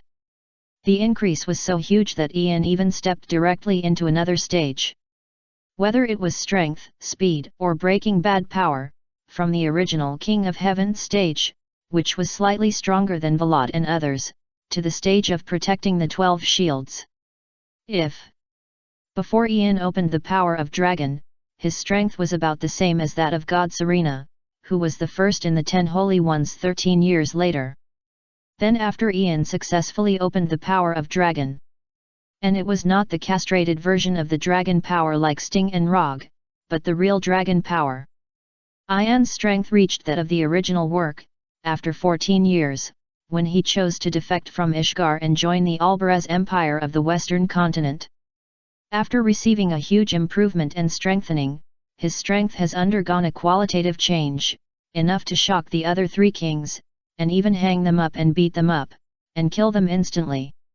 The other 3 people who were originally the King of Heaven with him are at the level of God Serena, who is at the stage of protecting the 12 shields. It is not an exaggeration to say that the present is different from the past. Gildarts, are you ready? After Ian adjusted to his powerful strength, he looked at Gildarts not far away, with a smile on his face. I've been waiting for a long time. Gildarts stretched out his finger, hooked it lightly at Ian, and said with a smile. Then I'm coming. As Ian spoke, his body moved. Boom! Ian disappeared from the ground where he was standing in an instant. In this short moment, the originally flat ground raised dozens of meters of mud and sand, and left a huge pit on the ground, which showed how fast Ian ran and how strong his feet were. Oh! Gildarts' eyes kept turning back and forth in his eye sockets. His visual motor nerves had long surpassed the limits of ordinary people. Even if Ian at this moment seemed to have turned into a gust of wind, his speed exceeded the sound, and turned into a residual image in the eyes of everyone. He could keep up. As for the others, they were not so powerful. Sister, did you see it? Elfman asked Myra Jane, who was standing beside him with beads of sweat on his forehead. Shut up. Open your eyes and look carefully. Well, Myra Jane was the same as Elfman, and could not see anything clearly. Receive Delira's soul. Myra Jane said, and turned on the full receiving magic, receiving the soul of the demon Delira, and transformed into the posture of the demon Myra Jane. I can see it more clearly. Myra Jane in this state could barely see that there seemed to be a shadow flickering in the air not far from the crowd.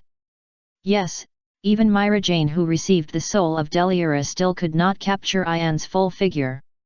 Of course, let alone Myra Jane, even if Delira was resurrected, he himself could not see clearly, Ian's super speed at the moment.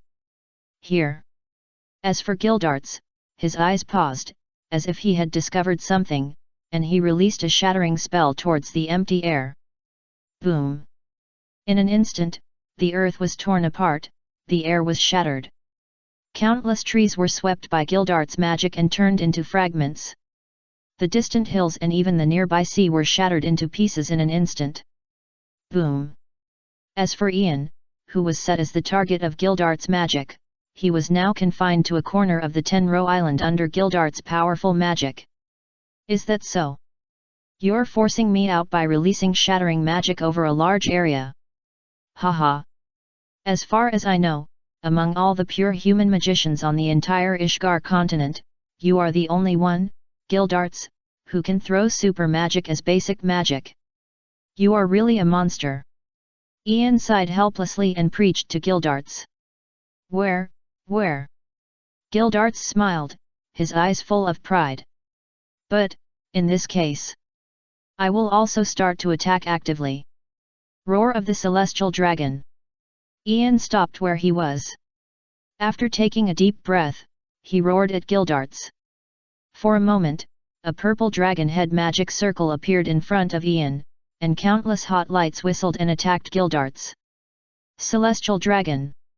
Gildarts used Shatter again without any hesitation to block the roar released by Ian. He murmured to himself, no wonder you attracted Selene, the moon dragon. In this way, you two are really a good match. Mars. Flame shattering.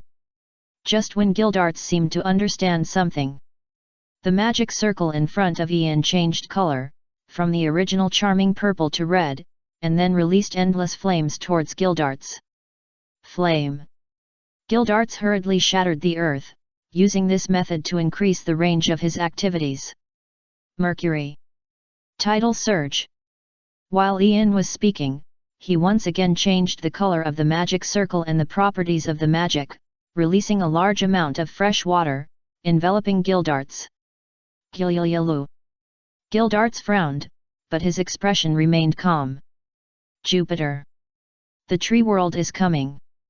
Ian continued to show his ability to Gildarts. He just clapped his hands hard, and the entire Tianlang Island turned into a sea of trees. Perhaps Ian is the strongest natural magician in Ishgar. To this, Volodchenkin was shocked and said incredulously. He had worked hard all his life on natural magic, but Ian surpassed him so easily. Saturn. Saint Barrier. This time, Ian touched the earth with both hands.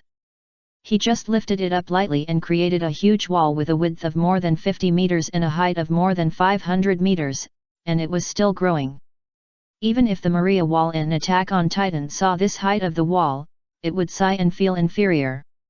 Even if the colossal Titan came, it couldn't show its head. Venus. The mountains are shaking, the stars firewood. After Ian showed the 4 powers of wood, fire, earth, and water, he stood on the huge wall in the sky and released a shining huge starlight. Boom! Under the terrifying starlight, nearly a quarter of the Sirius Island was blasted into ashes, but it was not over yet.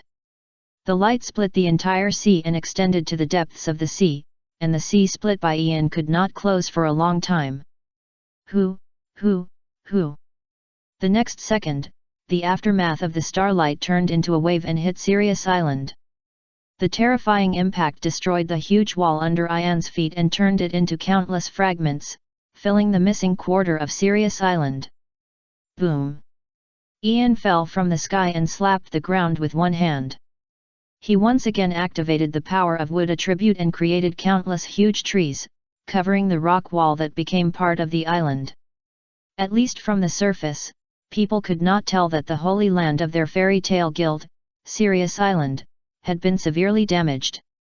Or it was destroyed by their own people. At this time, not far away, watching Ian release multi-attribute dragon-slaying magic, the hearts of the fairy tale people were all numb, and they could no longer say anything. As for Ian, who had changed the terrain of the island, he was silently looking at the rolling smoke and dust not far away, cautiously waiting for someone to make a move. Yes, as a celestial dragon, Ian can use dragon-slaying magic with multiple magic elements.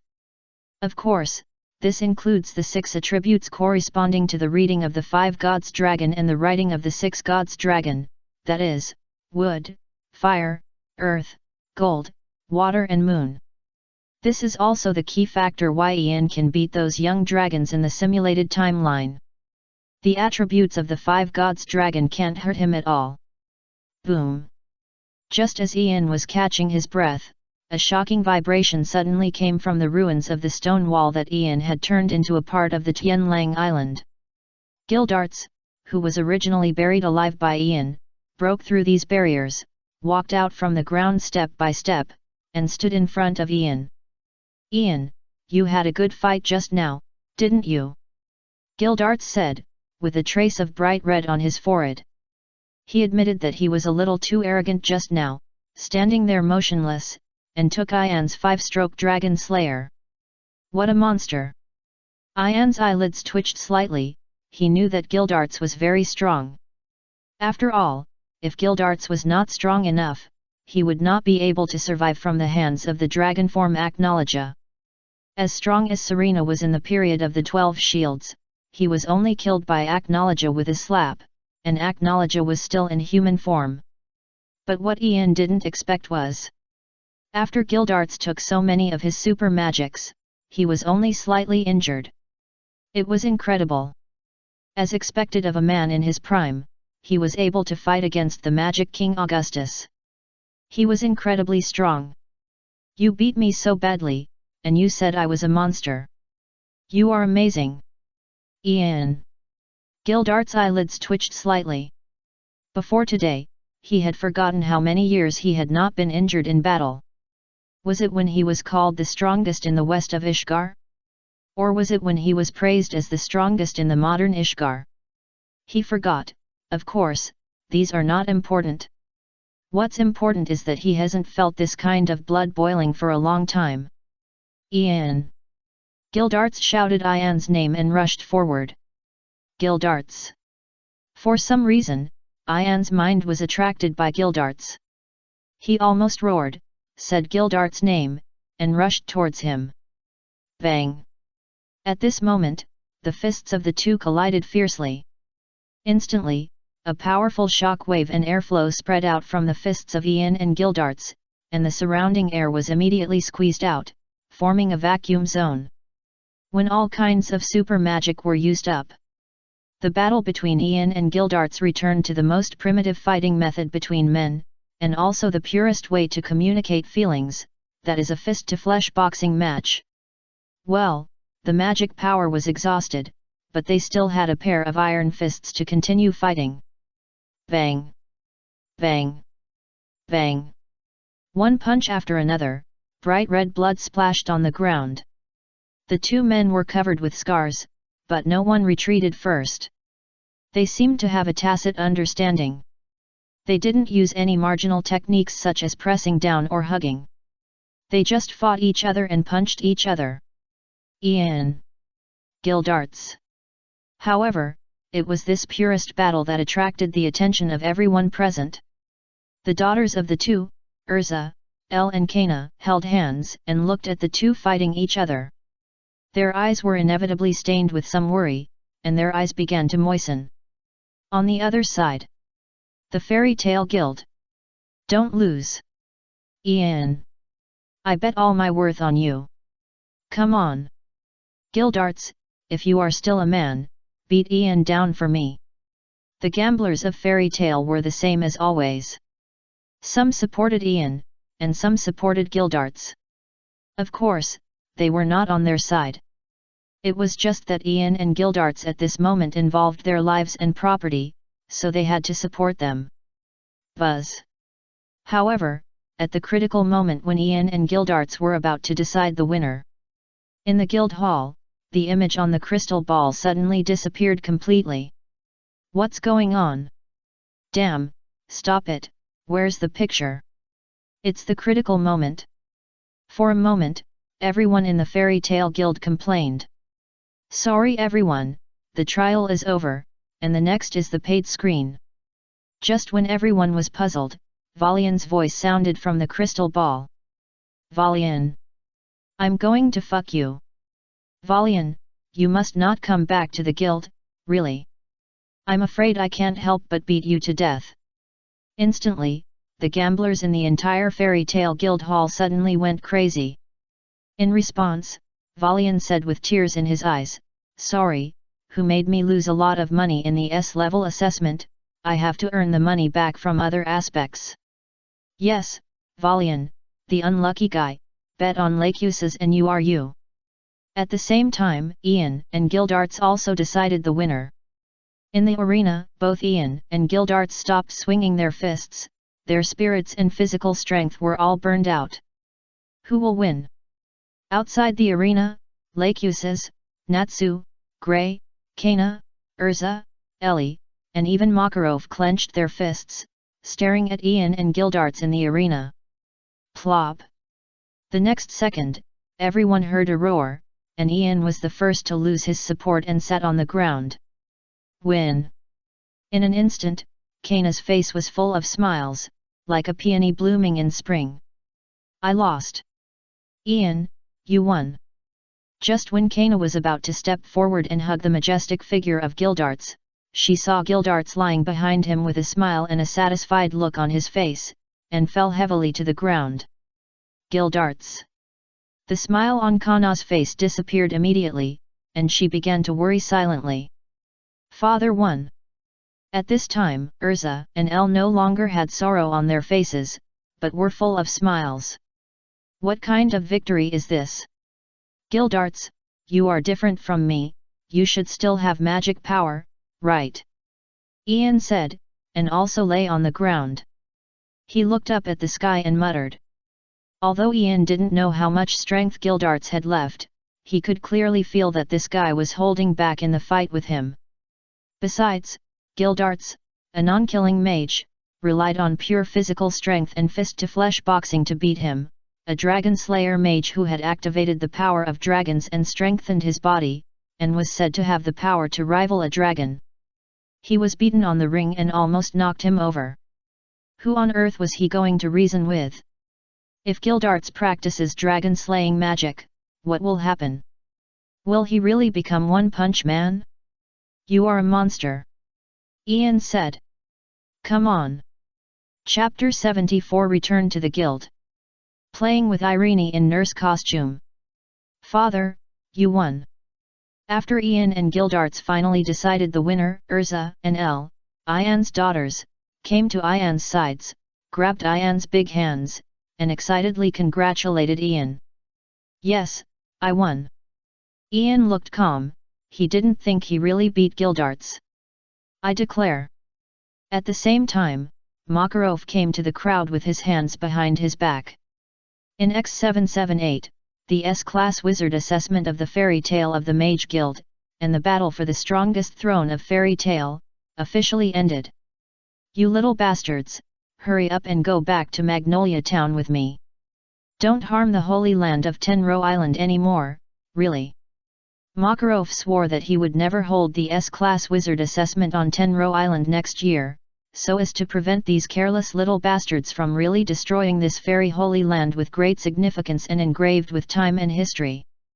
To be honest, just now, when Ian and Gildarts were fighting, he was nervous several times, fearing that these two monsters would destroy the island if they were not careful. Turn Tenro Island into dust and history completely. Oh! As Makarov's voice fell, the S-Class Wizards present, the candidates, weakly raised their hands and echoed. Everyone was very tired and no longer had much energy to cooperate with Lao Ma. Lacuses, you are such a pity. You have already reached the last step. You are only one step away from the Guild's S-Class Mage throne. You will be promoted to the Guild's S-Class Mage soon. Fried looked at Lacuses beside him, his eyes full of regret. If Lacuses didn't challenge L in the second round of exams, but chose to participate in the final melee, no one could tell what the final result would be. In Fried's heart, Lacuses still had a great chance of winning the team battle. No. It's fine just like this. I don't have too much obsession with the S-level position of the guild. Lacuses lay on the ground, looking at the clear sky above his head. After seeing the terrifying strength of Ian and Gildarts, who would be interested in the S-level position of the Fairy Tale Guild? Now, Lacuses has only one goal in his heart, that is to reach the top. Become a magician like Ian and Gildarts, standing at the top of the Ishgar continent. Within half a year, step into the realm of the Holy Ten. At the same time, Lacuses set a goal for himself. He wants to officially step into the magic field where the top 10 magicians of the Holy Ten are within half a year. He wanted to do his best to shorten the distance between him, Ian and Gildarts. Sister, what a pity. Woohoo! Sister, you have tried very hard. Elfman and Lysina hugged their sister Myra Jane tightly, and burst into tears while talking, with tears falling non-stop. Elfman, be strong. You are a man. Lysina, it's okay, it's just a loss, I will win it back next time. Seeing this, Myra Jane could only be strong and comfort her brother and sister softly. Well, for a moment, the identities of the few people seemed to be reversed. It seemed that Elfman and Lysina were the reference personnel who almost passed this year's S-level magician assessment and urgently needed others to comfort them, while she, Myra Jane, was the accompanying person. Sister Arusha, I will team up with you in the S-Class Magician Assessment next year. This time I will definitely not be a burden to you, and I will definitely help you advance to the second round smoothly. With bandages and band-aids wrapped around her forehead, Leaky vowed to help her sister Arusha, who trusted her, successfully pass the Guild's S-Class Magician Assessment. Ha ha ha. It's okay. Don't feel psychologically stressed. Arusha is probably the most Buddhist of all the S-Class Magician seed players in the entire Fairy Tale Guild. It doesn't matter if she passes or not. It doesn't matter what she does. Gildarts, you lose. Kana leaned on Gildarts' side, with complex emotions flashing in her eyes, and tenderness behind this complexity. Yet, I lost. So, Kana, have you figured it out? In this world we live in, no one has ever been the strongest. No one can always be invincible, even I am no exception. Look at me, who is known as the strongest, but now I am defeated by Ian. But I won't give up. If I lose, I lose. I can just fight back next time, right? Gildarts lay on the ground, relaxed and at ease. There was no regret for defeat on his face. Instead, he looked relaxed as if he had finally unloaded a heavy burden. Gildarts has been carrying the strongest banner of fairy tale for too long. It's time to let Ian, that stinky boy, carry it for him for a while. Just for a while. He will fight back in the near future. So Kana, you have to cheer up too. Don't give up on yourself just because of a few failures. You are my Gildarts' daughter. One day, you will pass the guild's S-level magician assessment. Even Ian took the exam 3 times in a row before passing, didn't he? When Gildarts said this, he did not forget to reveal Ian's well-known dark history. Hey. I failed the first S-class mage assessment. I admit that I was not well prepared and was too young at the time. I won't say anything about this. But I failed the second S-class mage assessment because you, Gildarts, targeted me. Have you forgotten? I clearly followed the president's requirements and defeated the monsters you designated. As a result, you insisted that I was inexperienced and not enough to complete the guild's S-class mission, so you let me go back and continue to settle for another year. Ian said, sitting up from the ground and complaining to Gildarts. Ah! Did that happen? Sorry, I don't remember it at all. It's not an important thing anyway, love. Ah ha ha ha. Gildarts touched his chin, pretending to have forgotten, and laughed triumphantly. You guy! Ian was speechless. Gildarts, the old rogue, really forgot what he had just said. What a big heart! Next time, I won't lose again. Natsu roared to the sky and shouted loudly. Love! Happy flew beside Natsu and echoed. Leon and Natsu, remember me, I will take revenge. Grey was wearing Makarov's spare shorts. He stared at Natsu and Leon fiercely. One day he would take revenge for today's clothing. Come on! Leon stretched his muscles and said with a smile. Oh, ho, ho! You are so young! Warad looked at Natsu and the others with a smile. He seemed to see how Natsu and the others would grow up in the near future. By then, the Fairy Tale Guild would be even more lively than it is now. Ah! Go back! Makarov sighed and said tiredly. Yet! Go back! Go back to the Fairy Tale Guild! Mavis sat barefoot beside Makarov and said with a smile.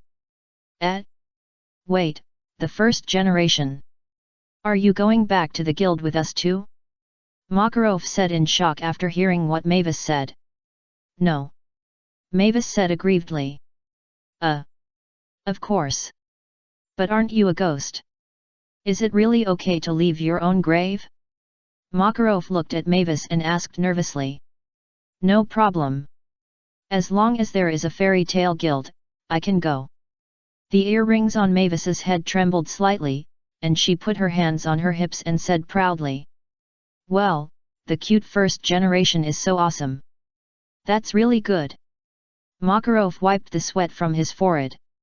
He vowed that when he returned to the Fairy Tale Guild, he would do his best to rectify the discipline of the guild and create a guild that would satisfy the first generation president Mavis. In that case, I will go back to the guild too. It's been a long time since I lived with everyone and lived a lively life. After thinking for a while, Vlad decided to move from the quiet mountains to the small town of Magnolia to live in seclusion. As the saying goes, a great man hides in the city. He needs to raise his realm to a higher level. Senior Vlad, are you coming back too? Makarov was shocked. He couldn't imagine what the Fairy Tale Guild would look like with the return of the 2 founders of Fairy Tale, the first generation Mavis and Vlad Hinken. Ha ha ha, just a joke. I still have a lot of work to do. Vlad suddenly laughed, patted Makarov on the shoulder, and said earnestly, I won't go back to the guild. Mavis will be entrusted to you, pony. Please rest assured. Vlad Sr. Makarov straightened his body and promised Vlad seriously. Haha. Just now I said I wouldn't go back to the guild, but I was joking. Just as Makarov solemnly and seriously swore, Vlad continued to preach. Old Ma was so annoyed, really, please forgive him. How could these two seniors of the fairy tale guild be so unreliable? President Preshedo, I miss you. Makarov pinched his philtrum, and he began to miss the days when Preshedo, the second-generation president of Fairy Tale, was in charge of the guild. At that time, no matter how much trouble he caused, old Pu would settle it for him. No matter whether old Pu was immersed in the abyss of magic and continued to fall and couldn't extricate himself.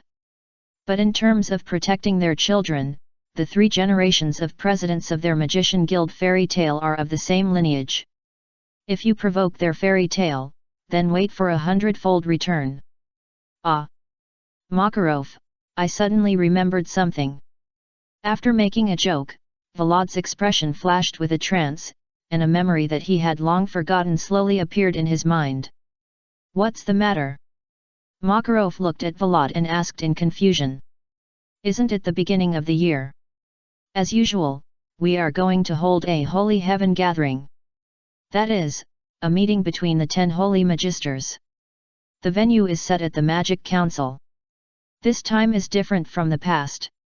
Haberian, who ranks first in the 10 holy, Ulfheim, who ranks second, and me, who ranks third, will all participate. You and you will come too. By the way, remember to bring Ian and Gildarts. Vlad rubbed his chin and said so. Will the 2 adults who rank first and second come too? Why did we call Ian and Gildarts? Although they have combat power that is not weaker than, or even better than, the Holy 10, they are not members of the Holy 10 after all. Makarov was shocked at first, and then asked in confusion. Because last time, and the last time, and the last time's rallies, all cancelled.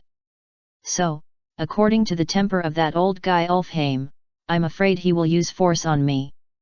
You know I'm not good at fighting. Call Ian and Gildarts over, of course, to help me beat him up and vent my anger.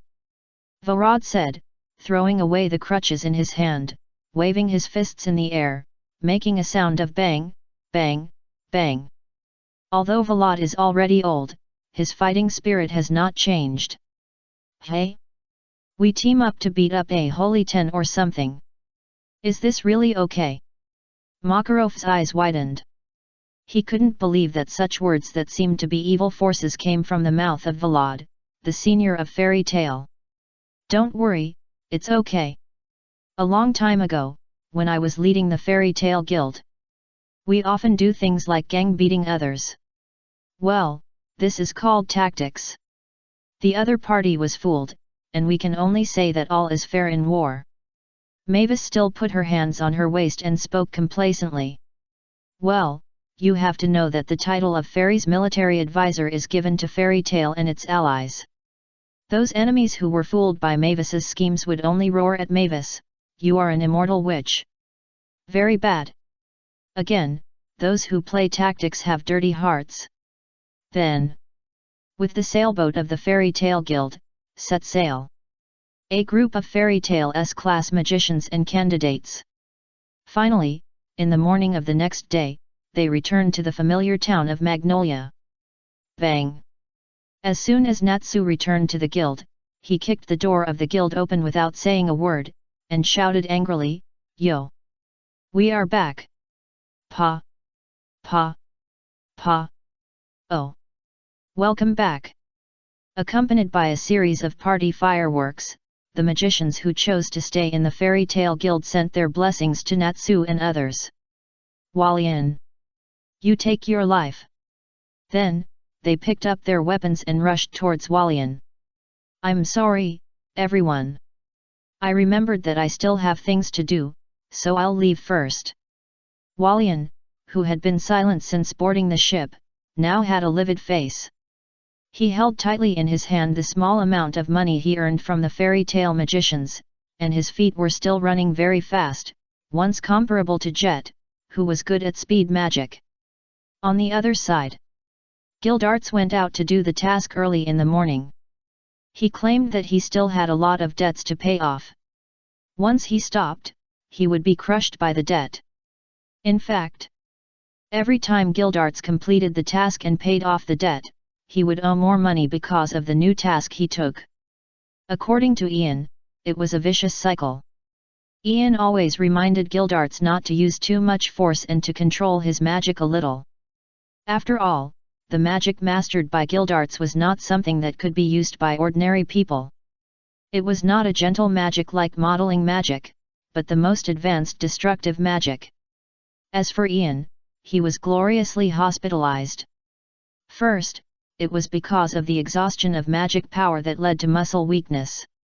Second, in the fist-to-fist fight between him and Gildarts, the monster Gildarts broke 3 ribs. Haha! In the ward, Ian was lying on the bed, looking at the beautiful scenery outside the window, and couldn't help laughing. The winner was hospitalized, and the loser had nothing to do and went out to do the task. It was really ironic. Ian always felt that Gildarts was just using this failure to teach his own daughter Kana a lesson in life called failure is not terrible, you must face it bravely.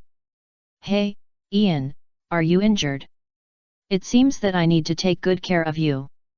Just when Ian was sitting on the bed, thinking about a lot of things, a voice that Ian was very familiar with suddenly sounded at the door of the ward.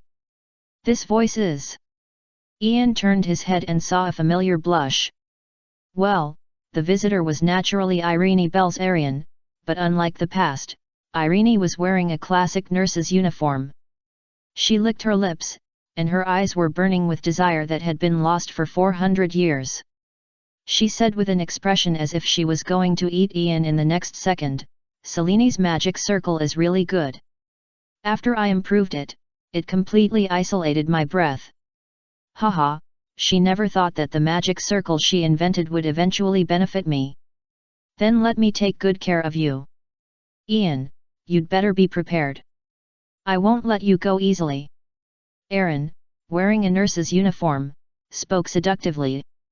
Good dong. Ian swallowed hard at this. He always felt that what Irene was planning was definitely not just taking care of him, and there was probably something more serious waiting for him. Chapter 75 Irene, Ian, it's time for us to give Urza a brother or sister. Ian looked at Irene in front of him, and suddenly felt no pain in his body. The whole person was refreshed. That was so authentic. Ian blinked his big eyes, with an innocent look in his eyes, looking at Irene in front of him, and asked nervously, "Are you a clone?" For Ian, it was really important whether Irene in front of him was a clone or a real person. Ah! Of course it's a real person. I found a loophole in Seleni's magic circle and came in like this. What? Don't you welcome me? Irene said, sitting next to Ian. She just stared at Ian with a bit of resentment in her eyes, as if Ian was a heartless man. Welcome, welcome. Warm welcome. How dare Ian say no? Ian could feel that if he showed any reluctance, Irene would immediately turn evil. How cruel can Irene be after she turns evil? The scene was so beautiful that Ian didn't even dare to think about it.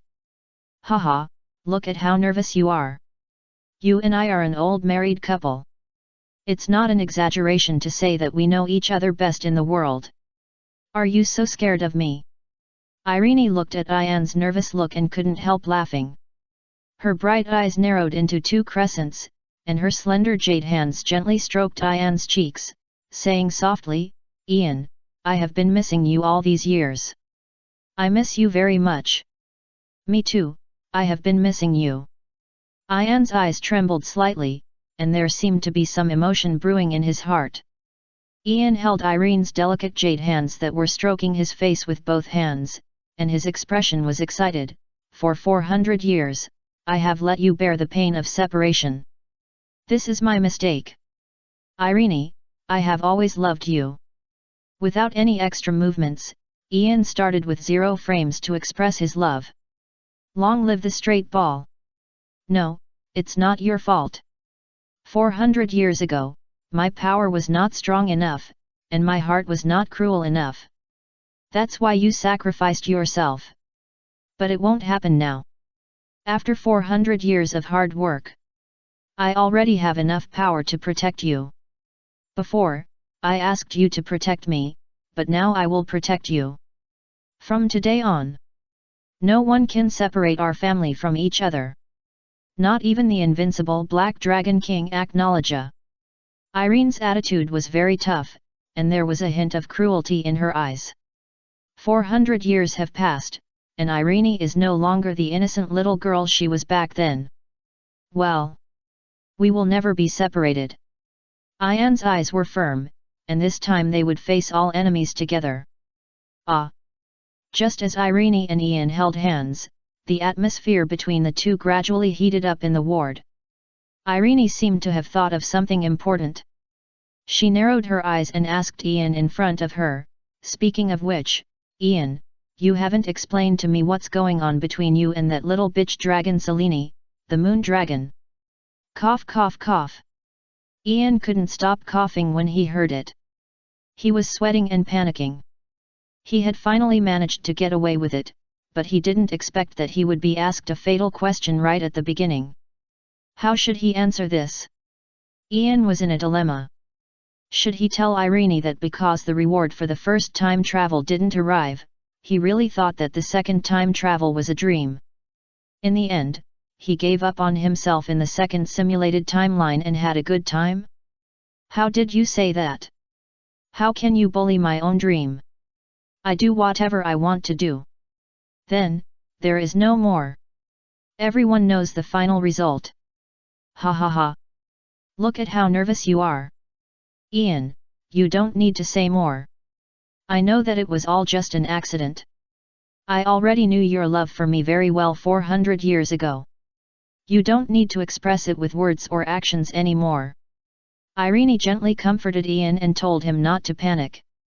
Irene never doubted Ian's loyalty. After all, 400 years ago, Ian once trapped the dragons in the sky for her at the cost of burning his life and sacrificing himself. As promised, he did not release any dragon to attack them from behind. Love that is committed to death does not need too much explanation. Irene. Ian felt a little warm in his heart when he heard this. He knew that Irene would not misunderstand him. Although, his behavior was indeed quite scumbag, 1% of Gildarts' level. No, Ian, who is not a scumbag on purpose, is not a scumbag. Gildarts is a scum who knows it but still acts like a scum. That's what scum is. However, considering Gildarts' level, calling him a scum is an exaggeration. Jiangnan, when the first deep affection comes, everyone will give Gildarts a thumbs up and say, Big Brother 666. Well, Gildarts is a pure beast. Gildarts, I am really impressed. I have gone out to do the task, and you can step on me. I am sitting at home, and the pot comes from the sky. It belongs to. Besides, let me say it again, first of all, we are all adults, and secondly, we are all voluntary, you know. In short, I will not pursue Selene's affairs. But you can only betray me once. It's a reward for you to sacrifice your life for me. Irene said, forgiving Ian. Well, of course I forgave him. Aaron, I love you so much. Ian heard this and hugged Irene into his arms. He kissed her beautiful face fiercely. He seemed to want to make up for all he had lost in the past 400 years. Stop, stop, stop. Let me be honest. If I knew that you had other mistresses besides Selene and betrayed our relationship again, I would never forgive you. Irene first stretched out her hand to block Ian's kiss on her cheek, then looked at Ian seriously and warned him. However, Irene seemed to lose her temper halfway through the warning and said helplessly, "Although, I will probably still forgive you, because I am deeply fascinated by you and have reached the point of being possessed by a ghost." Irene. Ian was deeply moved by Irene's words. How lucky is he to marry a lady like Irene? Of course, the premise for me to forgive you is that you can be resurrected again. Just when Ian's heart was about to be swallowed up by his love, emotion, and repentance for Irene, Irene's voice rang in his ears again. It's fair, right? Cheat once, die once. If you can be resurrected, then our previous grievances will be written off. I will fall in love with you again, continue to be your wife. If you can't be resurrected, then I will impose an eternal immortal curse on all your mistresses, so that they will never die and go to the world of death to see you. Then I will commit suicide and go to the world of death to reunite with you. Ian, don't let me do this. When Irene said this, her smile was a little bleak, and her pale face made Ian feel panic. The warm wind in the house was turned on very high, but Ian still felt very cold. Haha. For a moment, Ian suddenly laughed. When did he start to have the illusion that Irene had not turned evil? Let's just say, is there a possibility? The beautiful Irene, she has never been in vain since the beginning? What a sin! Ian's heart trembled violently. Speaking of which, there is one more thing. Irene continued, she seemed to have thought of something, looking at Ian and speaking. What is it? Ian was puzzled. He looked up at Irene and asked. At this moment, Ian's expression was cautious and careful. He didn't dare to provoke Irene, who was obviously in a mental state. Of course, Ian was not afraid that Irene would hurt him.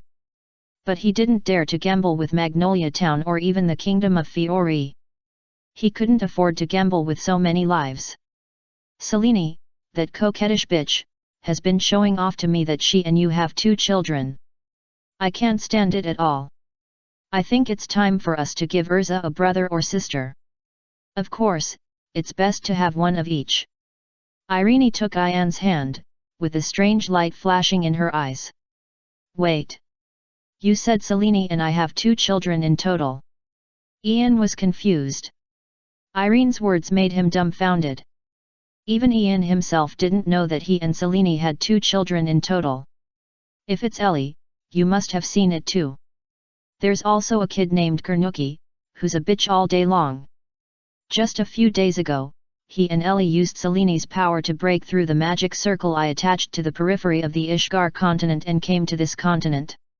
It was also thanks to these 2 little brats that the few microseconds of space gap created when entering the Ishgar continent that I succeeded. I left a passage on the Ishgar continent that can avoid Selene's magic circle.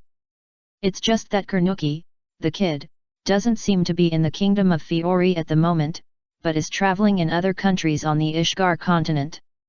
This is giving me a headache. After all, Selene's magic circle that isolates breath has a limited range. It's not easy for me to leave the town of Magnolia to catch him back.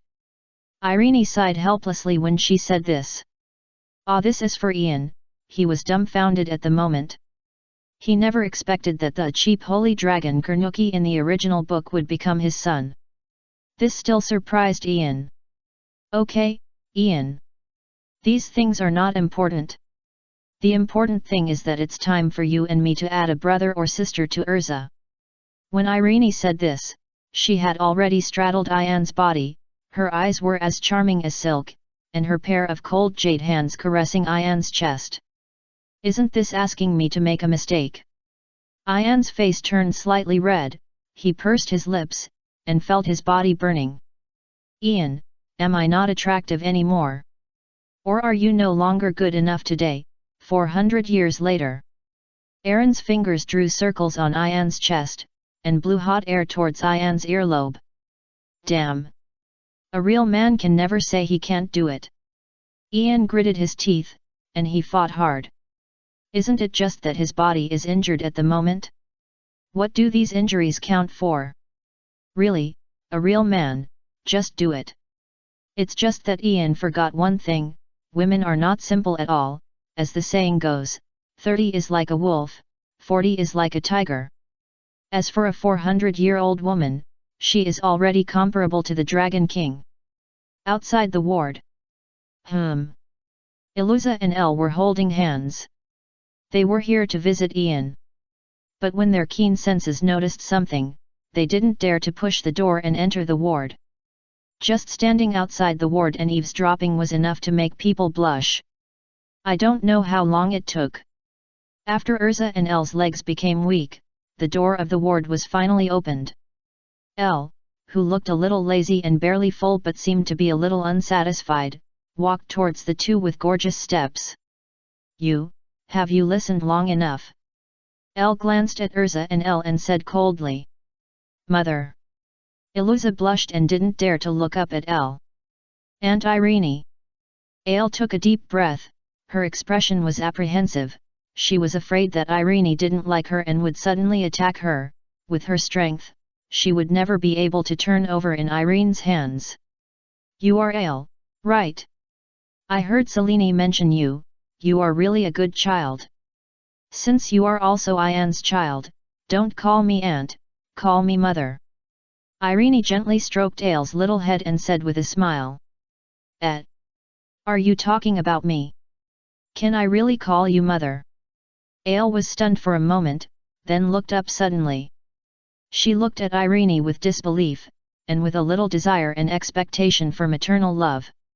Elle longed for maternal love, perhaps because of the human blood in her body, she had always expected to get love like humans. Of course. Irene smiled, and her eyes were filled with love when she looked at Elle. Mother. Mother. Elle blushed, and after taking a deep breath, she lowered her head and spoke to Irene. I'm here. From today on, you are my daughter, Elle Belzarian. Irene gently stroked Elle's little head, and her eyes flashed with the luster of wisdom. How can we drive away the mistress? The first step is to persuade the mistress's child to rebel. Mother. After Elle got Elle's response, she rushed into Elle's arms. While calling Elle, she greedily sucked the breath of Elle. Irene's appearance and gentleness are filling the missing maternal love of Elle. Irene held Alii in her arms, comforting her while thinking in her heart, Selene, Selene. When you come to your senses, all your children will become mine. I wonder how you will get Ian's love then. You are just a little bitch who cannot stand the light. It is not easy for me to deal with you. Hee hee. Woo woo woo. In the ward, Ian turned sideways and looked at Alii and Aylin who were like a family outside the door. His lips were dry and his face was pale, as if he had been drained of blood. Too fierce. Really too fierce. At this moment, Ian's desire for power rose again in his heart. Irene, who had endured for 400 years, was no longer an opponent that Ian could resist at the moment. Irene's strength was beyond Ian's imagination. My dear, I will come here to see you tomorrow. Irene hugged Elle with her left hand and Urza with her right hand, and showed a bright smile to Ian in the ward, and left with the two girls. Come tomorrow. Ian thought to himself, and he couldn't help rolling his eyes. At this moment, Ian felt the pain of Deben. On the other side, in Ian's villa. This is Ian's villa, so it is naturally Irene's home. During the days that Irene stayed in Magnolia Town, she would live here. Ian's room is now Irene's room, on the soft big bed. Mother, please tell us a story. Mother, I want to hear the story of you and father. Elle and Urza pestered Irene and kept acting coquettishly. Alas! I really can't do anything with you. Irene was lying in the middle, with Elle on her left and Urza on her right. She seemed to be telling her daughters, since this is what you asked for. Then let me tell you a little bit about the story between me and your father. In the ancient times long, long ago. That was the time when dragons and humans coexisted. The dragons are the undisputed overlords of this world. At that time, humans didn't even have a way to hurt dragons. The only way for humans to survive in this world is to form an alliance with dragons that are close to humans, obtain the protection of these dragons, and breathe in the cracks. However, not all dragons are close to humans. Some dragons regard humans as food and ants, and they enjoy devouring and hurting humans. That was an era full of blood, violence, barbarism, and madness. When Irene said this, her eyes were stained with a touch of reminiscence. At that time, the dragons close to humans and the dragons advocating the extermination of humans were the two most powerful factions in the entire mainstream group of dragons. Originally, although there were many contradictions between these two forces, they were able to keep their distance from each other because they were all dragons. But as the number of humans grew day by day, the proportion of dragons advocating the extermination of humans in the dragon group was also increasing, and the contradiction between them and the dragons advocating peace was also increasing.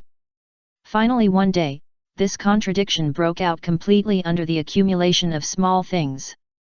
With the fall of the first dragon, the war began. And your mother, I was the queen of the pro-dragon kingdom of Dragonov at that time.